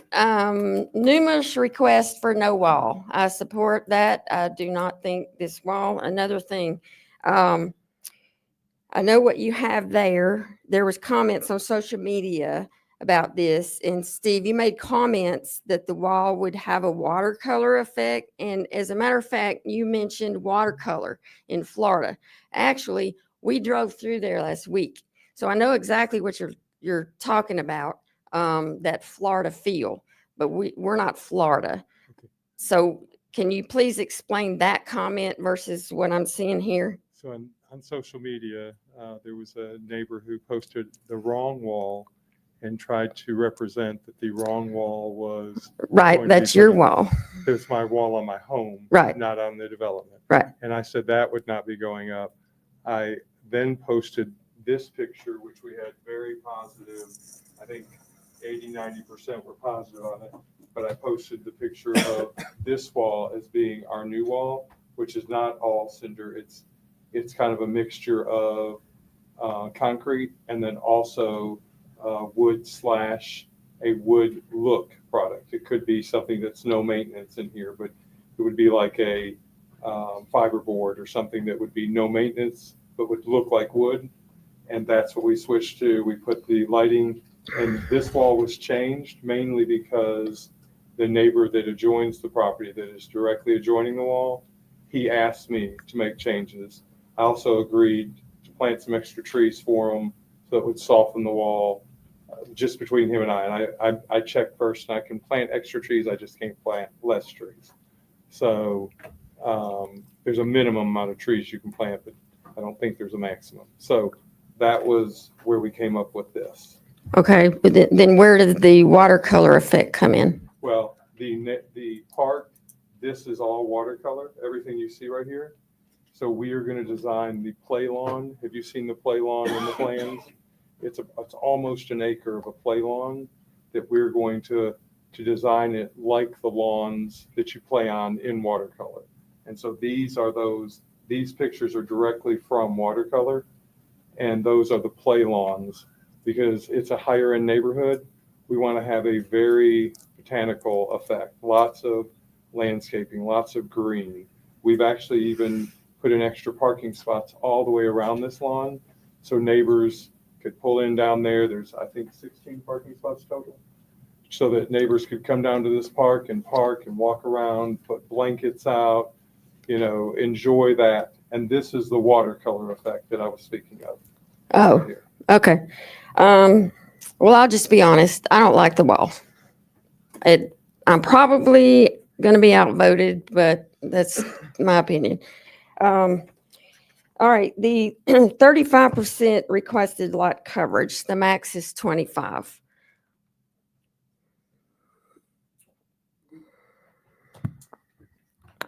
Planning supports that fairly regularly for a subdivision like this. Yes. And is the reason for that is because of the wall and the buffer and the sidewalk? No. Oh, Just the home size. Our city attorney's got a comment. It's also, sorry, you were probably going to say this. It's already, They get that to is one keep of the that. ordinance that we has already approved with the previous plans that is in effect currently. It just had to be also shown on the plans now. but She'll wasn't, say that better. but wasn't that expired? Anything that, I shouldn't say anything, but all of the zoning pieces, they get to keep forever and always. So the zoning piece of it stays. So items 20, 21, and 22 aren't really up for debate because they have already locked in. Oh, I see. So that's the 35% lot coverage, the 10% setback, 10 foot. 10 foot, yeah, 10 foot. How is this germane to the amendment to strike 19? Oh, I forgot. We were on amendment. My apologies. Just Oh, well, because it had to do with the wall. All right, I'll go back to the wall. I don't like it, so I'm going to vote against it. okay. Sorry. All in favor of the amendment to strike item 19, please signify by saying aye. Any opposed? That does carry. We're on back to the ordinance as amended 6 times. All right. Commissioner Mullally. So to verify what's in the previous approved zoning, that includes the 35%. All right. Does it include the 10-foot setback? Yes. All right. Does it include the 70-foot? Yes. Okay. All right. So my last question, I know you're glad, is the front-facing garages. All right. I guess you approved that? That would be another zoning item that would carry over. That would also be included? Yes, if that was a zoning piece before. Well, yes. all right. Well, I think that's unfortunate because on these million-plus homes would definitely have a better look if they weren't front-facing. But I want to remind you, since it's a gated community, nobody has to see it unless they want to go into that community. Agree. All right. Commissioner, there's some of the lots, because on the corners, they get narrower, and we will likely have to have front-facing garages. Again, you've seen the renderings, they're nice-looking front-facing, but the ultimate goal is to be side-load garages. Wherever we can get them, we will put those in there. And If you look at this, letter, Uh-huh. see this one is not front-facing. Most of them aren't. This one, here's a side, where you're coming in the side. So really, very few of ours are front-facing. It's only if the lot requires it. Like here's one, if all the rest of these are not. Right. Front. And if we could just, as a discussion request real quick, item 15, it says driveways shall be 22 feet long, 18 feet wide. That would be for front-facing garages. We could specify for front-facing garages. That way we don't have to have a 22-foot, or excuse me, an 18-foot wide driveway for a side load garage. That's just following straight out of the code, just to clarify the comment. Yeah, I think those original requirements were put there so people would have enough space to park, but doing side loading, I see where you're going. John, you have any thoughts? That's correct. It could be clarified to say front-facing only. Okay. But the code already says that, so. All right. Well, I can't do anything about the zoning. The wall passed. So I'm going to vote for it at first reading. And then if you're going to answer the vice mayor's question about everything being removed from individual homeowners' property. So based on that, yeah, I'll go ahead and vote to approve. I'll make one more amendment to clarify number 15 applies to front-facing garages only. Yeah, got a second on that? Any questions or comments on 15? Read that again. I was just amending 15 where it says driveways shall be 22 feet long and 18 feet wide. Just wanted to clarify that applies to front-facing garages Okay. only. All right. Any other questions or comments? All in favor of the amendment, please signify by saying aye. Aye. Any opposed?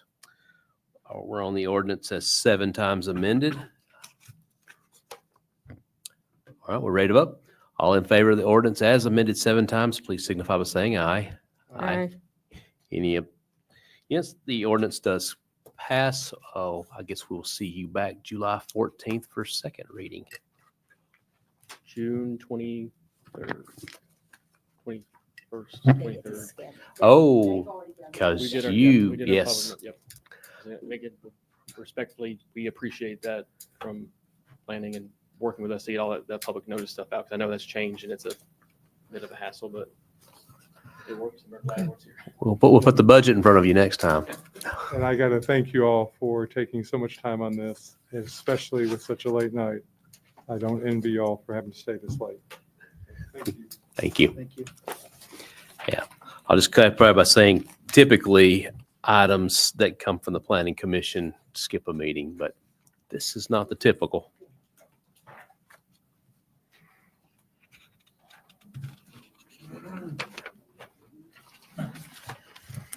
14H, which is an ordinance to adopt the property tax freeze program for elderly low-income homeowners of the city of Mount Juliet, Tennessee, as authorized by state law. Motion. We have a motion. Is there a second? Second. Motion is second. Commissioner Hiffner, it's under your sponsorship. You have the floor. Mr. Hefner. Love it. So want to explain this a little bit. This is something actually I learned last month. County passed this. I read into it, did some research, and I'm like, this is something that we need to consider and vote on.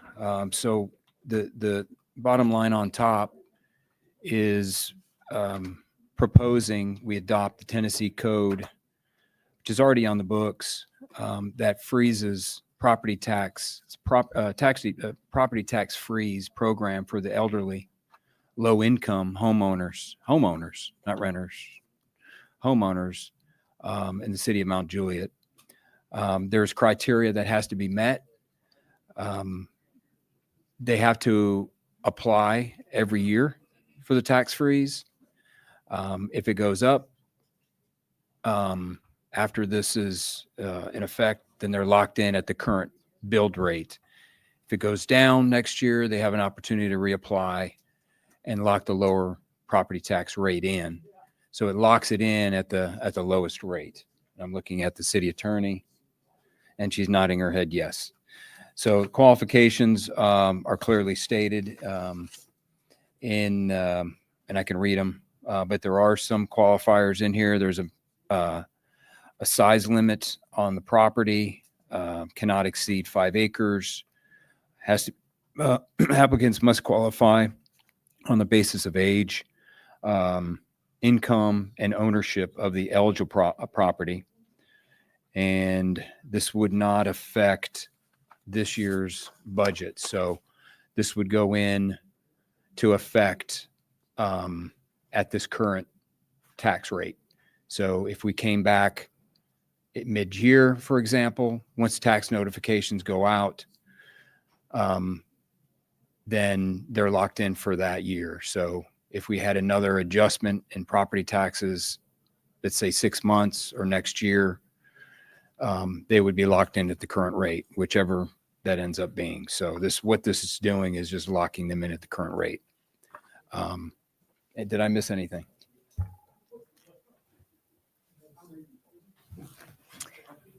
Sorry. It would be locked in at whatever is approved for July 1st budget. So not what is current right now, whatever is approved. Yeah, current. July I'm thinking ahead to the budget, but whatever's approved for the budget this year. So that's it. It's pretty straightforward. And I don't know, Dana, do you have an estimate of what this impact would have to our budget if this passes? I don't right now. It won't affect this current year. Or future. But yeah. Future. I don't right now, only because right now we have the tax relief program in place. Right. And so we have 122 elderly citizens that are on that program. So we know for sure that they could apply for that and reach it. The limit that's in the ordinance is 61,000, whereas the tax relief program is only 36. So we know that will draw in more people. Unfortunately, we couldn't get the information from the county.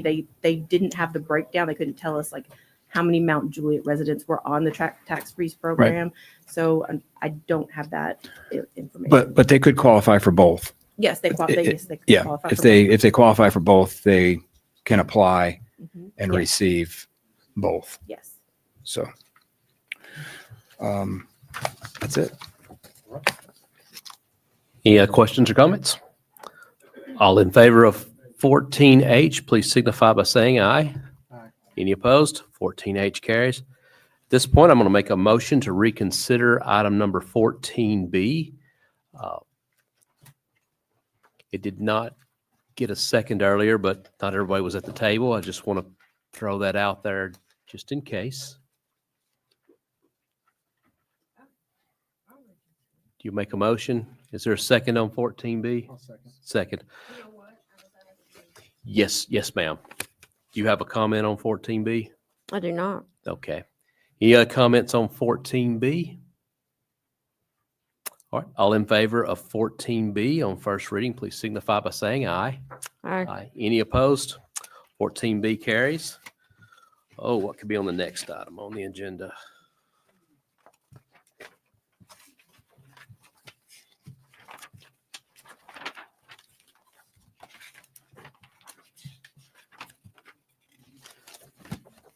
I, an ordinance of the city of Mount Juliet, Tennessee, adopting an annual budget, property tax rate, and a sewer rate for the fiscal year beginning July 1, 2025 and ending June 30th, 2026.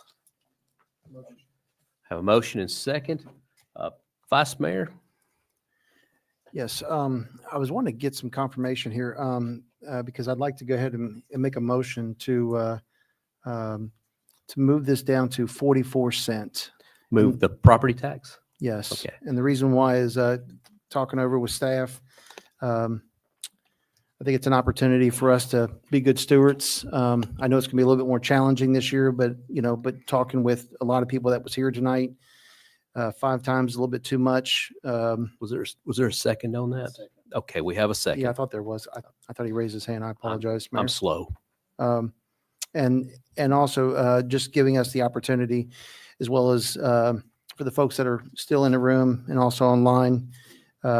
We may have to come back next year and just reevaluate this again. But this right here is just an opportunity for us to be good stewards of our taxpaying dollars, and just asking for our city manager again just to continue to look for opportunities from now until second reading, as well as moving into the fiscal year for 2025.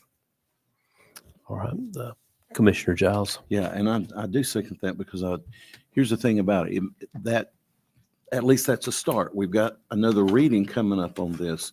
And in the meantime, city manager, you've made some suggestions on positions that we put. I encourage you to also look at the city again to see if there's others that could also be eliminated.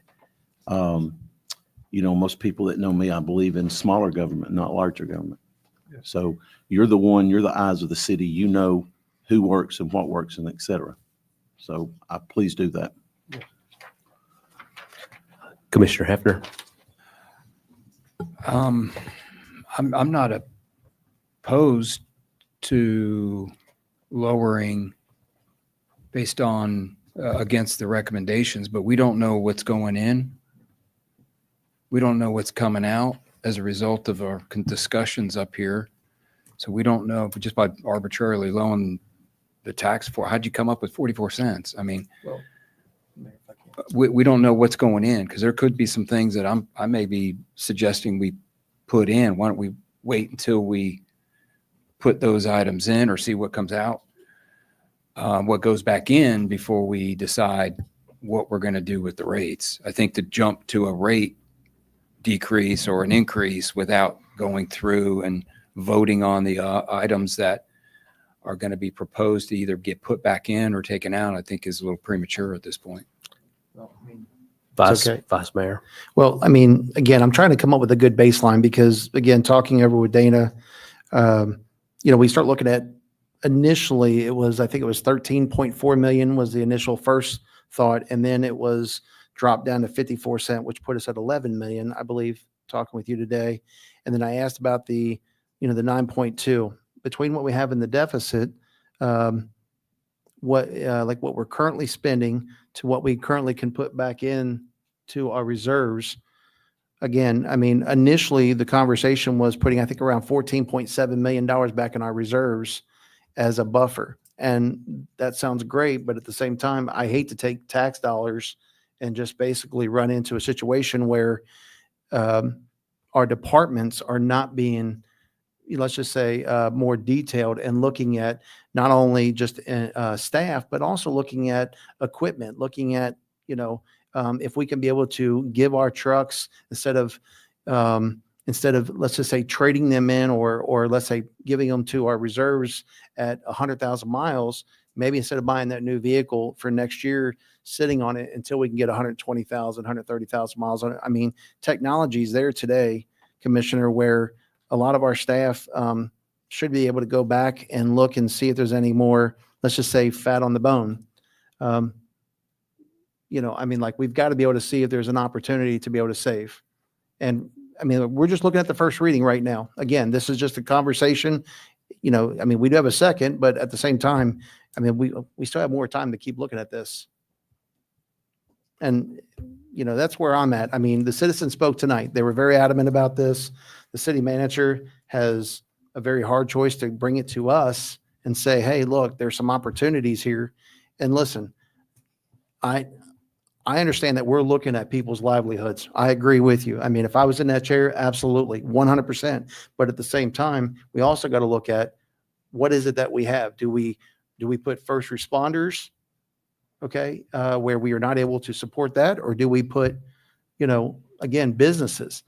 They both intertwine with each other. I agree. But at the same time, we've also got an opportunity here just to be able to have our finance team here to go back and see what this commission's looking at. If 44 cent is just a first and second, okay, that's all this is to vote. But it also gives us an opportunity for her and her team to come back and say, hey, these are some other opportunities here. Just like she said earlier, just in the actual initial budget meeting, there was a lot of what ifs, right? And right now we're just shooting from the hip.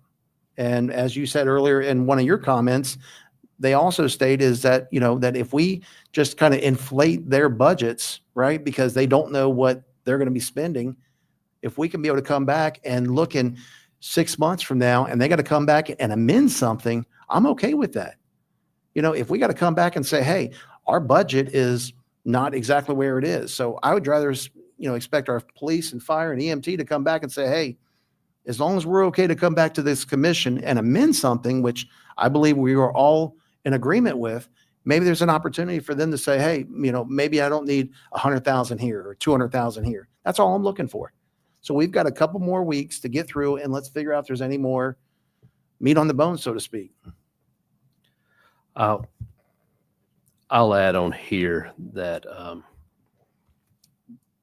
this is an impact $2.1 million by my math reduction in revenue that comes in. But I know the deficit that we're trying to make up is a small component of that of the total number on this. We're also trying to increase the fund balance on it. But at 44 cents, we're still bringing, I show an increase of $6.9 million in above what we collect today. So I would rather us, just my opinion, I'd rather start tight and work our way out of it if we have to. That's my thoughts. Commissioner Mullally? I agree with Commissioner Hefner. I think we need more cuts. We just do. I think to throw out a rate here at first reading, which again, I don't know where it came from. Did it come from financial director? We just pulled the number out of the sky. I think it's premature. So we have other suggestions about how we can raise some things, the permits or whatever. Look at other ways. I've already talked to Kenny about it. So I do think that's premature, and it didn't come from our financial director. So I think the rate in actual, let's talk about how we can bring in more revenue from other sources and let the financial director come back with a rate at second reading. Another thing too, when you lowered that to 54 cents, you brought the, what is it? The state says we can have 10 million in reserves or something like that. And then when you lowered it, you said this will bring in 7-something million, and you felt comfortable with that. This would reduce that. Ms. Hire? Yeah, so can you hear me? The city has a fund to balance policy, and that policy states that our fund balance budgeted will not go lower than 10% of revenues. My preference is 10% of expenditures. That's where the 7 million came into play. At 44 cents, we are at the 10% of revenues. We cannot go lower than that and be in compliance with our policy. So that would be like bare minimum. That's not where necessarily I'm comfortable with, because I would prefer it to be a little bit higher, but 44 is bare minimum. Commissioner Juliet or Vice Mayor? So, Commissioner, that is where me and Dana spoke today for well over, I think, 2 different calls. I'd say about an hour. And I started asking anywhere between initially 54 cent. We then went down to, I think it was 46 cent and then 44 cent. And that's where you told me, Bill, I really don't want to be there. But at the same time, it's just a baseline. I just wanted to make sure 2 things. One, for the folks that have called us and emails, everything, We want to know what the baseline is. And that's why I wanted to go with the 44 cent. Two reasons. One, because next year it's going to be reassessed.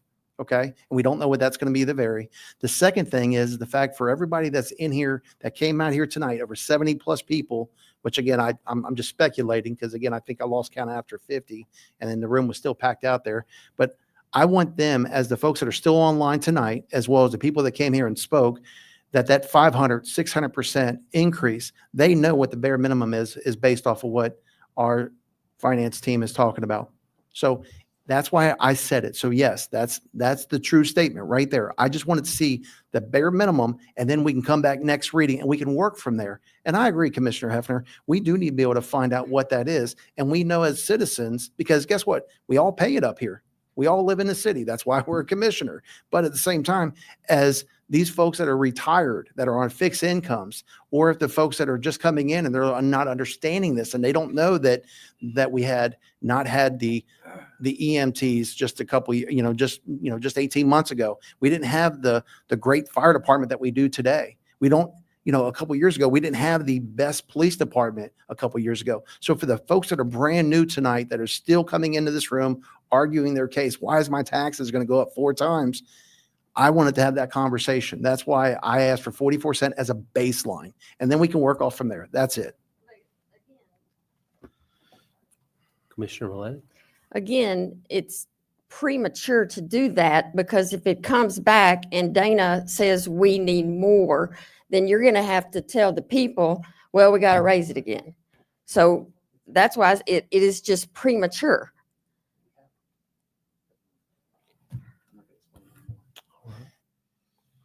Commissioner Hefner? So I guess it's a fundamental belief that I think finances should be built from the bottom up, not from top down. You don't set a revenue number and then try to make it work. You put in what you need, you take out what you want, and certainly, or consider what you want, and certainly take out nice to haves. So that's bottoms up, not tops down. 44 cents. I hope we get to 44 cents, but let's look at what we need first. And there are some things that we need that need to go back in this budget that I'm going to hopefully get to propose here in a minute that we need. It's not a want. It's a need. And I can justify every single one of these suggestions I'm going to make here in a minute. And yes, there are other areas where we can generate revenue that I want to talk about as well and codified in this budget. The city is sitting on land that's not benefiting the city, the citizens of Mount Juliet one bit. We are surrounded by commercial property with 2 homes on it that need to be condemned, actually, that we should be looking to sell. We would not only bring in the capital from the sale of the property, but we would also bring in property taxes that's generated from it being developed. And a big chunk of it is commercial, which we can be generating sales tax dollars, but yet we're sitting on this property and it's not benefiting the citizens at all. So we need to be looking at our real estate holdings and looking at land that we have not earmarked for anything. And we need to be putting that out on the market and selling it and liquidating it. If the market drops down the road and we see a need and there's something comes up, but now's the time. We need to build up our reserves. That's part of the reason why we're in the situation we're in, because we've been spending all our reserves, transferring them to capital projects because of the much needed infrastructure that has been lacking over the past 10, 20 years. So I believe in a bottoms up. Let's put our suggestions in of what we want added back in, and then let's take a look at what the financials look like and where the tax rate needs to be based on a 10% or whatever that ratio needs to be to get our reserves back up. I don't think we need to do it in 1 year. I think we need to take a look at it in 6 months. I'm also going to add that as a suggestion. We do a 6-month financial review and take a look at actual revenue, not projections. Take a look at actual revenues of what we've collected in the first half of the year. Take a look at actual expenses that we've paid out, not anticipated expenses. And then if we need to reset it in January, we reset it. If we're doing fine and revenues are coming in higher than projections, and maybe we lower the taxes. But we need to take a look at 6 months and review it. So all of this can be changed. But again, I can't stress this enough. We need to take what we need first, make sure that's in the budget, make sure it's covered, and then back into whatever the appropriate taxes need to be. So I don't know at what point we're going to start doing amendments and adding things or taking things out, but I can certainly kick that off. Commissioner Giles? Yeah, I didn't know the amount that it would go to. And, but I agree that it is a starting place. And so I would much rather have it at 44 cents and then us try to see if we can bring it down even more. That's what I want by the second reading, City Manager, please. And let's see what we can do. And that may be some of the things that's added. There's expenses. There's some stuff that, maybe that we could cut. And I totally agree with you, Commissioner Hefner, on the 6 months and looking at the revenue that's come in. But I just think this is a good place to start. So it's just the first reading. This is all we're doing is trying to move this on, I guess. I mean, to me, we're the right at where it is and we can build it. So I don't know, but I didn't know what the amount was. I just thought that would be a good place to start because I'm not into 54 cents and 59 cents and et cetera. And no offense. I know you're doing I'm just saying, it's just hard for me to think about voting for 50 something cents city tax. Vice Mayor? Yeah, Commissioner, I agree with you with the 6 month. Actually, Dana and I were just talking about how we need to be having more meetings after this to make sure, but we also need to be able to make sure that our staff knows that they have the support. If we got to come back and amend something, that's it. But I will ask the city manager to make sure that if we are going to look at these 2 lots, because the whole purpose of us purchasing this was initially to look at the, the whole plot here, but we just bought it, just less than 8 months ago, I think is what it was. I mean, can you confirm on that? Because I have a feeling that hopefully we didn't take a loss if it's, if the market's changed, because I don't want to sell this property and we take a loss on it. I mean, maybe we need to wait a little bit, but either way, the way I look at this, Commissioner, if we're sitting on land, absolutely, that's great, but we got to find a buyer, right? So if we're going to be looking at these 2 properties that, like you said, the 2 houses need to be tore down, I agree with you. They're kind of an eyesore, but at the same time, it'd be nice to be able to defer that back to the people that's going to end up buying the land if we decide to sell it. But maybe that's something that we can bring back for next meeting to be able to again put that on the agenda to sell off those 2 lots. Can I add something on those Yeah. the lots? There's an RFP out right now. I think the goal is to try to have the proposal before us. Yeah. Did I understand August or July? I'm sorry, first meeting in July was the goal? Yes, sir. Okay. Are there any questions or comments? All in favor of the amendment to amend the rate in the ordinance from 54 cents to 44 cents, please signify by saying aye. Aye. Any opposed? That does carry. We are on the ordinance as once amended.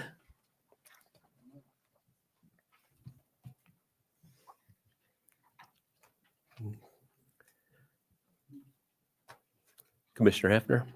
I'm going to go ahead and start with my amendments. So I don't know if you want me doing one at a time or. That'd probably be the easiest way to get through them. Okay, I'm going to start with 3 positions. So, and I'm not going to mention individuals because it's irrelevant, the individual's name, but the positions themselves, as everybody heard, are much needed and very important. It's not a want, it's not a wish. We've got a growing parks department. I think we're up to 10 or 11 parks right now. We put on numerous events throughout the year. So our PIO officer, as mentioned earlier at the workshop, it's a very critical component to providing exposure to our small businesses, which, as you look at the budget, 75% of our revenue comes from sales tax. So anything we can do to help small businesses, we should be doing that. So I'm going to ask by way of this amendment that we add back in the PIO officer and the deputy director back into the budget. I also like to add, since it's a personnel request, is we had Gino, and we had we had 3 attorneys and their staff that was supporting the city of Mount Juliet. I don't know how many staffers were working in the background. I'm sure numerous. We've got 1 full-time attorney that's doing her best to keep her head above water. So I'm going to ask that we add a staff attorney. I'd like to put that salary, which I believe $90,000 a year, I think is kind of the rate there, and put that in at a half a year, because it's probably going to take 6 months, put a requisition out. So realistically, they would start in the second half of the year. So fully fund the PIO officer effective July 1st, deputy director of parks, and add a staff attorney with a half a year put in the budget. Can I talk you into splitting those up one by one?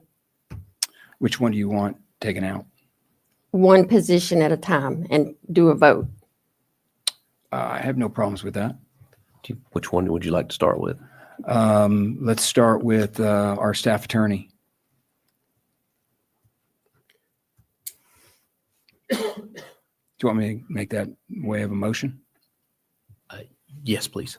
So I would like to move that we add 1 staff attorney with a half-year salary for this first year added to the budget. Okay. Which is $45,000. Put it in as no. I see ahead. No. Okay, you got a motion. Is there a second for the amendment to add a staff attorney for half a year? I'm not hearing a second, Commissioner. Okay. Sorry about that. Okay. Number 2, PIO officer. Motion that we put back in the budget a PIO officer for the city of Mount Juliet. Second. Okay. So there's a second to add the PIO officer. I've got a cost with salary and benefits of $158,620. Is that roughly? Okay. So that's a motion to add $158,620 to the budget for the PIO officer. Okay. I also want to add that, and this should have been done when the position was created, that the position also takes on the responsibility and works with Matt White on writing grants. So his split responsibility or hers would be public information officer, which would include grant writing, which that in and of itself would, if successful in getting some grants, would pay for his or herself. So PI officer with an added responsibility of grant writing. Okay, Vice Mayor. Commissioner, if you don't mind, just because tonight we actually had the mayor come out and actually speak and actually even talk about funding, it seemed like, for some of his budget. Is there any way that we can defer that until next meeting until we get confirmation from the mayor? See if he'll split the cost. Is that a possibility to defer just that one? Well, the way he was talking is that he supports Wilson. Anything about funding anything. Well, the way he referred it is that he's supporting Wilson County and Mount Juliet. So is there any? He's never shown up before. Yeah, he's never. Are you kidding me? We had to add an EMS and take on a fire department. Hey, I'm just asking. If he came out tonight, I think that said a lot. He obviously knows there's value there. Well, you can go. I'll call him tomorrow. Absolutely, yeah. Meet with him after the budget and see if you can get any money out of Wilson County. Hey, I'm willing to scratch 2 pennies together. I'm going to go out in the parking lot and see what I can find out there tonight. You know what I mean? I'll be your biggest cheerleader. Trust Believe me. me. Commissioner Party if you're successful. Hey, thank you. All right. When this position was first created, it was my understanding part of his responsibility would be grant writing. So I think that's already there, right? Yes. Kenny? Yeah. Yes, ma'am. Now, the internal as far as city grants was overcome by some software, but that doesn't mean, I guess, it might be an assistant to map because his are different state grants, federal grants, things of that nature. Yeah, so that was included. And one thing I would like to say, I appreciate all the people coming out in support of the PIO position. Another thing too is there is a out-of-town couple who watches Mount Juliet. Somehow it went viral, and one of your videos supporting, promoting the businesses around here, they caught wind of it. So when they're traveling through here to go somewhere else, they stopped here to eat here because of your videos. On the way back, they're going to stop again because of your videos. So you play a key vital role in this city, and your position should never have been put on the chopping block.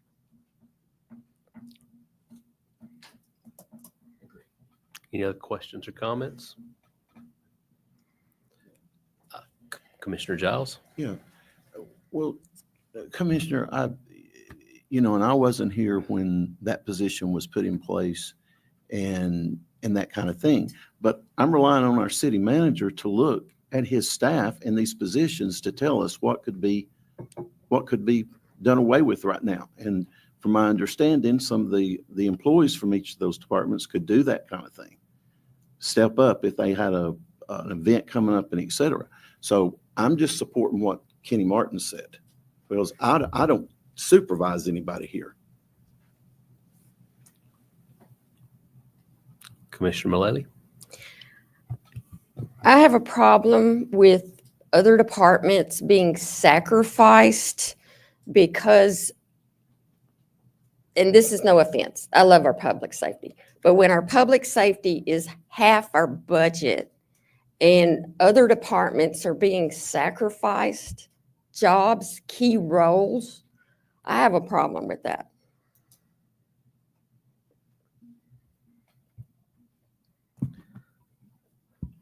Okay. Well, I'm gonna step in here because anytime you talk about reducing headcount, I just went through this in my day job. This is not my full-time job. None of our full-time jobs here. We all have jobs outside of this. Speaking of the elected officials, it's how they feed our families. But my full-time job back in February, I saw 47 positions eliminated. And sometimes that's the reality. I don't want to ever see any of our staff cut. They all have a role, and they were hired for a reason.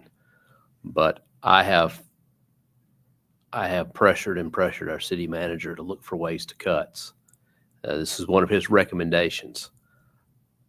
I'm not implying that I'm totally close to adding a position back. I will say they are some things I still need to look through between first reading and second reading before we do this. I want to see all the cuts that we can have on it, because when we talk about property tax,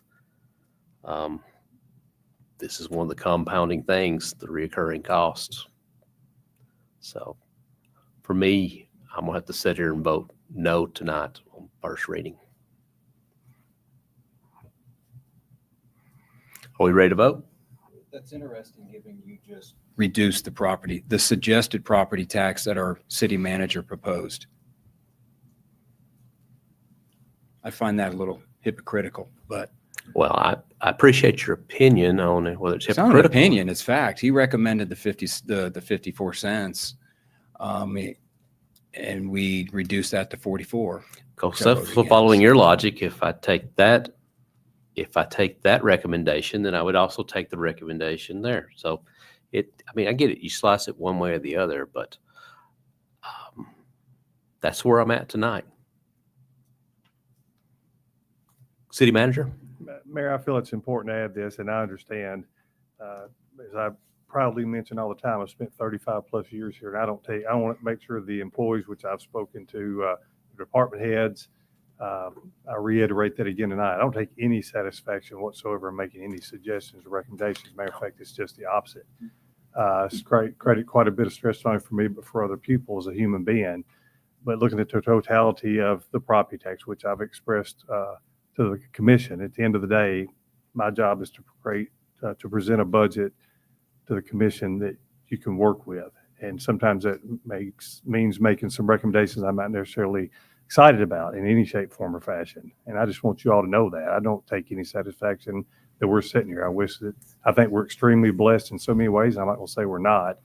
But if we weren't here today and we were in a different light and a different, I guess you'd say, financial situation, which there's lots of underlying issues that's happened over the last several years that's contributed to this. And a lot of it's just the economy, as everybody faces at home. So I was just for myself and defending myself, I felt the need to express that. Anybody that knows me knows my heart, knows that. I do not take any satisfaction in this whatsoever. I just have to present a situation where if we had to cut something, what could we do? And I would never let anything in this city fail, no matter what the commission did or didn't do. If it meant me coming out after hours and weekends, which I do now. And a lot of people do that here. So I wouldn't let that happen. But I just felt like I needed to say that publicly. And I know where each of your hearts are at, and didn't take it lightly in any shape, form, or fashion. So thank you. Thank you. Well, I don't think anybody takes any satisfaction or lightly on what's being considered here tonight. It's people's lives. All right. With that, all in favor of the amendment to add the PIO position back, please signify by saying aye. Any opposed? Nay. That does not pass. Commissioner Hefner, you have another motion? I do. I would like to add back in our Deputy Director of Parks. This was a position we all voted on last year and a half ago. So relatively needed this position a year and a half ago. Still feel strongly we need this position. We've got a growing parks system, and that's a lot to take on with one director. So it's a very key top position. The position's warranted given the number of parks and the number of events. So I'm motion to add the Deputy Director of Parks back in. A motion and a second to add the Deputy Director. I've got that as at a cost of $117,412. Does that sound correct? Yes. Okay. Commissioner Mullally? This is another key position I don't feel should have been put on the chopping block. I also agree with Commissioner Hefner that this position in the Parks Department is a key role. I think it's important. If it wasn't important, we would have never created it. She's a year in, and there's a reason that we created it and hired her because it's needed.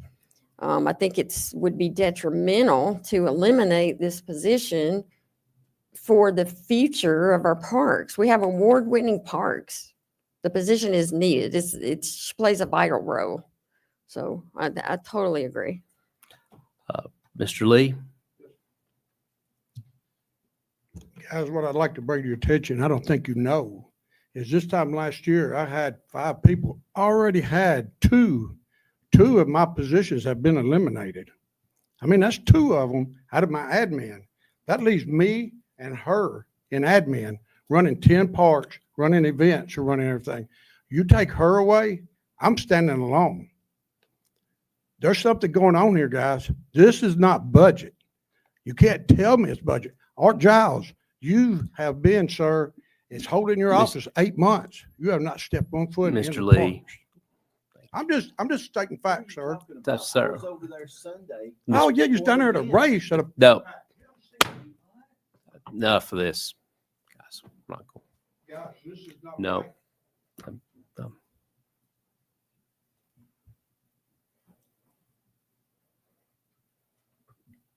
Any other questions or comments?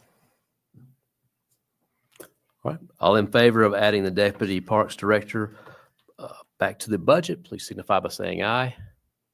Any opposed? Nay. Sir, enough.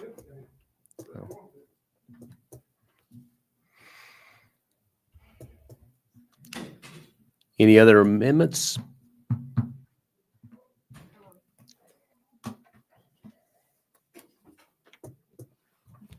We ready to vote?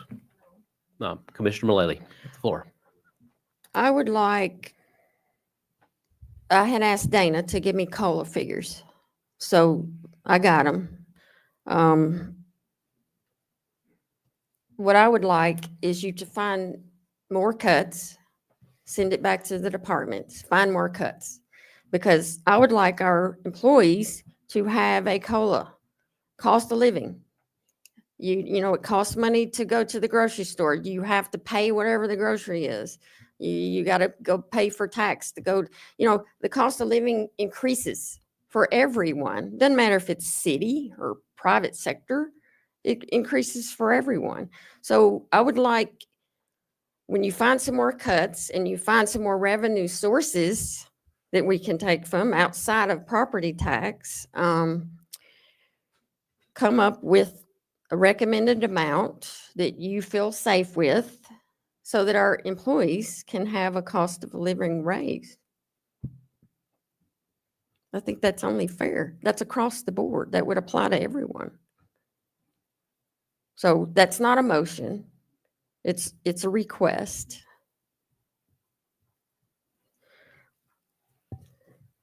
Thank you, Commissioner. Go ahead. Do you have anything else to add? Well, I had a few things. Okay. Take the floor.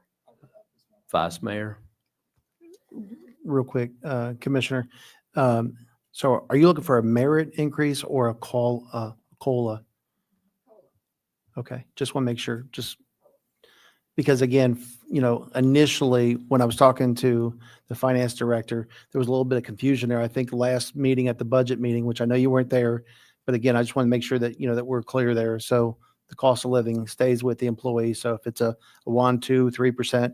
But one thing that I am going to also ask to piggyback off of this, which I know Commissioner Hefner talked about, and all of us have talked about this, that we're going to ask our city manager and all the department heads to make sure moving into this budget year that we have an opportunity for our staff to actually have key performance indicators, KPIs, and make sure that we work with HR, we work, and we set a stage for the future of our city, because if not, there's a missed opportunity here. And I hate to keep going back this to, that we do this in the private sector, but other governments do it too.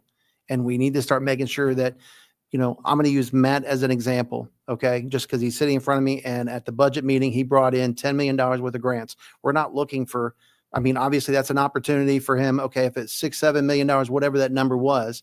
But again, just like Mr. Rocky had said, okay, Mr. Lee had said, okay, if we have staff members that are, let's just say landscapers or lawnmowers, and they're out there welding and they're actually doing things outside of their scope of work and they're saving the city money. Those are things that we should be able to look at and tell the story to be able to come back to our department heads so we can justify these improvements, which is again what Mr. Lee was looking at, which was increasing, I think changing 4 or 6 roles from landscape, lawnmowers to maintenance technicians. That's justifiable.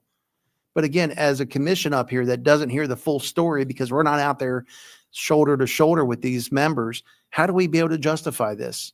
And for the taxpayers that are still online at 11:25 at night, this is what we're looking for. And I'm going to keep reiterating this. We need to show justification in our first responders. If there's opportunities where they're cross-training, they're doing training in-house. That's an opportunity of cost savings there. Same thing for the police and fire and EMS. We're cross-training our staff members. That's a cost savings. We're not sending them downtown or wherever. So again, I'm going to ask for this again, that we justify by looking at KPIs and being able to put them in their end of the year reviews and have a mid-year review also. Again, making sure that our teams are getting the training that they need, the support that they need to meet their own personal goals for their own personal growth. That's what we do. And as managers and as directors, we should be doing this already. But talking to staff, we only do an annual review one time a year. That's not fair to our staff. We need to make sure that they have the proper training, proper support, and proper goals in order to be successful. And that's how we show justification. So Matt, sorry to use you as an example, but you were brought up in the budget. But at the same time, there's other opportunities, cross-training for our first responders. That's a big cost savings. We should be able to justify that we're not spending that money by sending our officers or our EMT or firefighters out of circle, when they're having to go away from their normal, daily jobs. This is the budget because it's cost savings. That's what I'm talking about. Talking about KPIs. We're trying to vote on a budget. I'm using that Are you because of the changing- fact that that changing our- we just had a big old. Guys. Let's talk about the budget. I'm going back to what The vice mayor has the floor. I was going back to what Commissioner Mullally was talking about. I was adding to her topic of what she's asking staff to go back to do and start looking at. I was just looking at using those as some additional to be able to go back and again, verify so we can have some form of baseline when our citizens are coming back to us asking us why a tax increase or why are we cutting heads or like why are we cutting staff. These are reasons why we got to come back to it, Commissioner. That's all I'm asking for. That's it. Commissioner Mullally. Dana, would you mind explaining the merit? So every year, their annual review, the employee is evaluated and they can earn up to 2% of their salary. It's paid out in November, and that's how that's calculated. Is that like a bonus? It acts like a bonus, yeah, but it's based on their evaluation. So they may not get the full 2%. It depends on their evaluation. So is the 2% like a max, like it can't go over Max can't 2%? go over 2%. Okay. Insurance, you sent me those forms, which I have here. So our employees' insurance is going up. So I have, was told that it's per paycheck according to the open enrollment. So you sent me the forms. I printed them out. Honestly, I didn't have time to look at it. So please confirm as far as the open enrollment, if for say is $23 to $32 per month for single coverage, $54 to $64 per month for family. Now you said that's per month, so it would be half that per paycheck. Yes. But is that reflecting in the open enrollment that our employees are seeing? So the one you have in your hand, that is the cost of the insurance. The other page that I gave you, the one with the blue, that is a comparison of last year and this year. And the ones in the blue are either the monthly and the yearly difference. All right, so monthly, say a family is, theirs is increasing, you said 54 to 64 a month. So is that why you're saying these are monthly charges? So that one has it broken down per paycheck and monthly. Okay. All right, so you're just confirming, all right, for example, where's it at? A good example for a family, would that be medical A, plan A, family local plus? So you can look at the, so medical A, and look at the very bottom one in blue. That's Plan A, Family Open Access. Okay. That's a plan right there. So the employee per paycheck would pay $304.94. All right, so that's the increase. So That is what they pay. the currently? Yes. Okay. Yeah. All right, so the increase would be what? So the increase would be $64 per month. Month. And so, all right, so 64 a month. Okay. All right, sewer. Those rates are being increased by 3%, and you have that in the budget. Do you think it would be fair to say that our current property tax at 11 cents is 3% of our entire budget, or what percent would you say our 11 cents is at of the entire budget? Of the revenue or the expenditures? Well, I guess that would be If you're just looking at revenue. revenue.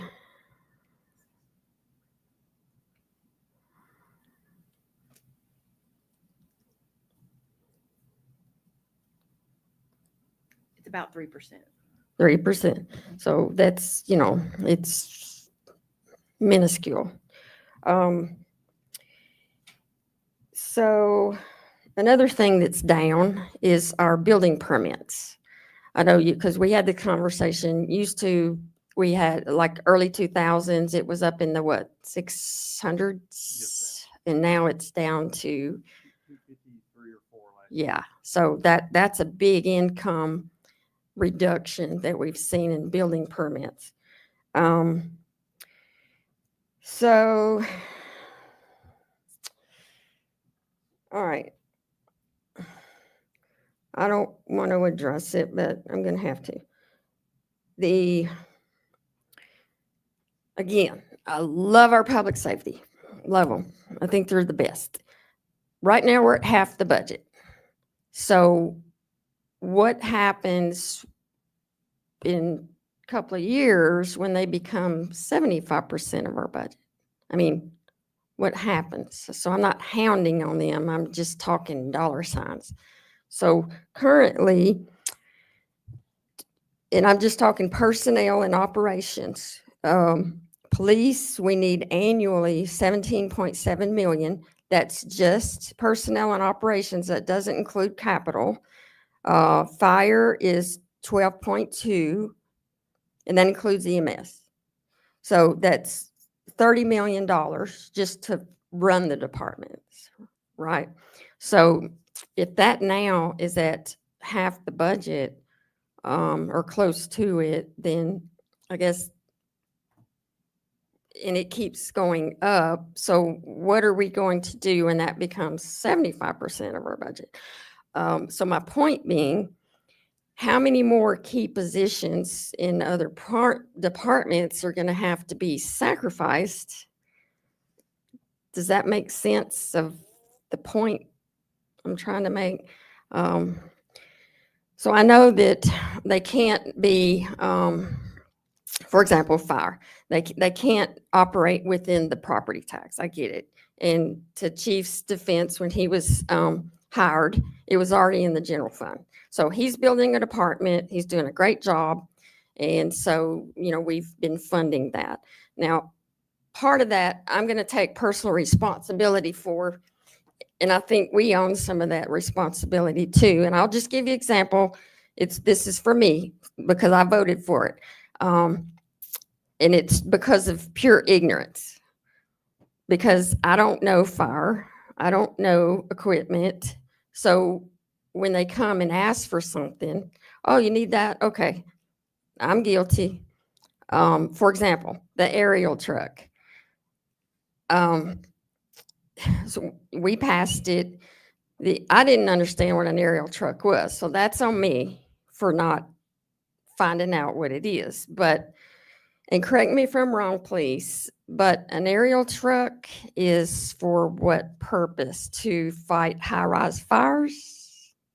And that also takes 2 drivers, one in the front, one in the back. So the only high rises we have here, I guess our biggest ones are personnel. I mean, not personnel, hotel. So do we really need, was that a necessity? I don't know. I'm looking back at it now. Commissioners, this is a question for the fire chief. Well, because it does have. I was just going to impact give on him our my ISO. opportunity to speak on it if you want. So that, I was just saying that's how we own part of the responsibility for the increasing budget because we fund things. And I'm taking responsibility because of my ignorance. I didn't take the time to find out what it was. Do we really need that $1.5 million? Well, we approved it, so that's already a done deal. So that was just an example I was given. So if you'd like to speak on it, go right ahead. Yes, ma'am. Sorry. The aerial trucks are required for ISO. So we have to be able to reach the roof of the tallest building in our jurisdiction, or we have to have 100-foot aerial. Because, you know, obviously if you get above if you get above about an 8 or 9 story building, you're not going to be able to reach that even with a 100-foot aerial. So they don't make aerials that will go to the top of a 20 or 30 story building. So that's what ISO requires. We have had an aerial ladder truck in service here since the inception of the fire department. It's Tower 1. It's located down on Belinda Parkway. And one of the things about coming up with the fire department all in one fell swoop like happened in Mount Juliet 13 years ago is all of the equipment was purchased all at the same time. And so equipment is dated based on fire departments. It goes out of service, or you're supposed to take it out of frontline service after 15 years of service. So our aerial is right at 12 years old now.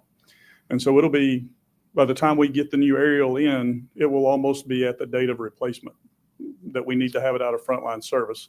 So this aerial is replacing that aerial. And like I mentioned, when we went to purchase this aerial and we reviewed several different things of our needs within the department as far as the services we're providing, one of the big areas that we need to provide better service in and have better equipment in was extrication. And we've got a lot of truck traffic that creates major car accidents. We have several extrications, and I can get you those numbers if you want me to on what we do have with extrications that we have to do. But the three rescue components that we do in the city are rope rescue, water rescue, and basically vehicle extrication. We're not going to try to do a trench rescue team or a collapse rescue team because we don't have the risk. But the need that we have on that equipment, basically the size of that equipment that we need for extrication outsized what we have capacity to carry on our trucks. So most cities put in place rescue trucks, what they call medium or heavy duty rescue trucks that have personnel assigned to them that have all of that heavy rescue equipment on those trucks. What we proposed, instead of doing that, instead of trying to staff a rescue truck and purchase $1 million rescue independently, is to spend about additional $300,000 on what's called a tiller ladder, a tractor drawn aerial that has the rear driver, because it has about 4 times the compartment space as our current Tower 1. So we can store all of that rescue equipment in that truck and essentially dual use that truck as both a rescue and an aerial. And that's the reason that we came to you with that purchase. It wasn't, out of anything but to replace the current apparatus and adding the additional capabilities of kind of having a rescue combination apparatus within that. That's the reason that we came with that purchase. But as of today, we are in a situation now to where this ladder will replace all of our frontline apparatus. And so once this ladder is in place, we're not going to have to purchase apparatus for a while because we just replaced the 3 pumpers that are frontline, our three frontline engine apparatus that are in our stations have all been replaced. Those are all required by ISO. And those are the things that we need to have the capabilities of doing our job. And so that's the reason that we placed the aerial apparatus on there. And that's the reason it has to be staffed the way that it is, or is going to have to be staffed when we get it in service. But those are the facts of why we have to have those things. We've always had an aerial ladder. We actually have 2 of them. One is a reserve that we have now in place that we use as a reserve truck. For that one, you have to have that as an ISO requirement as well. We plan to keep that to the far end of its service life, however long we can, because it's in really good shape. We've used it very little. And so that will be the reserve for that ladder, as well as meet other needs for us in the future. But that's why we had to have that aerial. Okay. Well, thank you for explaining that. I think you're doing a great job. It's an awesome department. I just also wanted to expose my ignorance and my bad for not taking the time then to find out what an aerial tiller truck was. So that's all I had for Chief. Another thing is sales tax. I had asked here in the city, can't we raise sales tax? Well, it's maxed out. So we cannot raise sales tax here in the city beyond what it is. So I guess that's kind of all I had. I don't know. What do you do with the department that's increasingly funded? I guess it would, you know what I'm saying? I don't know how to explain. I'm not sure I know what you're saying, but I get it. Okay. All right. As long as somebody gets it. All right. Any other questions or comments? Are we ready to vote?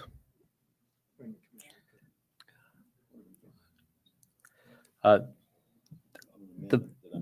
there was no amendment. I was just asking if we're ready to vote on the budget. Yeah, as once amended.